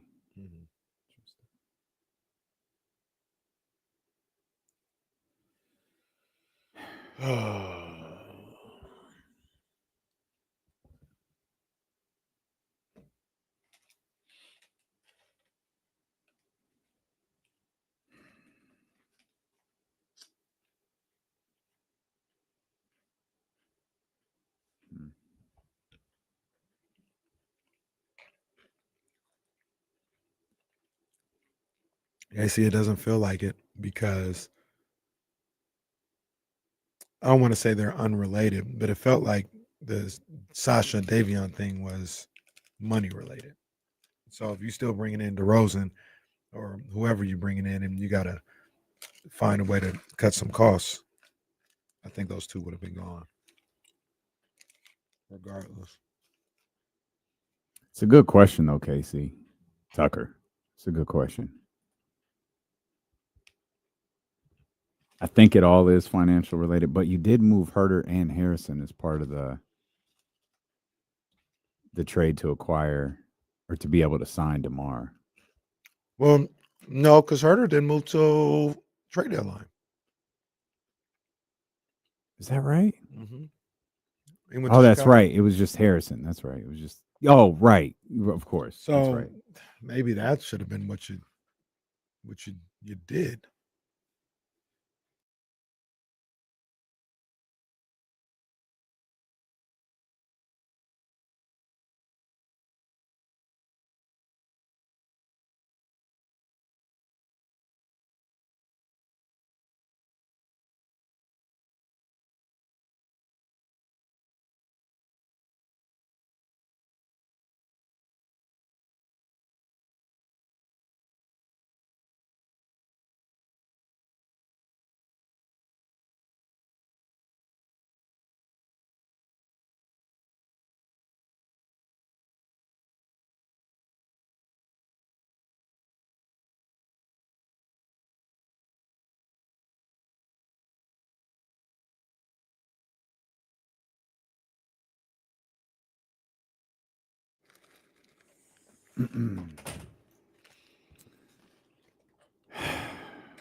But to our earlier point, maybe you should have moved him instead of Davion. But he was also coming Sorry, off who's Herder. him? Sorry. Oh, yeah. No, he's also coming off of surgery. Well, aren't there a million questions you could ask too? Like, well, I guess if he was moved at the trade deadline, well, that's part of the Levine thing. It had to be done. Yeah, I would have loved to see Davion with Doug. Mm-hmm. They got to go back to Miami now, pay twice as much as it costs to.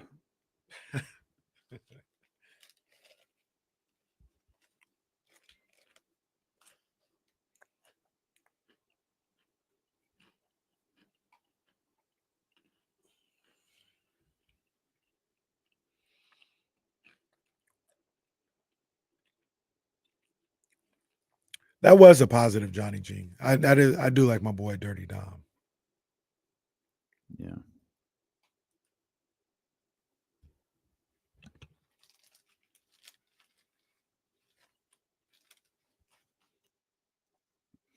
I have great news for everyone who missed that keyword at 2:00 that you can enter over at ESPN1320.com for your chance to win $500.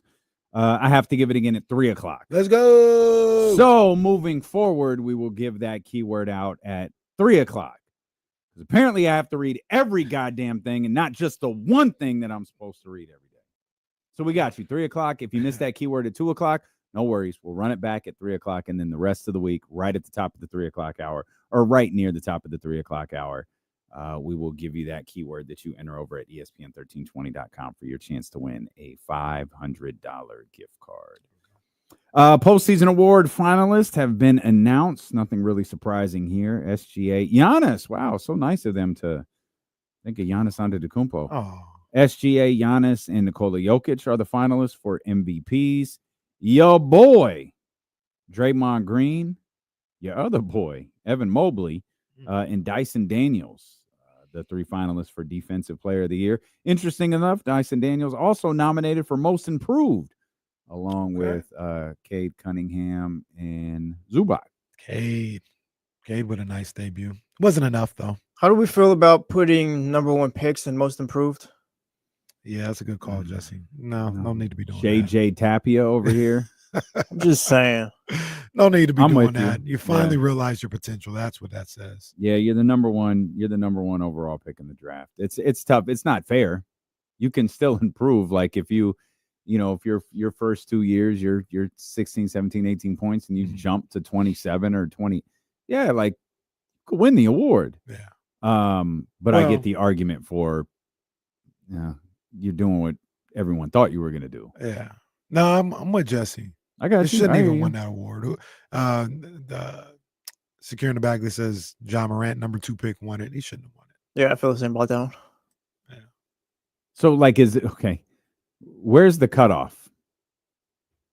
What if Keegan averaged 26 points per game next year? I know that's funny, probably for a lot of reasons. That's a good point. If Keegan Murray averages 26 points per game next season, he can have the award. How about that? Okay, he's the 4th pick. Is there a cutoff? I'm just saying, like, Keegan Murray's not averaging 26, but if he Okay, does, all fine, right. give it to him. All right. And maybe I Jesse taking a sucker's bet. It's never going to happen. Do what you want. It's 10,000 to I 1. don't He's going to care. take 10,000 to 1 odds. Your MVP John Cougar this year. Mellencamp ever wins an Oscar. I'm going to be a rich man. Your MVP. That's You didn't get that one on, Kenny. No, John Mellencamp. Wait, what? You're doing great, pal. That's a deep cut. Not everybody got that. That's one. on the super fan episode. I didn't see that one. All right. All right, man. See this. It's on the On the regular. It's Superfan. on the regular. What's your episode. take, Kenny? I was just gonna say Keegan Murray averaged 26 a night. He'd be on the MVP list. Keegan Murray averages 26 Well. a night. The Kings are probably going to the playoffs. And I'll be dead wrong about everything I've ever said about Keegan. Well, is Keegan Murray getting 26 a night on the tanking Kings? Oh, well, somebody's got to score. Good point. You said something, by the way, last night about the draft and the Atlanta Hawks trade. The coin flips were done today. James just tweeted, I was just looking at this from NBA Communications a moment ago. The Sacramento Kings won the coin flip with the Atlanta Hawks in going to the lottery with the 13th best odds of moving into the top 4. If they stay at 13 or drop to 14 in the lottery, the pick goes to the Hawks to complete the original Kevin Huerter trade. Mm-hmm. And for those who are confused by that, if I'm not mistaken, the only place you can go is the top 4. Yeah. You can't go from 13th to 6th. You can only go from if their name doesn't show up on that 13th envelope, they're in the means top, they're in 4. Yeah. But you said something last night. You just want the trade to be over with. I kind of do. Like which I understand completely. Now, if you're in the top 4, It's though, a little different. if you're in the Maybe. top 4, I reserve the right to to change my mind. Fine, you can have the pick next year if I can get Cooper Flagg. Fine. Yeah, I'll figure that one out. Yeah, if it doesn't convey and you're in the top 4, I'll be super happy. Like Basically, super happy. what happened in Atlanta last year, no? Yeah. Yeah. Yeah, it's exactly what Yeah. happened. So Can you imagine the Kings win the lottery? Like, not to go into the top 4, but win the lottery, and rumblings of someone other than Cooper Flagg. Don't even say Ace that. Bailey, Some big man Dylan out of Harper. No, hey, imagine it. Yeah. Oh. Front office likes Cooper Flagg, but Vivek really likes Dylan Harper. Yeah. Yeah. Oh man, that's tough. I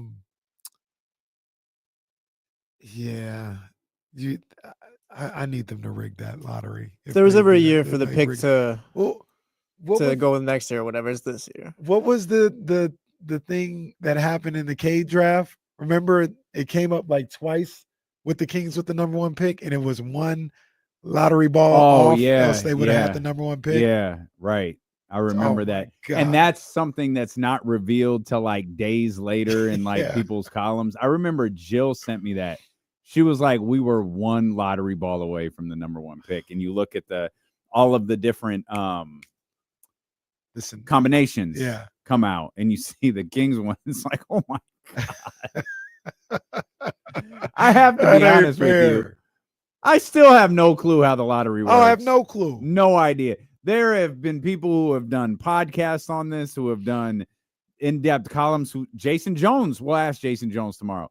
He's been in the room where the combinations are done. I don't All know. right. And I think he's tried to explain it to me, and it. Oh, all right. Well, it's like when I'll ask you again in a couple months. it's like when an NFL agent tried to explain the salary cap. There was just a certain point. Well, all I heard was like Charlie Brown noises. So, yeah, so the argument of what I talked about last night is because it was also put into the premise of the job that Scott Perry has to do. Right. And I said, I believe there is an argument to his job might be a little easier if he has a full gamut of first-round picks to work with, where that only happens if the pick to Atlanta conveys in this draft. If it didn't convey, I think you still got a bunch of restrictions on which first-round picks you can trade, what years you can do it, or whatever. There's still a lot going on. Now, once again, I trade that to be top 4. Like, okay, that would work. Because look, you could, in theory, I guess you could trade this pick if you wanted to. Say they got top 4. If you wanted to, yeah, you could trade the pick, even though you don't have control over the ones after. You could draft for somebody. That's how you get around it. Right. Yeah. So, and there's ways to work around it, but I just want the dark cloud. Oh my God, those things are all over Sacramento. The dark cloud of those this pick conveying. I want that to go away because I think you can really maneuver if you're this front office if you don't have that hamstring. Monty has been fired, Mike has been fired, and Kevin has been traded again, all before this trade with Atlanta to acquire Kevin Huerter in the first place has been completed. Sick trade, Monty. This didn't even happen for Vladdy's pick swap. Oh, that went on for like 7 years. Oh, that was so bad. And who So was bad. that? Was the pick swap De'Aaron, and it could have been Tatum. Is that how that went? I think it was. Yeah. Yeah. Because the next year they had a good one was when they passed on Luka, and that was their own luck. Right. I think they Well, the ping pong No, I think it ball was. and I think everything. it was a different one. Because I think the Celtics used that pick swap with their own pick to trade with Philly. I think to get Tatum. Yeah. Yeah. So But I don't know if like they pick swap would've could been, have the ping pong balls they came out to traded. them having a 3, but I feel like the swap was automatic, I think you're right. I think KC's right.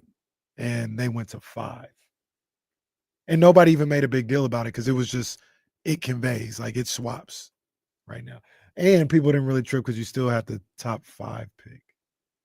Because Boston, Yeah, it's not like you switched to.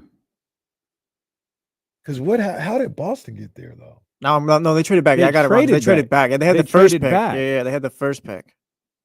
Boston had the first pick. They traded back, Yeah. and what was Danny's line? We were going to draft the same person, no matter what. Like, Yeah, they were always taking Tatum. that's what he said. If we were drafting 1, we were taking the same guys. If we were drafting 3, Casey Tucker says Kings got the 3rd pick, the number 3 pick, then had the pick swap to 5 because the Sixers got the best. It was with the Sixers. That's right. Okay, yeah, that's the It was mix up with the then. Sixers. Yeah. The one with the Celtics is a different one. That's when the one with the Celtics is when Dave Yeager's final year. And it ended up being a worse pick than the Celtics thought. I think the Celtics used that pick on Romeo Langford, and a couple years later used that Romeo Langford to get Derek White. So shout out to you guys. All right. There goes Derek White again. Jeez. I remember the Marvin Bagley lottery so well. The joy, because I remember. I think it was Chicago. Yeah. I remember We waiting were to gonna see lose the like pick, right? if Chicago's name. No, I think that was a different draft. But If Chicago's name pops up, we're in the top. We're in the top 4. And I'll never forget man. the first call. I can't believe you guys are getting Luka. I can't believe it either. And then the next day, that kid at Duke. The whole thing for me too was it was Porter Jr.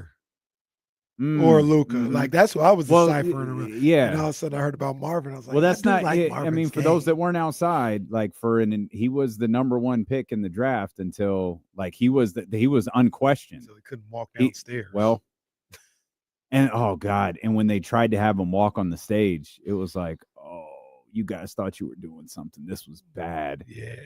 He looked like a aging wrestler on the indie circuit. Like it was awful, awful. Yeah. But yeah, he was supposed to be the guy. Yeah. And then obviously major question. I'll still never understand how DeAndre Ayton become the one. Never understood. And that was like locked in. I felt It was a really good college year at Arizona, I guess. Yeah, but he got didn't Arizona get eliminated By the first day of Buffalo, the I think. tournament? Yeah. So it's not like he even had a great tournament. It was like, nah, He got locked down that game. They were just gone. his game's built for the NBA. It's built for the NBA. Man, that was tough. Arizona. It isn't not the owner, GM. I don't know. Was Sarver an Arizona grad? And that's why everybody was just like locked in on like That makes Oh, all I the don't sense in the know. world, but I don't know if he was. He's somebody went to, maybe I could be wrong. But I thought there was ties with that. And that's why everybody's like, oh yeah, no, they're getting Aiden. Hmm. All right. Okay.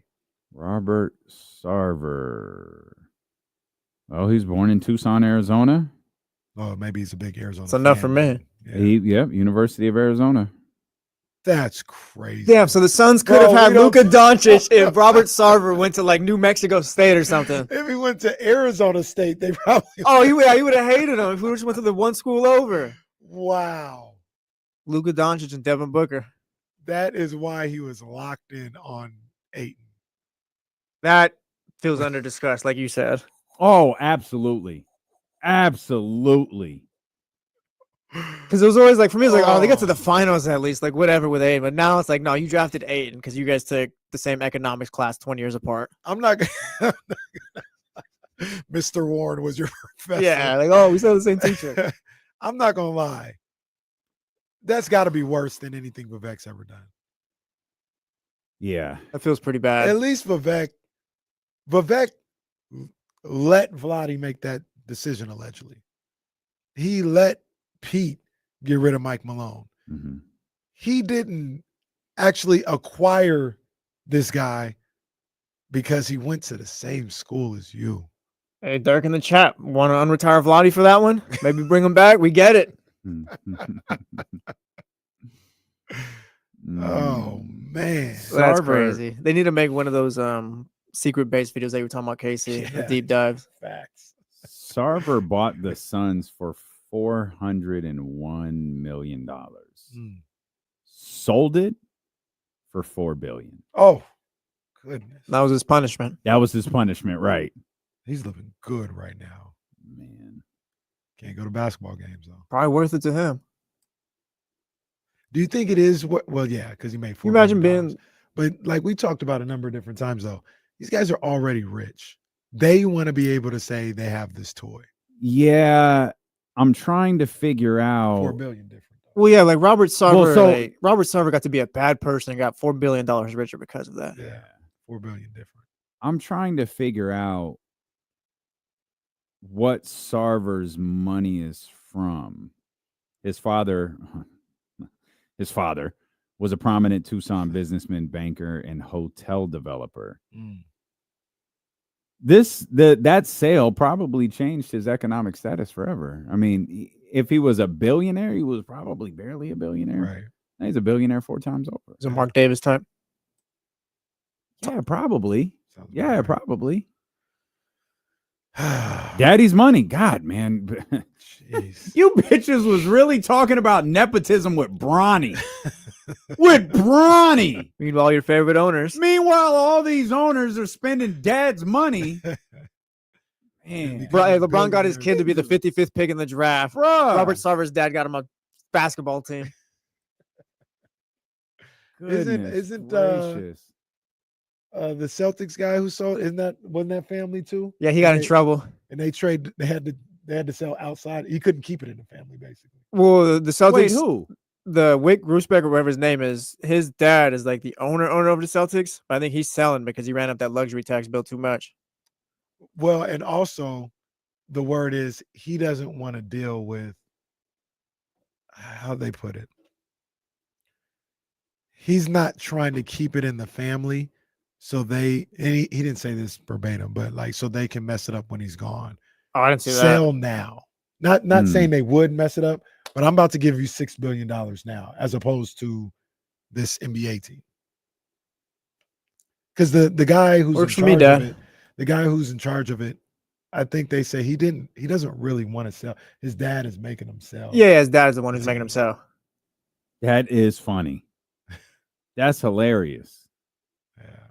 Wick. Because Wick has been running the team. He's been like the face of, I guess, ownership. Wick went to Princeton, Stanford. Like, Wow. he's not an idiot, is he? No. I mean, and he's got the championships to Boston. He's got the Sincoro with Jeannie and Michael Jordan, the tequila.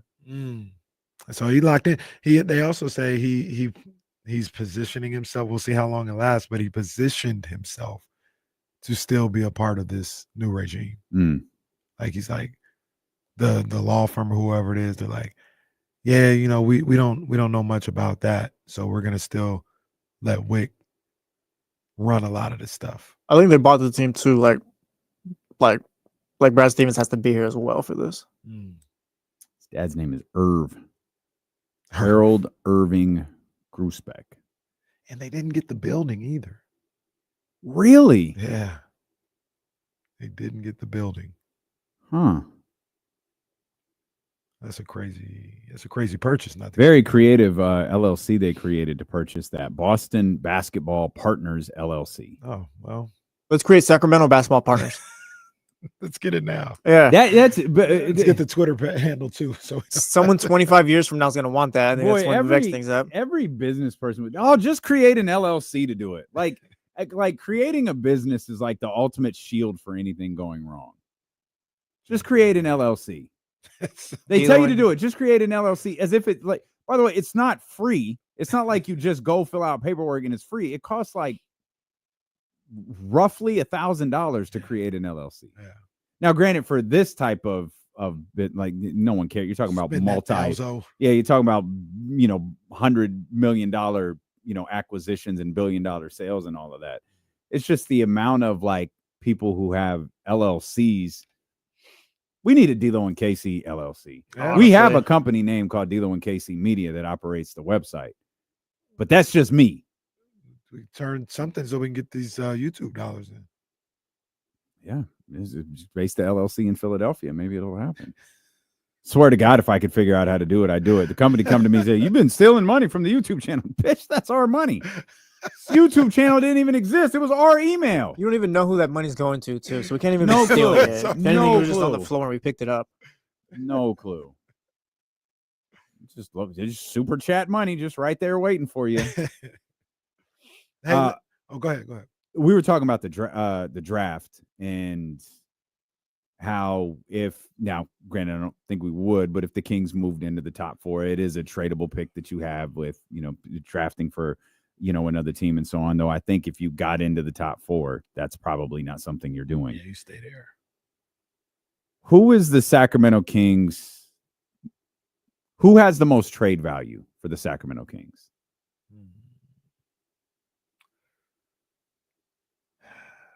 I think it comes down to 3 people.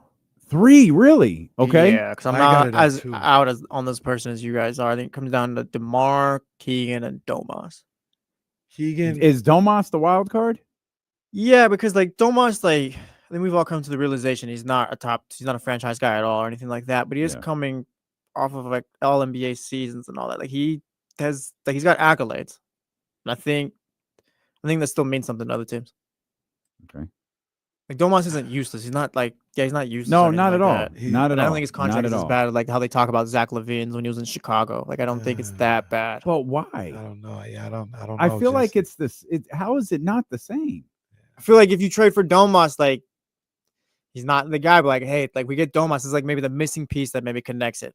The last guy we need or something like that. Not like the last guy on the bench, whatever. The but just- 4th guy. Yeah, the 4th guy or even the 3rd guy, maybe. $40 million, by the way. It's gonna end up at It's 50. gonna be 50 at the end, but All right. Well, Jesse, Cap's going up. Cap's going up. Cap's going up. Big bucks Cap's tappy going up. over here. Cap's just like, going up. What's 50 million? I had the other 2. I didn't put Domas on mine, but I was So DeMar's 1. like ranking wise, or Yeah. just one of them? Or one of them. One of them, yes. And I don't know if DeMar is ahead of Keegan. And so Keegan was your other one. Okay. Yeah, All right. yeah. I was So wondering if anyone would say Malik. I thought about Malik, but Now, maybe- honestly, I'm Malik staying here if it's me. I agree. I'm with Yeah. you. Malik is someone. But wait who- a minute. You're Mr. Everyone's on the table. Get everybody out of here. Malik is the. I'm not saying the other guys are, but I'm just talking about Malik only. Malik, I know, plays for Sacramento. Oh. Name on the front. I could. Well, like I'm not you gonna said, build you don't have around to him, but question that. I know I like that could help with culture and getting locker rooms together and stuff. Yeah, I don't think you're getting But- too much from Malik Monk either. that's the other thing about it. I wonder if you could get. What do you guys think? Do you think you could get more in a Keegan Murray trade than a DeMar DeRozan trade? Yes. What are you getting Well, for we're- Keegan Murray? Well, I feel like, and we could talk to James about this at the top of the 3:00 hour. Do you sign Keegan first? I think you do. I mean, because Because yeah, you because do like have that deal doesn't work for you if you're only trading him off his rookie salary, no? Well, financially, it's probably Like, you're not gonna great, get the but most that for might that. also be what makes him more appealing. Right. Oh, yeah, true. They can decide what they want. Yeah. To do with him. How many first round picks do you think you're getting for Keegan Murray? A swap. I don't know if you're getting one. Yes, I think a swap at best. This is not 2 years ago. Oh, so Yeah, like this is not 2 years ago. I don't know. Are we selling him a little short though, Keegan? Saying like no to a first round pick for him. It's a Like no, 15 point like I don't know that he's getting one. if Maybe, if you're trading for Keegan Murray with the intention of giving him a contract extension, I think you're willing to give up a first round pick for that. Sure. and, sure. And I'm not saying like the trade didn't actually happen. And I'm not saying Keegan is better than this guy, but wasn't the report Brooklyn was looking for 2 first-rounders for Cam Johnson? Correct. Yeah. I think if that's the case, and they really think they could get that, or maybe they were just messing around, you could get 1 for Keegan. Is it fair to say if you're not trading maybe. Keegan this offseason, though, you're just not going to do it like he's here? Yeah, probably. Because I don't think, you probably would have signed him. Well, yeah, because I think you're signing him, but also I don't know. I don't know how much he's going to build his value and stuff like that going forward. I don't think he's peaked as a player. He hit 15 points per game last season. You think he could be better than that? I think he can be. We'll talk about it. We'll talk about it. We'll come back. James at the top of the hour. Plus, we've got that keyword that you need to enter over at ESPN1320.com for your chance to win a $500 e-Visa gift card. That's all coming up here. It's Dealing with KC, brought to you by Sky River Casino on Sacramento Sports Leader, ESPN 1320. Paul, I think an unprotected first for Keegan Murray is crazy. Yes. I agree. Somebody want to do it, then cool. But I agree.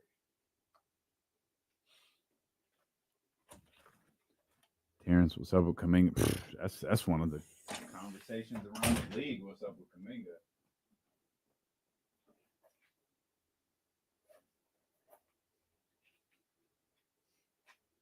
How much better, Tyler Jennings, do you think Keegan could get?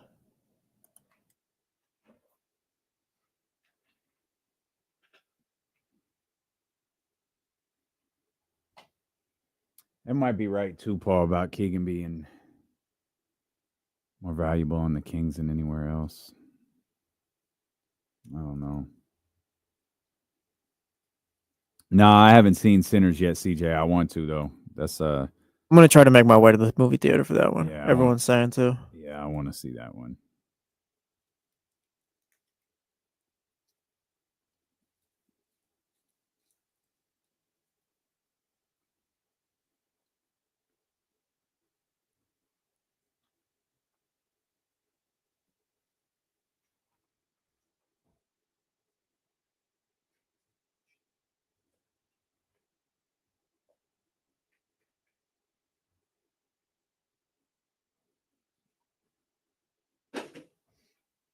Hoops report is over, right? Yeah. Okay. Yep.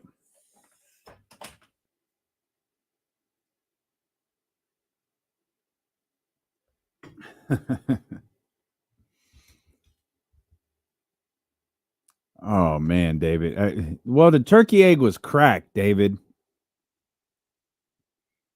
I want that turkey thinking I did something to it. Sal didn't have to predict it because he got 36 in the playoffs in his third season.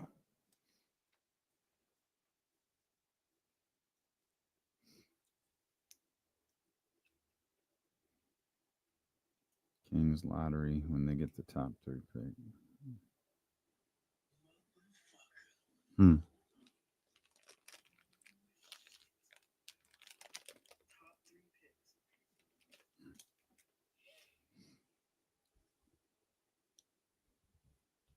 That's funny, Leezy.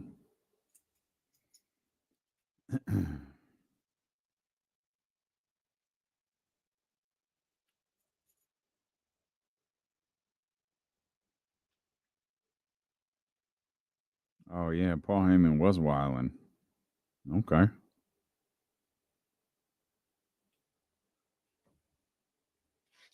Well.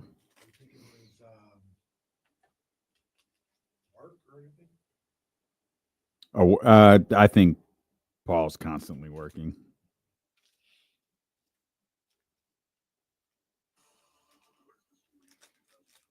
I see Netflix is doing a WWE series. It looks kind of interesting.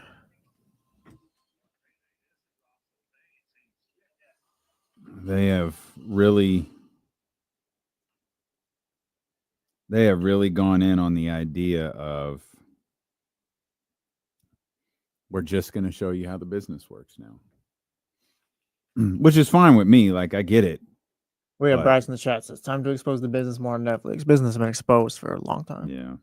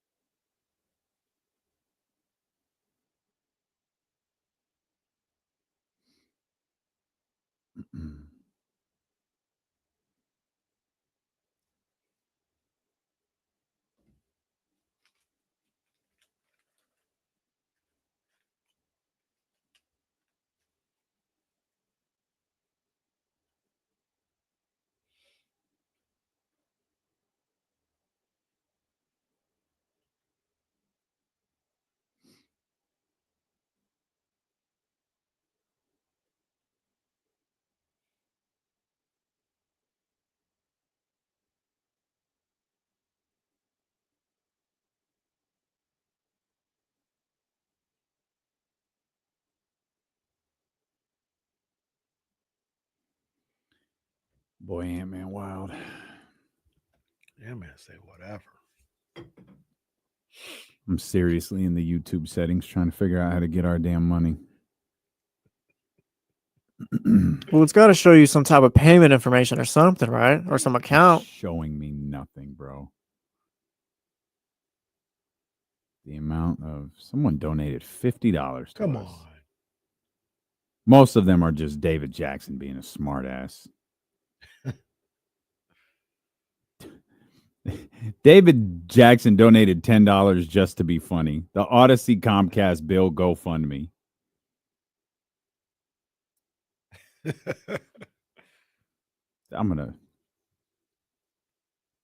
I'm absolutely gonna obsess over this now. I got to figure out how to get our YouTube money. All this money David Jackson has sent to us, I got to figure out how to get it. And that person who donated $50. Shout out to them. $50. Let's get TC in here. Elk Grove Kia Talk Line 916-909-1320. TC, what's happening, baby? Yo, what's up with my two brothers, man? TC, what up, big dog? Hey, man, my bad. I meant to hit you back later yesterday, man, but I appreciate the happy Easter love, man. Appreciate you, dog. Man, it's all good, man. I'll try to shoot that out to D-Lo, too. I don't know if you got it, man. You know me. I be spreading my love to my two brothers, man. My dog, straight up. I ain't get it, so don't come lying to me now. It's fine. You send messages. It's all good, TC. I send it out to the team. You want to beat me up, bro. Man, I think it was some eggs. Hey, I think it was some eggs, man. Okay. All right, TC. All right, TC. All right. Hey, no, but look, hey, bro. So, hey, now I'm fired up about Perry, though, right? So, look, hey, what y'all think about this? About the Magic, right? So, or excuse me, let me back up a little bit. Do you think Perry should be moving like this, right? With these three players, DeRozan, Zach, and Domas. I'm calling every team, right? When you sit down and talk to the teams, you break them down, but you say, hey, it's the pick of the litter. Which one you want, bro? And give me your package. I was looking at the Magic last night, and I said, you know what? They might need Domas. What y'all think about like a Cole Anthony, a Jet Howard, and maybe like a first for Domas, bro? You think that's enough? I think it's more than enough. First of all, Jet Howard. First of all, we don't talk like that on this show, TC. Keep your package to yourself, pal. We can talk trades if you want, but DC just trying to talk basketball, man. They called D-Lo and KC and don't know what. First I just wanted to know if you want to trade me your players, sir. That's it. First of all, TC, stay out of the chat, boy, because they that was crazy. Yeah, like I hear you, TC. That's not how this works, though. Because then the word gets out that Scott Perry is desperate. That's not how this works. Like you have an idea, like you formulate an idea. What helps my basketball team? And I'm just Cam Johnson. Great. Cam Johnson helps. How can we go acquire him? Right. Then you start a series of conversations with Sean Marks and the Brain Trust in Brooklyn or whatever player that Trae Young in Atlanta. Okay, you start talking with Atlanta. What's this look like? How does this work out? We have to formulate what the trade looks like on our end first. What does this look like financially? What do we know we have to execute? Okay, when push comes to shove, where's our breaking point? Then you start these conversations. You know there's a starting point when you're going after a player that makes $40 or $50 million. You know there's a starting point when you're going after a player who makes $20 million. You know there's a starting point that you're going at with a player who might be on an expiring contract. Like there's breaking points for all of those things being different. What's the breaking point for a player who has 3 years left on the deal? What's the breaking point for a player who has 1 year left on their deal? Yeah. You don't just call someone and go, hey, take whatever you want. Let's get this deal done. Yeah. It's not going to work like that. Yeah. I get what you're saying, TC. It doesn't work like that. You gotta work a little bit more discreet. You gotta work like Nico, I guess. Well, don't ever work like Nico.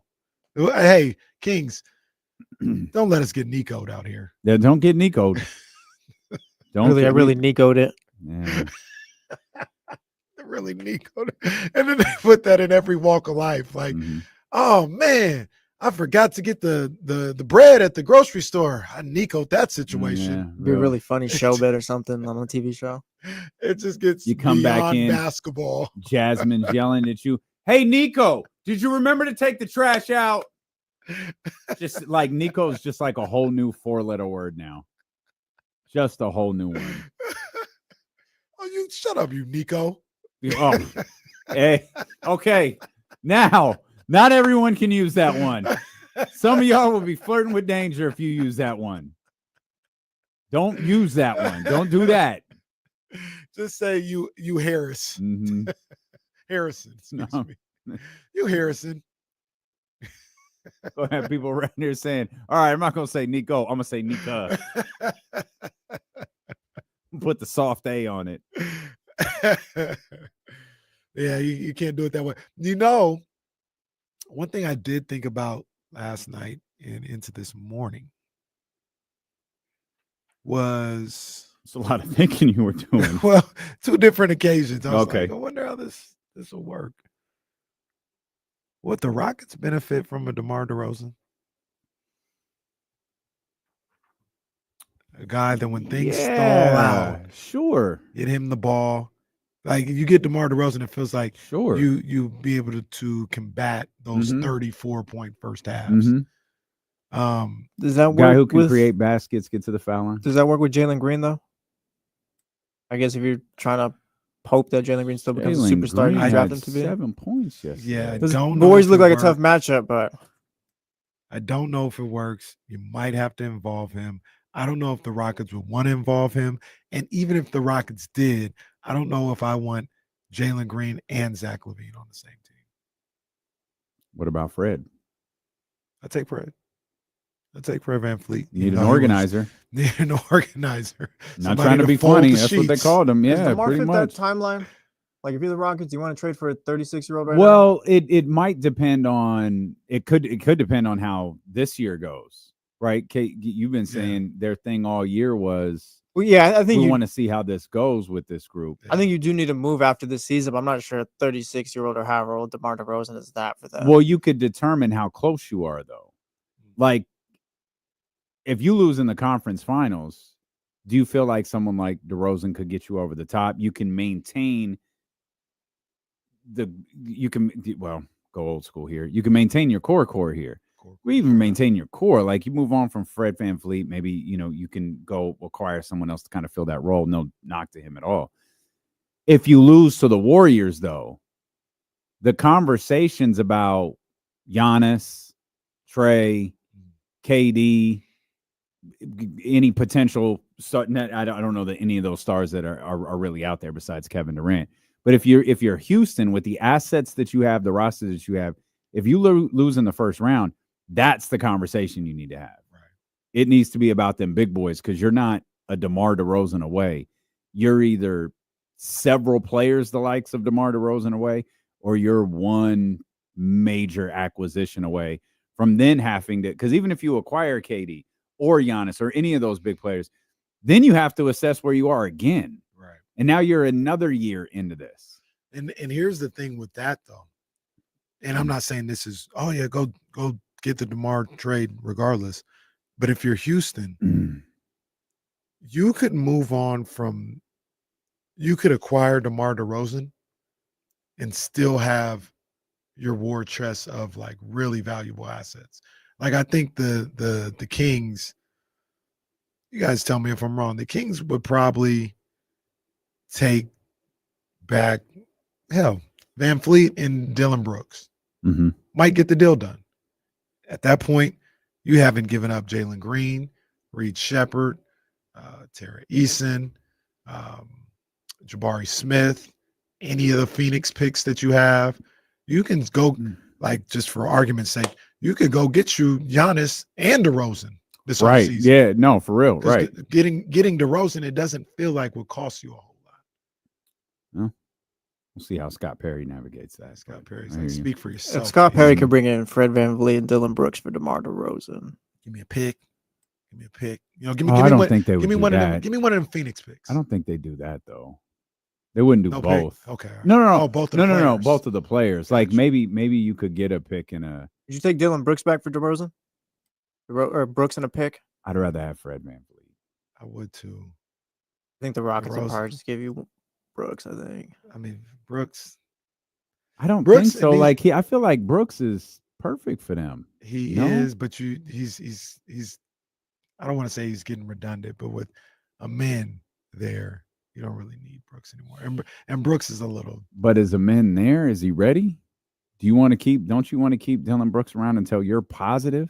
Like you going into next season, like it is universal. A man is him. Yeah. But you're confident in executing that strategy next year. Well, but you wouldn't necessarily be in that situation because you're gonna be looking for that other guy, right? They're gonna be looking along with Booker and KD and to go along with the men. Oh, I got you. I'm thinking about them executing multiple. Well, I'm talking about moving on from Dillon Brooks, but I guess if you're acquiring one of those guys, moving on from Dillon Brooks is fine, and a man can develop if it's another year and a half or whatever. You'd be getting Dillon Brooks for 2 years at 21 and 20 million, and then Fred VanVleet just has a club option next year. Fred VanVleet makes a lot of money. I'm looking at this right now. 40, 45, if you want to call it. Round up on D'Lo and KC. 45 next year, and that's it. Yeah. Well, no, he's got 2 years, right? Or are they including this year? This year's he's playing on this year right now. It's just one more year left on his deal. And you said it's a player option? Club team. Oh, club. Okay. DeRozan and Dillon Brooks kind of fit perfectly. DeRozan's at 23 mil for it's going to be 2 years left, and Dillon Brooks is 22 million for 2 years left. Does Houston pick up that option? I'm sorry, I'm still stuck on Fred VanVleet.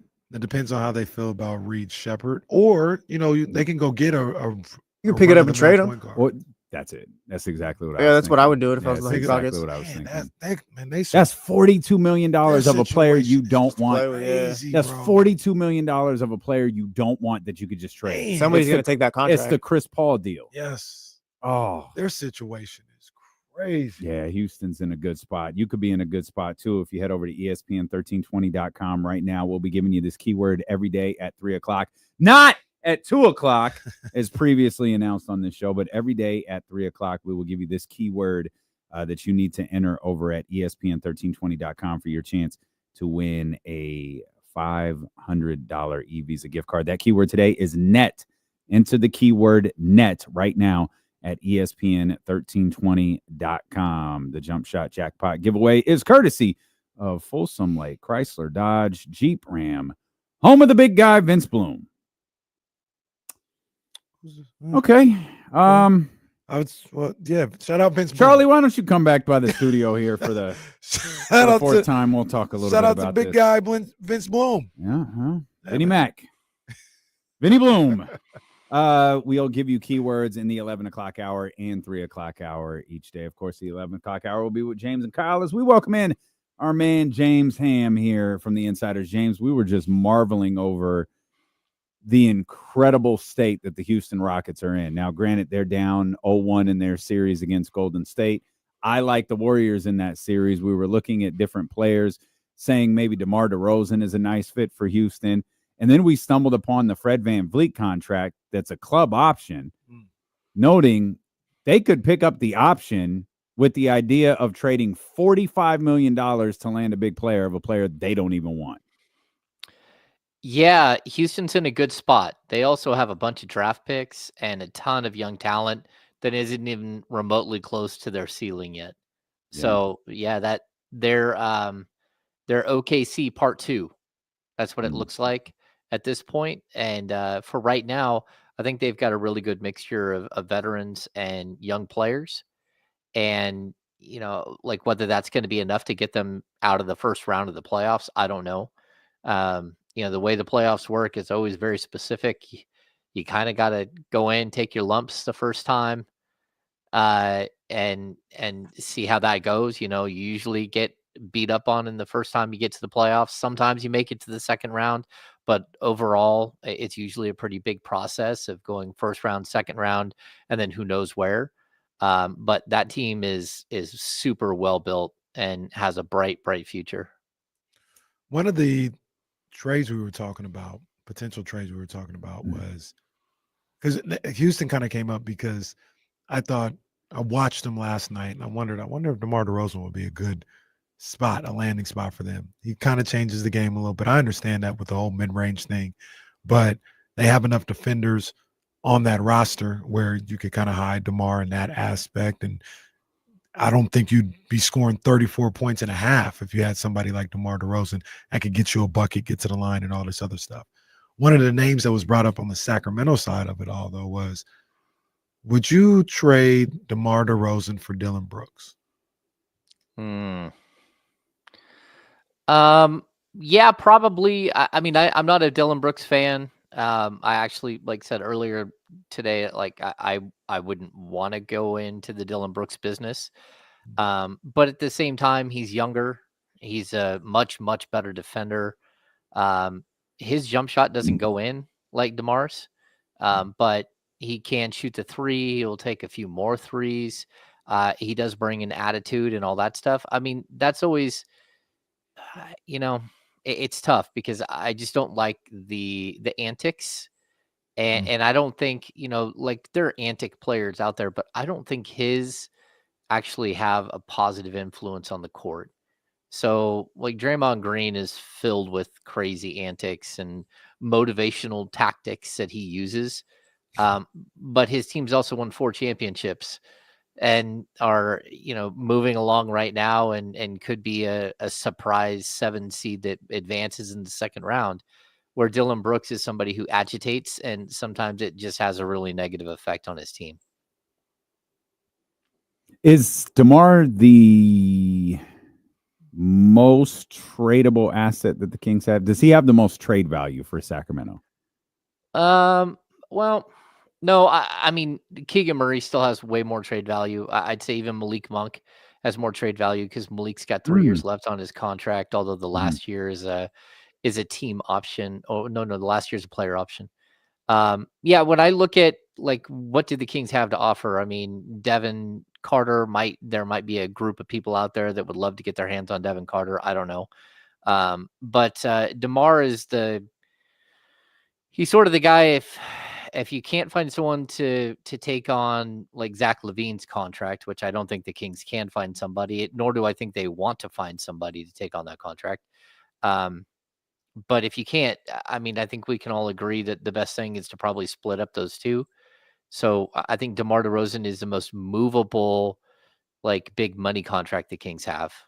And, maybe, well, I would even say more movable than probably Malik Monk at this point, just because DeMar's got 1 year left, but then there's a $10 million buyout for the final year.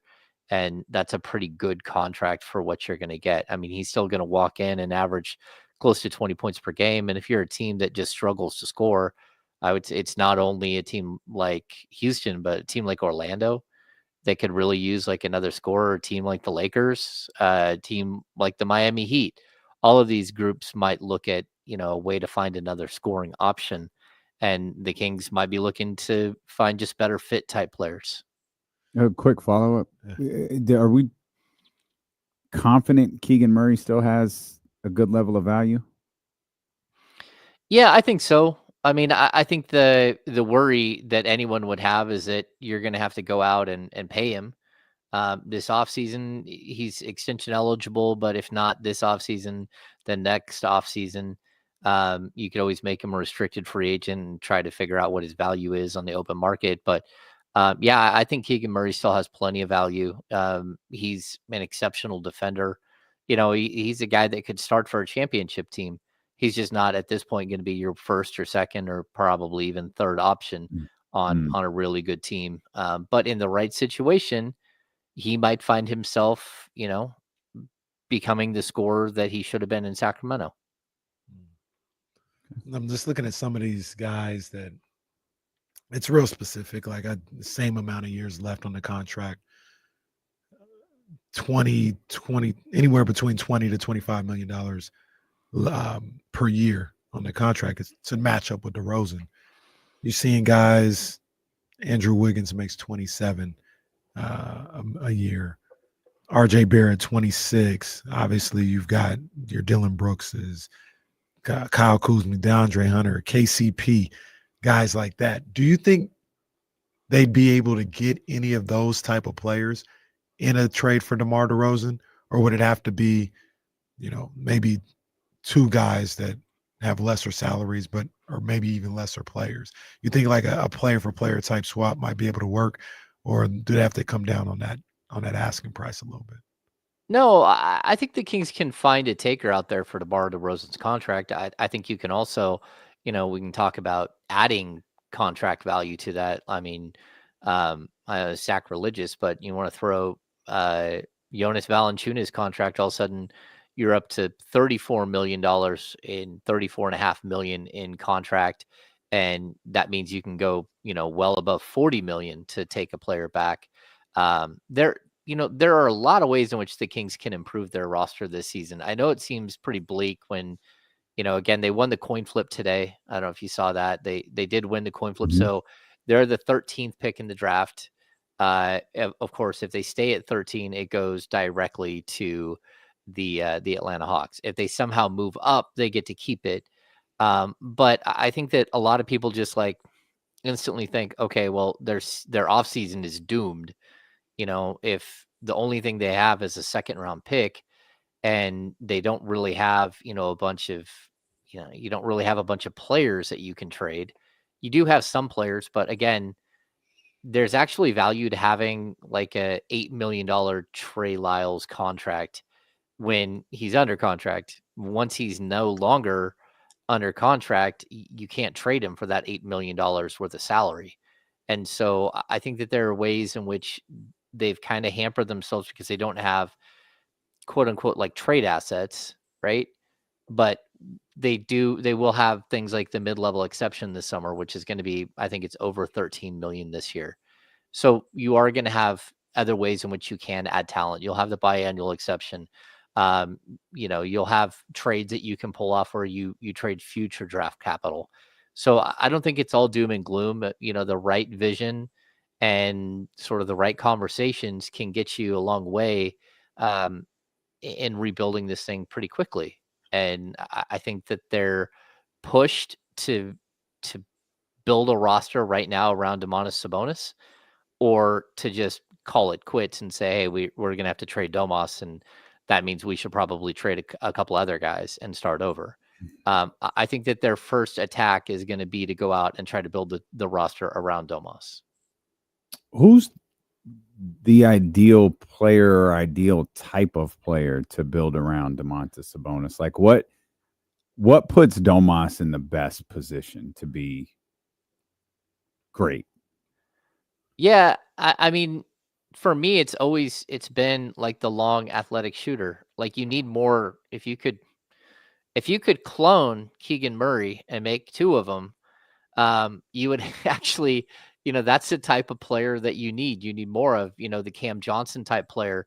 What you need is guys that are athletic, that can defend, that can shoot the three. And I don't think that it's that difficult to find those players. I don't understand why the Monty and West tandem couldn't find those players, because every other team finds them. Like there are a bunch of 6'6" to 6'9" athletic, long defensive minded 3-point shooting wings right now in the NBA.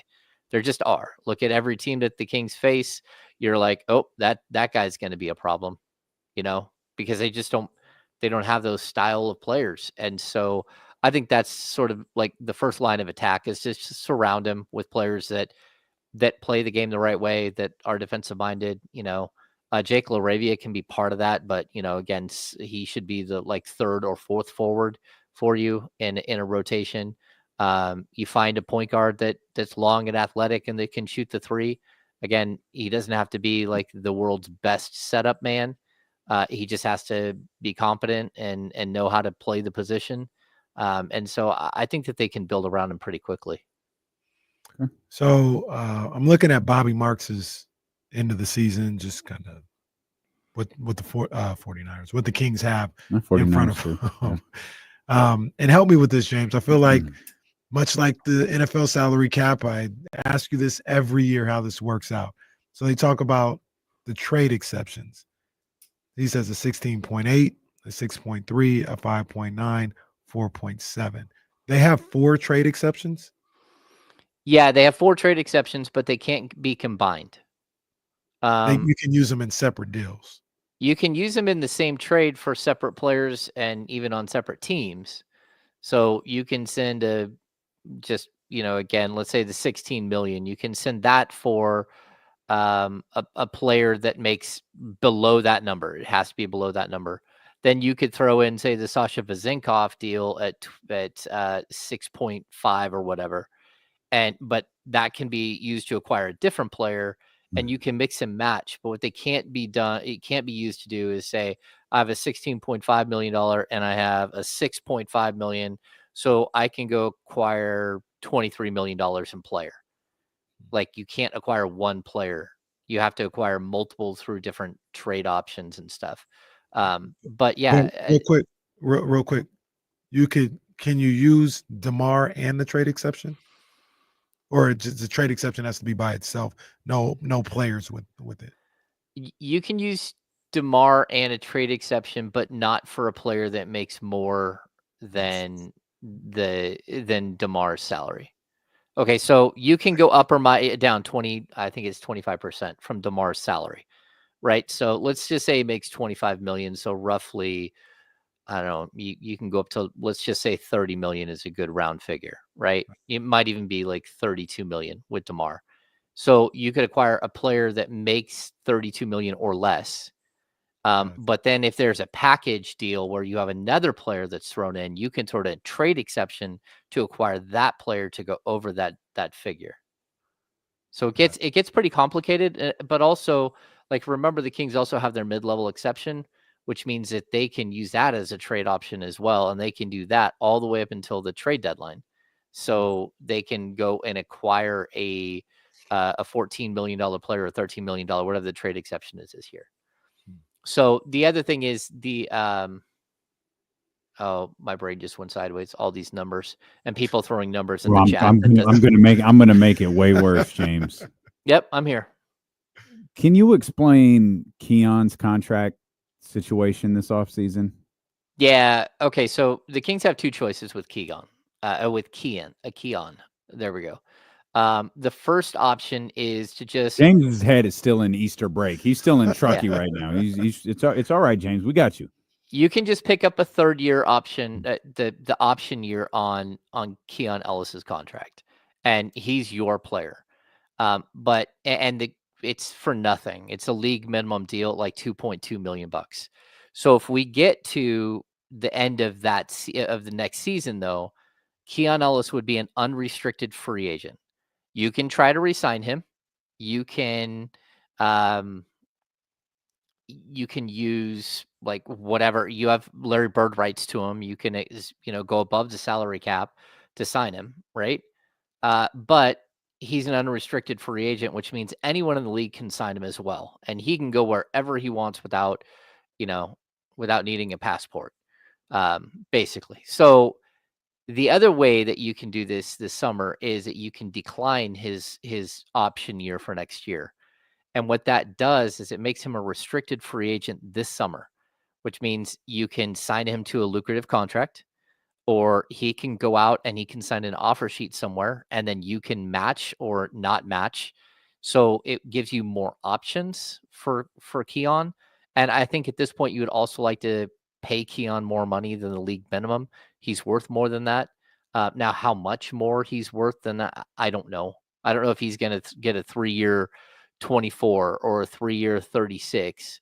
Whatever. Keon might get plenty of money in the on free agent market, but there isn't a ton of money to be had out there. And Keon Ellis, while is a fun young player, and I think a very, very good up and coming player, there's also like how high up a list of priority is he going to be for another team out there, and you just don't know.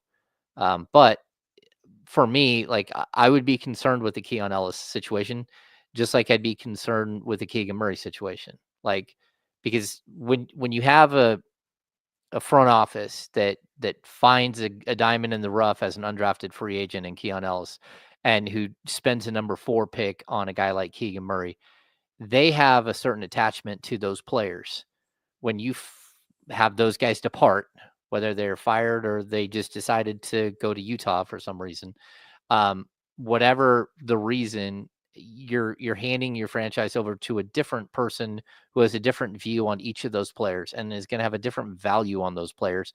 So there's going to be some input. If Doug Christie's still the head coach, he would have some input. Guys like Alvin Gentry, if they're still around, he'll have input. Guys like Vivek and maybe Angeli will have input on whether they would like to see those players retained or not. But there's always going to be a different feel with a player when you drafted him or you found him than when somebody else did, and their residuals from somebody else's roster that you may or may not want to push forward with. My bad. Completely understandable. You talk about Keon and, declining the option and him becoming a restricted free agent potentially. Wouldn't that, you mentioned the options it gives you, but also wouldn't that allow you to let the league set his market? And so maybe in certain aspects, it prevents you from overpaying for a guy that, maybe you feel good about. But that also goes back to your other point of the guys that feel good about him aren't here. This is a completely different regime. So they wouldn't have the emotional attachment that they may have had previously to overpay for him. But if you decline that option and becomes a restricted free agent, the league will set the market for who they think he is. No, I totally agree. It's a dangerous game that the Kings are playing with this. Again, if they just go into this offseason and say, hey, we're going to pick up your option year, number one, I actually think that would kind of put a bad taste in Keon's mouth, because they're saying, hey, we're going to get you cheap one more year. And then the Kings can sit there and try to work out a contract extension all season long, but it's going to be based off of $2 million this year, as opposed to, so say he opts out, you opt out of that deal and then you give him a 3-year 24. Well, in year one, he just made an extra $6 million. So this is where you have to be very careful. Now, what you don't want to do is have him opt out of his deal and then have someone come through with like a 3-year, $51 million deal at $17 million a year. And now you're sitting there like, uh-oh, what do we do? Now you've got to make a decision, because Keon Ellis is fun and he's awesome when he makes $2 or $3 million a year. Once he starts making, this is the same thing that I think Malik Monk is dealing with right now. They turn on you quick, Keon. Once you start making $20 million a year, last year was 17. This next year it'll be like 18 and a half or 19 for Malik. Like Malik, I don't think he's a starter, but maybe he's a starter. I don't think he's a true point guard. Maybe he can start at the 2, but you just traded for Zach LaVine. So all of a sudden, that contract doesn't look nearly as good as it did the day you signed it, when he was just this flamethrower off the bench and everyone was happy with it. But that, again, was when you had De'Aaron Fox as your starting point guard. And, when you didn't have $40 million wrapped up in your shooting guard position, or 46 next season, in Zach LaVine. So, things change so quickly in the league. But, again, Keon Ellis is a great young player. I think, teams would be crazy to let him go. The Kings would be crazy to let him go. So you got to figure out ways to manage that. But again, that's because I've watched Keon his whole career, and Scott Perry hasn't watched Keon his whole career. I was going to say, in that scenario you laid out, I love Keon too. $18 million a year for Keon Ellis. If that's the going rate, you kind of feels like you can afford that chain he wears. Right. Well, you just don't know. Be like, right? Oh, man. Yeah, but then what do you do? Well, you got Devin Carter. And I mean that seriously. Like, Devin Carter does a lot of the things that Keon does, and you kind of hope his development gets to the point, because I think Keon's a better player today. But I could see Devin Carter jumping into that role of Keon, and you hope that you have a development jump from Devin Carter from year 1 to year 2, and he could kind of play that role of Keon if Keon is gone. Yeah, look, I don't know what Keon's gonna get. I got to be honest. I just, as a player, I like Keon Ellis a lot more than I like Devin Carter. Again, Devin's a really good rebounder, and he might be a little bit better off the ball. I'm like on the ball, like, taking the ball to the basket. But I just think Keon knows his role, and Devin's not going to know his role for a couple of years if he ever learns what his role is. Like there's a lot of value to having a 25-year-old guy who, is the same player today as he was in college, and just gets better at doing what he did in college. And I think Keon continues to improve.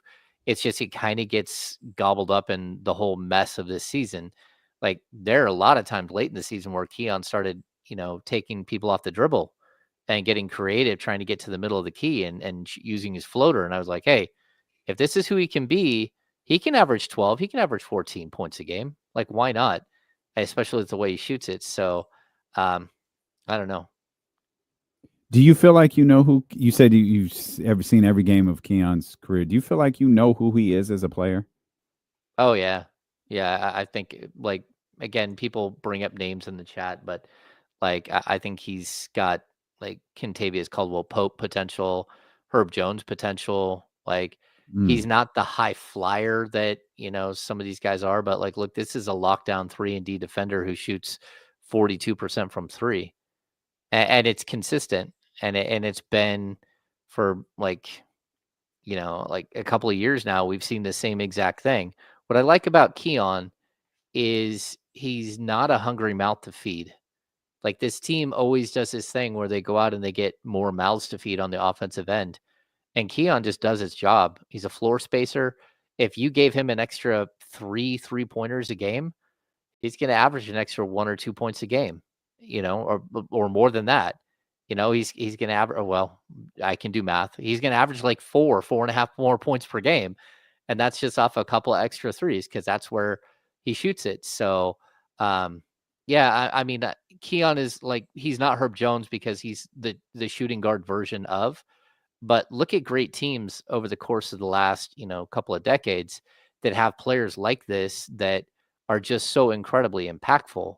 So, we brought up Kentavious Caldwell-Pope, which, was a very, very good player for Denver. But it's not just that. I mean, look at how long Danny Green made a career in the NBA, and, guys that just know their job to play defense, to take the toughest cover, and then to hit big shots when they're sent out to them. And for me, like, I would keep Keon, not at all costs. I mean, because there is something called salary cap, but certainly, for a good deal of money.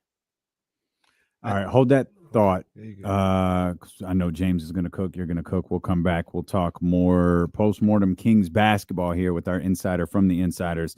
It's James Ham with Dealer 1KC on Sacramento Sports Leader ESPN 1320. Almost Kenny and James this thing. Uh-oh. Got up and walked out. Man. Uh-oh. I feel the same way. I'm back on my water kick now. Oh, yeah. Yeah. Yeah, I've been working to get back in good shape.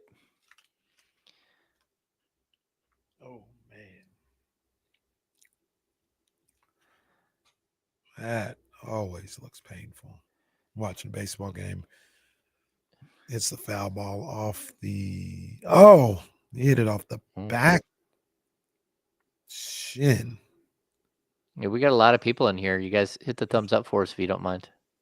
You see Manny Machado hit a foul ball off his toe, and then I think like the next pitch hit it off his foot again. Oh, that's the worst. No, you know how that goes. They hit it off their foot. You know that next pitch is coming on the inside corner. It's like when you bite your lip and then all of a sudden you bite it like 3 more times. Bite your tongue. Yeah, I wanted to pull this up. Russell, I don't hate Devin Carter because he tries to score. I don't hate Devin Carter, but I do think that he's going to take a long time to figure out who he is at the NBA level. And part of that is his game, but also part of that is his personality.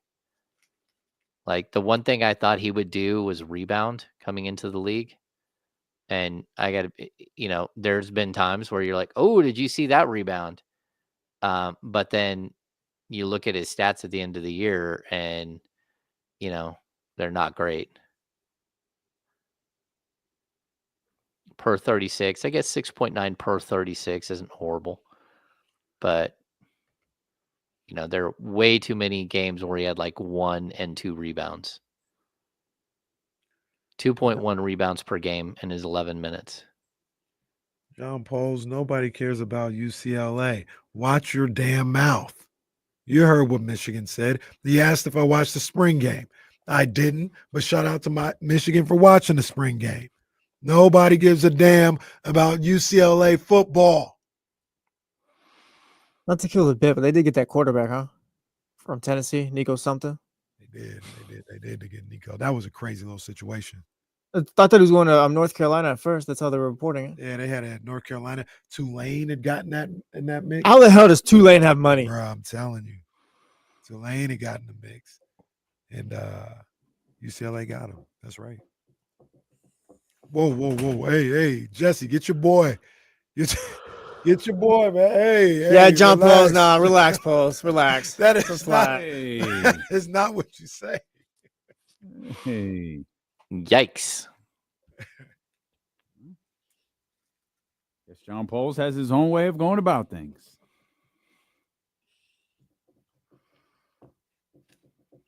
It's like I just do a flag on Isaiah Stewart right now.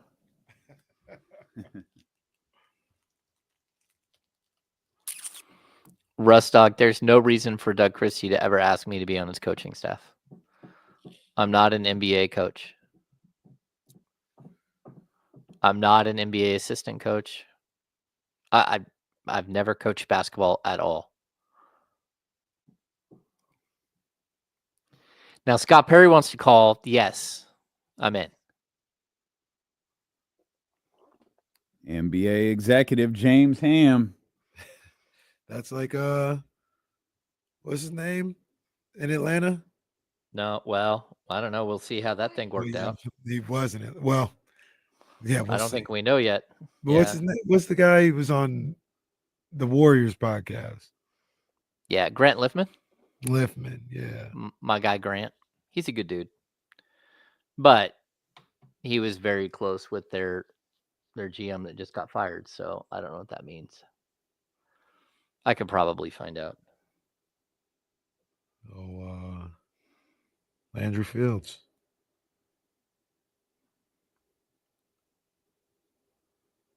There's other media guys that have gotten GM jobs, right? John Hollinger. Jesus Christ. Was John Hollinger a media guy first? Or was he a front office guy who became a media guy? He created that thing. That's right. PER. Yeah, PER. I like Jameis Ramsey. Yeah.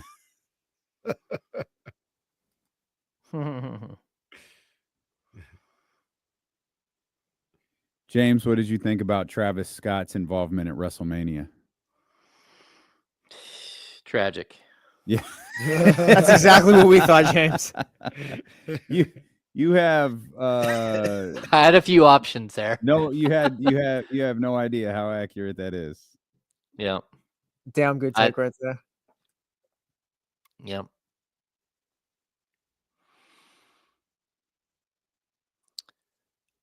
Yeah, see, like Dirk here in the chat, he brings up Kuminga. Hang on, Hammer. Right.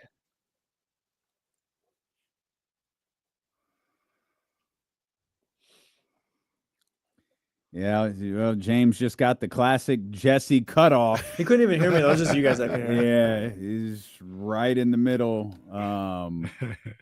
Right in the middle. I don't know if what you were going to respond to was Kings related or we were just talking during the commercial break. No, it was Kings related. So like, I think this is a good, like when we're looking at like the value of Keon, the value of Devin Carter and all that stuff. I think it's kind of reminds me of the two players that the Warriors have right now, where one of them is, Jonathan Kuminga, and he's out of the rotation in the playoffs.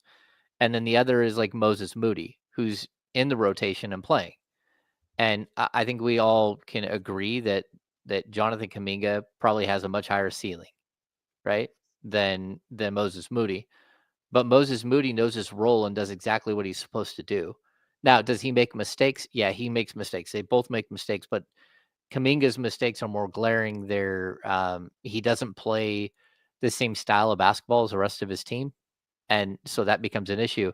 And that's where I would kind of compare like the potential of Devin Carter and who Keon Ellis is. You know who Keon Ellis is. We know exactly who he is. He can start, he can come off the bench, he can play the 1 and the 2. Probably not your best option as a point guard, just because he's not a pure creator or anything else. But he's a very good NBA player that is going to be in the league for a long time doing exactly what he does.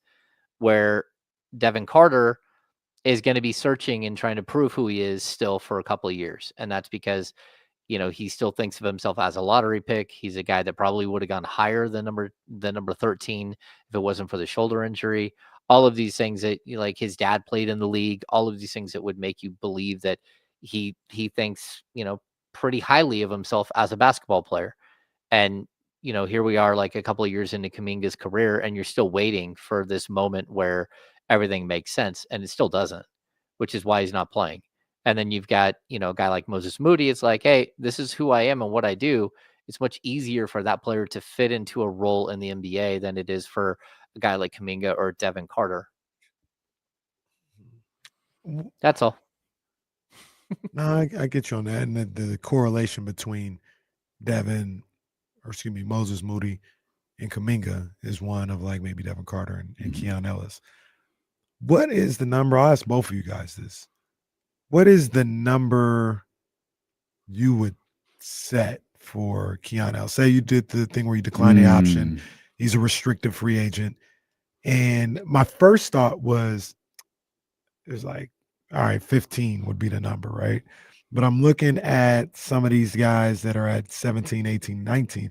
Malik is at 19. That's where I'll put the cap at it, right? Like at 19. But Keldon Johnson's 18 and a half. Grayson Allen's 17 and a half. Bogey is 17. Luke Dort, 16 and a half. Like, that Grayson Allen one, like, if Grayson Allen making 17 and a half, it feels like Keon should be making, or I wouldn't sneeze at having to pay Keon $17, $18 million a year. It kind of, I say that to say, it kind of feels like that's the going rate for a guy like Keon. But what's the max you might put that at, James? Yeah, I mean, that's a lot for me. So I know Herb Jones' contract, he makes 13 this year, 14 next, and 15 the year after. That, I would hope that if you opt out, you opt out of his deal, but with the understanding that you're going to try to bring him back for a better, a much better contract, that you might be able to work out like a 4-year 32 or a 4-year 36. It might cost you a 4-year 48 or maybe even a little bit more than that. But I think that that's kind of where I would hope to start. Because again, you are going to make that extra $6 million in the first year. So it's kind of like a baseball player when you're buying out arbitration years, like Lawrence Butler signed a 7-year deal. And it looks like this huge deal, but he doesn't make a lot of money the next couple of years. And then he makes pretty much what he was going to make as an arbitration eligible player. Like they basically cashed out his 2 arbitration years and then got him for an extra 2 years after that. So the whole package looks really good, but realistically, you're giving him more money today. So he's not, making $600K a year for the next 3 years before his arbitration years. But in order to do that, they have to give a whole bunch of money back in years, 5, 6, 7. There's rumors there's a press conference tomorrow, but to the best of my knowledge, that actually hasn't been announced. Have you heard anything about that? Yeah, I mean, we're going to have a press conference the next day or two. I've got to try to work out job situation with us here at ESPN 1320. So it's like, hey, we might have a press conference tomorrow. We might have one on Wednesday.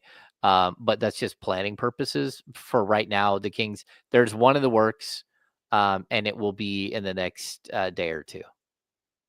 Okay, so no hangups, no issues. Scott Perry is the general manager of the Sacramento Kings. They're just waiting for the big formal announcement. We expect it to be sometime within the next handful of days. I last night on Sports Sunday, Actually, this wasn't on Sports Sunday. That's no. This was Kenny was at home playing Sports Center on TV. No, we were all there, but this was not on Sports Sunday. So Okay. I'll leave it alone. I went back and checked something, and same thing happened before. You remember what somebody told us when we were off the air about the press conference? Yeah. Same thing happened before. Okay. So it's not new news, I guess. Oh, That was during COVID times though too, so maybe that played a role. okay. Yeah. But I was thinking about that, and I was like, yeah, we talked about. I was like, no, we didn't, not publicly. Sorry about that. No, we did not. Hammer, anything stand out about the game ones that we watched over the weekend? Anyone get your attention? I asked if Oklahoma City, Boston, maybe even Cleveland put some people on notice, and these two guys were like, no, not at all. Memphis sucks. I think we all realized very quickly that you wanted no part of that buzzsaw that is Oklahoma City Thunder. Like the Kings would have been, it might not have been 50, but it probably would have been 35. Yeah, it would have been more respectable. Damn 50. We only lose regular season games to the Thunder by 40.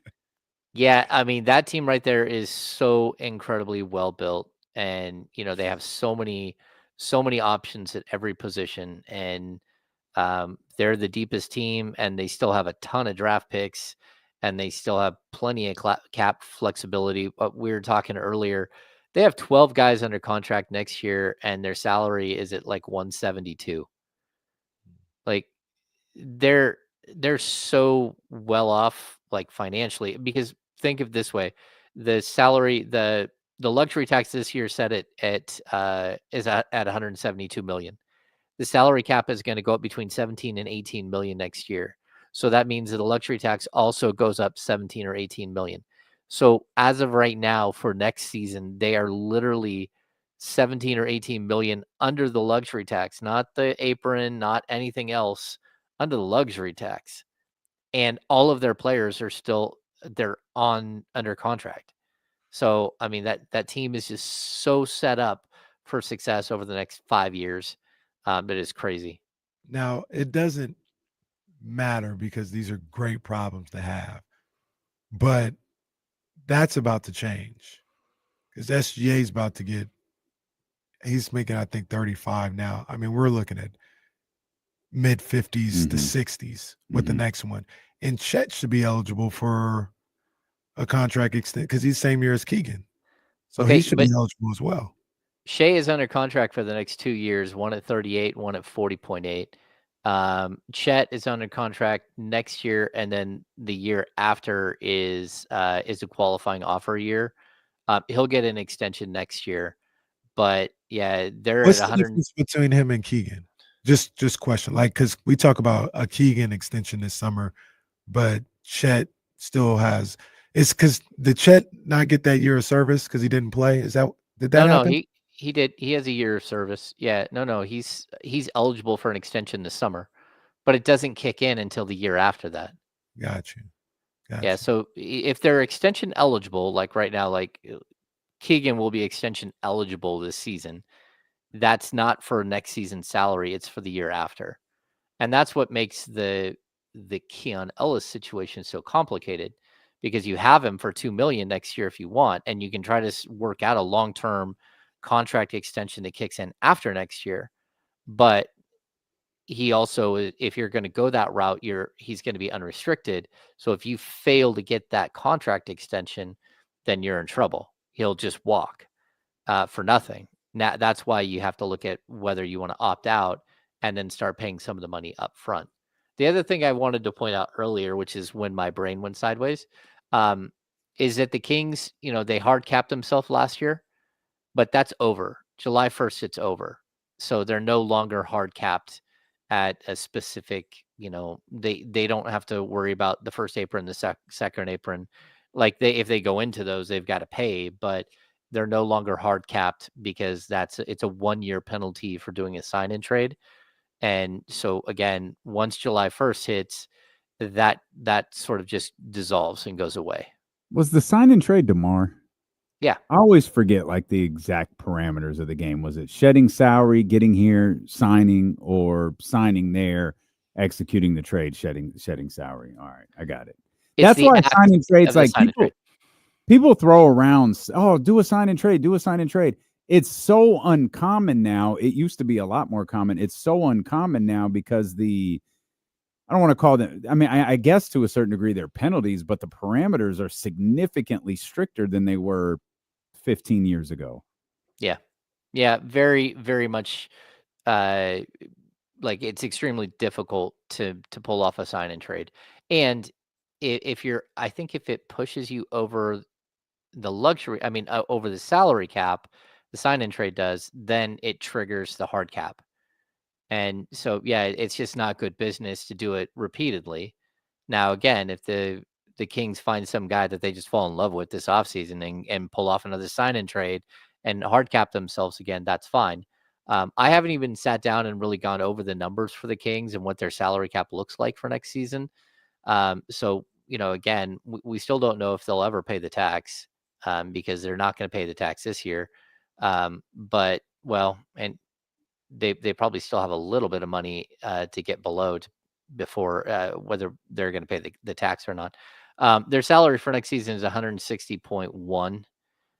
But that's with like not a whole lot of guys under contract. That's 7 guys under contract. So that'll put them, probably they should be below the salary cap. Are there cap holds on guys like Trey and Keon and those guys or no? Well, there's a cap hold on a guy like Trey, but I think it's like 150% of his salary, so like 12 million. So, but the Kings can just waive the cap hold. They can just waive the right to that cap hold and move on. They can also waive that and then come back later and sign him using like the biannual exception, which is like almost $5 million, and you can do 2-year deal. So there are ways around all of that. But the biggest problem that they're going to have is, again, like Keon Ellis's like cap hold would only be like maybe 2.5-3 million. It's nothing. Oh, it's 2.3 million. That's the team option for next year is 2.3 million. So his cap hold is probably a little bit bigger than that.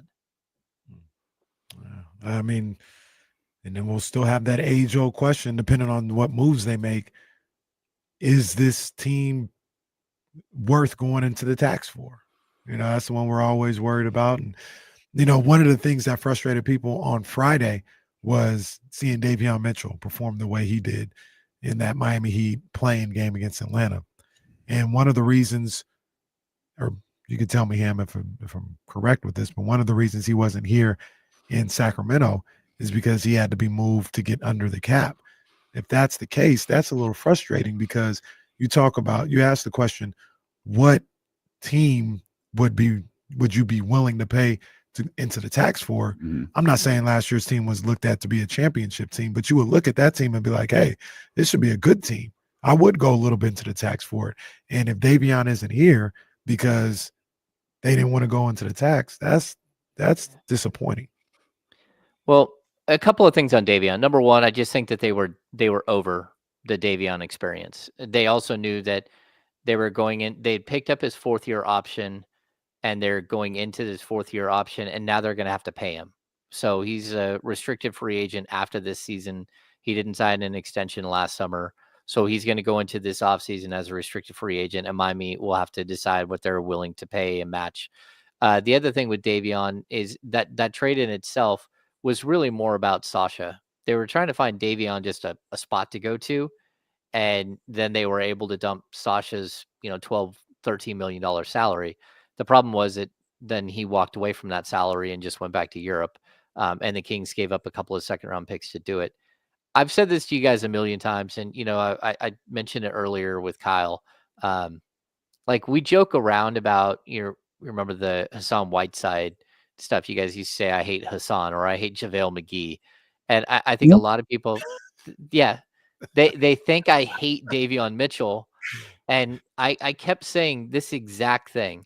If he gets into the right situation to place a right style of offense for him, he has every opportunity to be a really good NBA player. and all of a sudden he's in the right situation.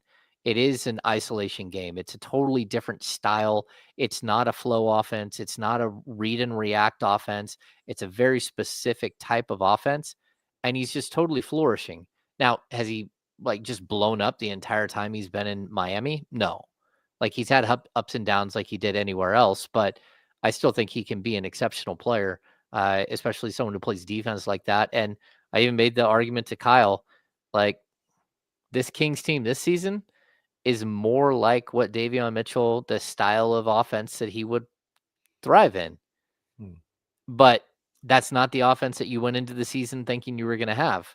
And so it makes sense to not have him here. And, again, to find someone who's different than him. But, overall, I think, again, Davion's a hard worker. He's a good kid. And in this situation, he's finding a perfect home for himself and also making a whole lot of money, because you can bank on yourself in this situation and say, well, look, I'm not going to take a low level extension or I'm just going to go into this season knowing I'm a restricted free agent, and I'm going to lay it all out there. And at the end of the day, I think Davion's quickly, looking more and more like the Kyle Lowry type player that we thought he might turn into than just the number 9 pick full on bust. But it's situational, and I don't think that would have ever happened here in Sacramento, unfortunately. What about under Doug Christie? That's something we were talking about earlier, is how would a player, especially in the circumstances of this year, thrive? A player like Davion thrived under Doug Christie. No, it's possible. I mean, it is, but again, Doug was on that coaching staff for the last 3 years with Davion. So it's not like he didn't have some sort of say, well, not say, but some sort of at least input on what they thought of him as a player. And like, you can see it, like some players they just don't fit the system. And it's the read and react. It's you guys remember the Mike Brown, you got to make a decision within 0.5 of a second of touching the ball. That's not Davion's game. He likes to ease into every possession. He likes to take an extra bounce here and there. And that's not what the system was supposed to be about. And that's where he really, kind of just didn't fit. And so, but that doesn't mean he won't fit other places, and we're already seeing it. Well, I'll tell you this. Might put Davion in my Prize Picks lineup tomorrow because playoffs are here, and you best believe every night, just like how people be like, oh, TNT every night, inside the NBA every night. No, your boy's going to have a lineup every night. I've got one tonight too. I'm going to post it on social medias, but 3 of the 5 Plural, picks. All the social medias. 3 of the 5 people in my lineup, demons. Okay. Yeah. Demons, man. So look, I see you. That's going to be there for everybody to see. Go to prizepicks.com, or, well, before you do that, download the app. Well, you could do either. I hate this game. Yeah, download the Prize Picks. I hate this game. Download the Prize Picks app. Put the promo code KIFM in there, and you get $50 instantly with your first $5 lineup. Yep. That's promo code KIFM to get $50 instantly with your first $5 lineup. You must be present in certain states. Go to prizepicks.com for more details. At that point, Prize Picks, run your game. Kyle is back. The man that started it all. Kyle is back. He's on the board. No, Kyle is the one who hijacked the bid. See, he's like the second doink. He's not even the real doink. He's the second doink. Well, Zabo, get it together, because he's now only 3 games back. 3 games. Local guy got it right. He put the demon on there. I see what you're doing. I see what you're doing, Big Drew. Yeah. But yeah, I should have went all demons, but just 3 of the 5. I'm going Davion then.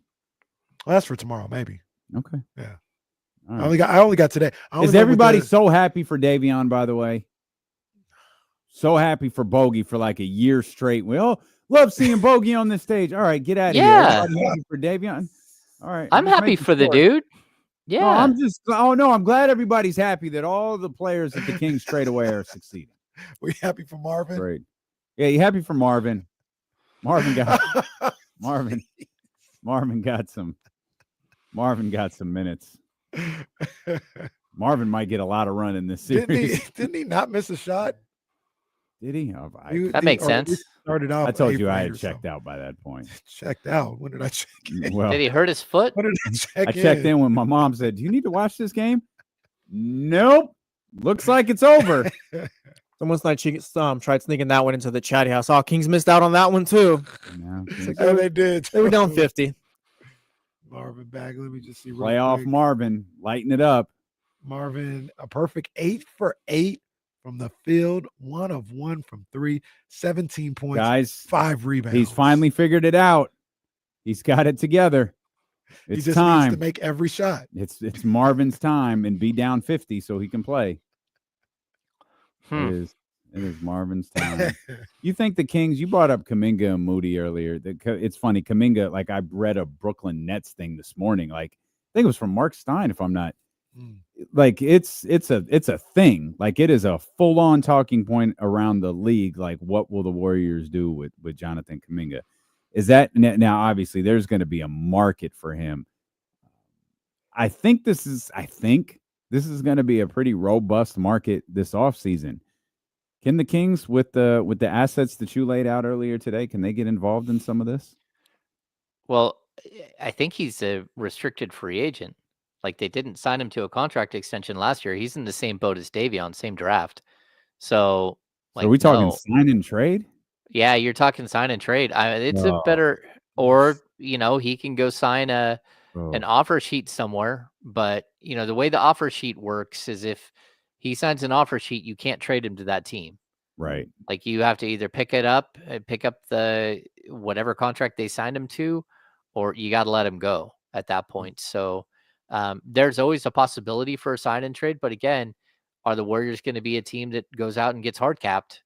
And, or are they already in a situation financially where it doesn't really matter? We'll have to see. They'll find some way to manipulate it and make it work. Yeah, they always do. They should absolutely. They still have Bob Myers like, no, do this. Bob Myers was on the call on Saturday for the Nuggets Clippers, I think. Was he? Yeah, he was on a call. Who was he with? Is it Nuggets Clippers? I know I don't think so. He was on one call. I feel call. like I would remember if it was the Nuggets Clippers, but maybe it wasn't, because it wasn't Knicks, it wasn't Lakers. I didn't watch. I almost watched none of the Knicks Pistons game. I saw the fourth quarter. Okay. Yeah. Trying to go up 2-0 tonight. Yeah, we didn't talk. There's a couple games we didn't talk about, man. That Lakers Timberwolves game. Wow, you really everybody talking crazy about Pistons, this, all that. Yeah, all right. Yeah, all right. All right, we're at the point where Kenny's acting like he's from New York, so we're just gonna leave. Thank you so much for being with us. We're gonna head over to 102.5 if you want to join us over there. If not, make sure you're tapped in tomorrow, beginning at 10 a.m. with the Insiders here on Sacramento Sports Leader ESPN 1320. Vamos Knicks. And we're clear. Clear. I'll put my teeth back in. There you go. Always good times. James is about at that age. All right, y'all. We're going to shut it down. We will see you tomorrow. Run your game. Run your game.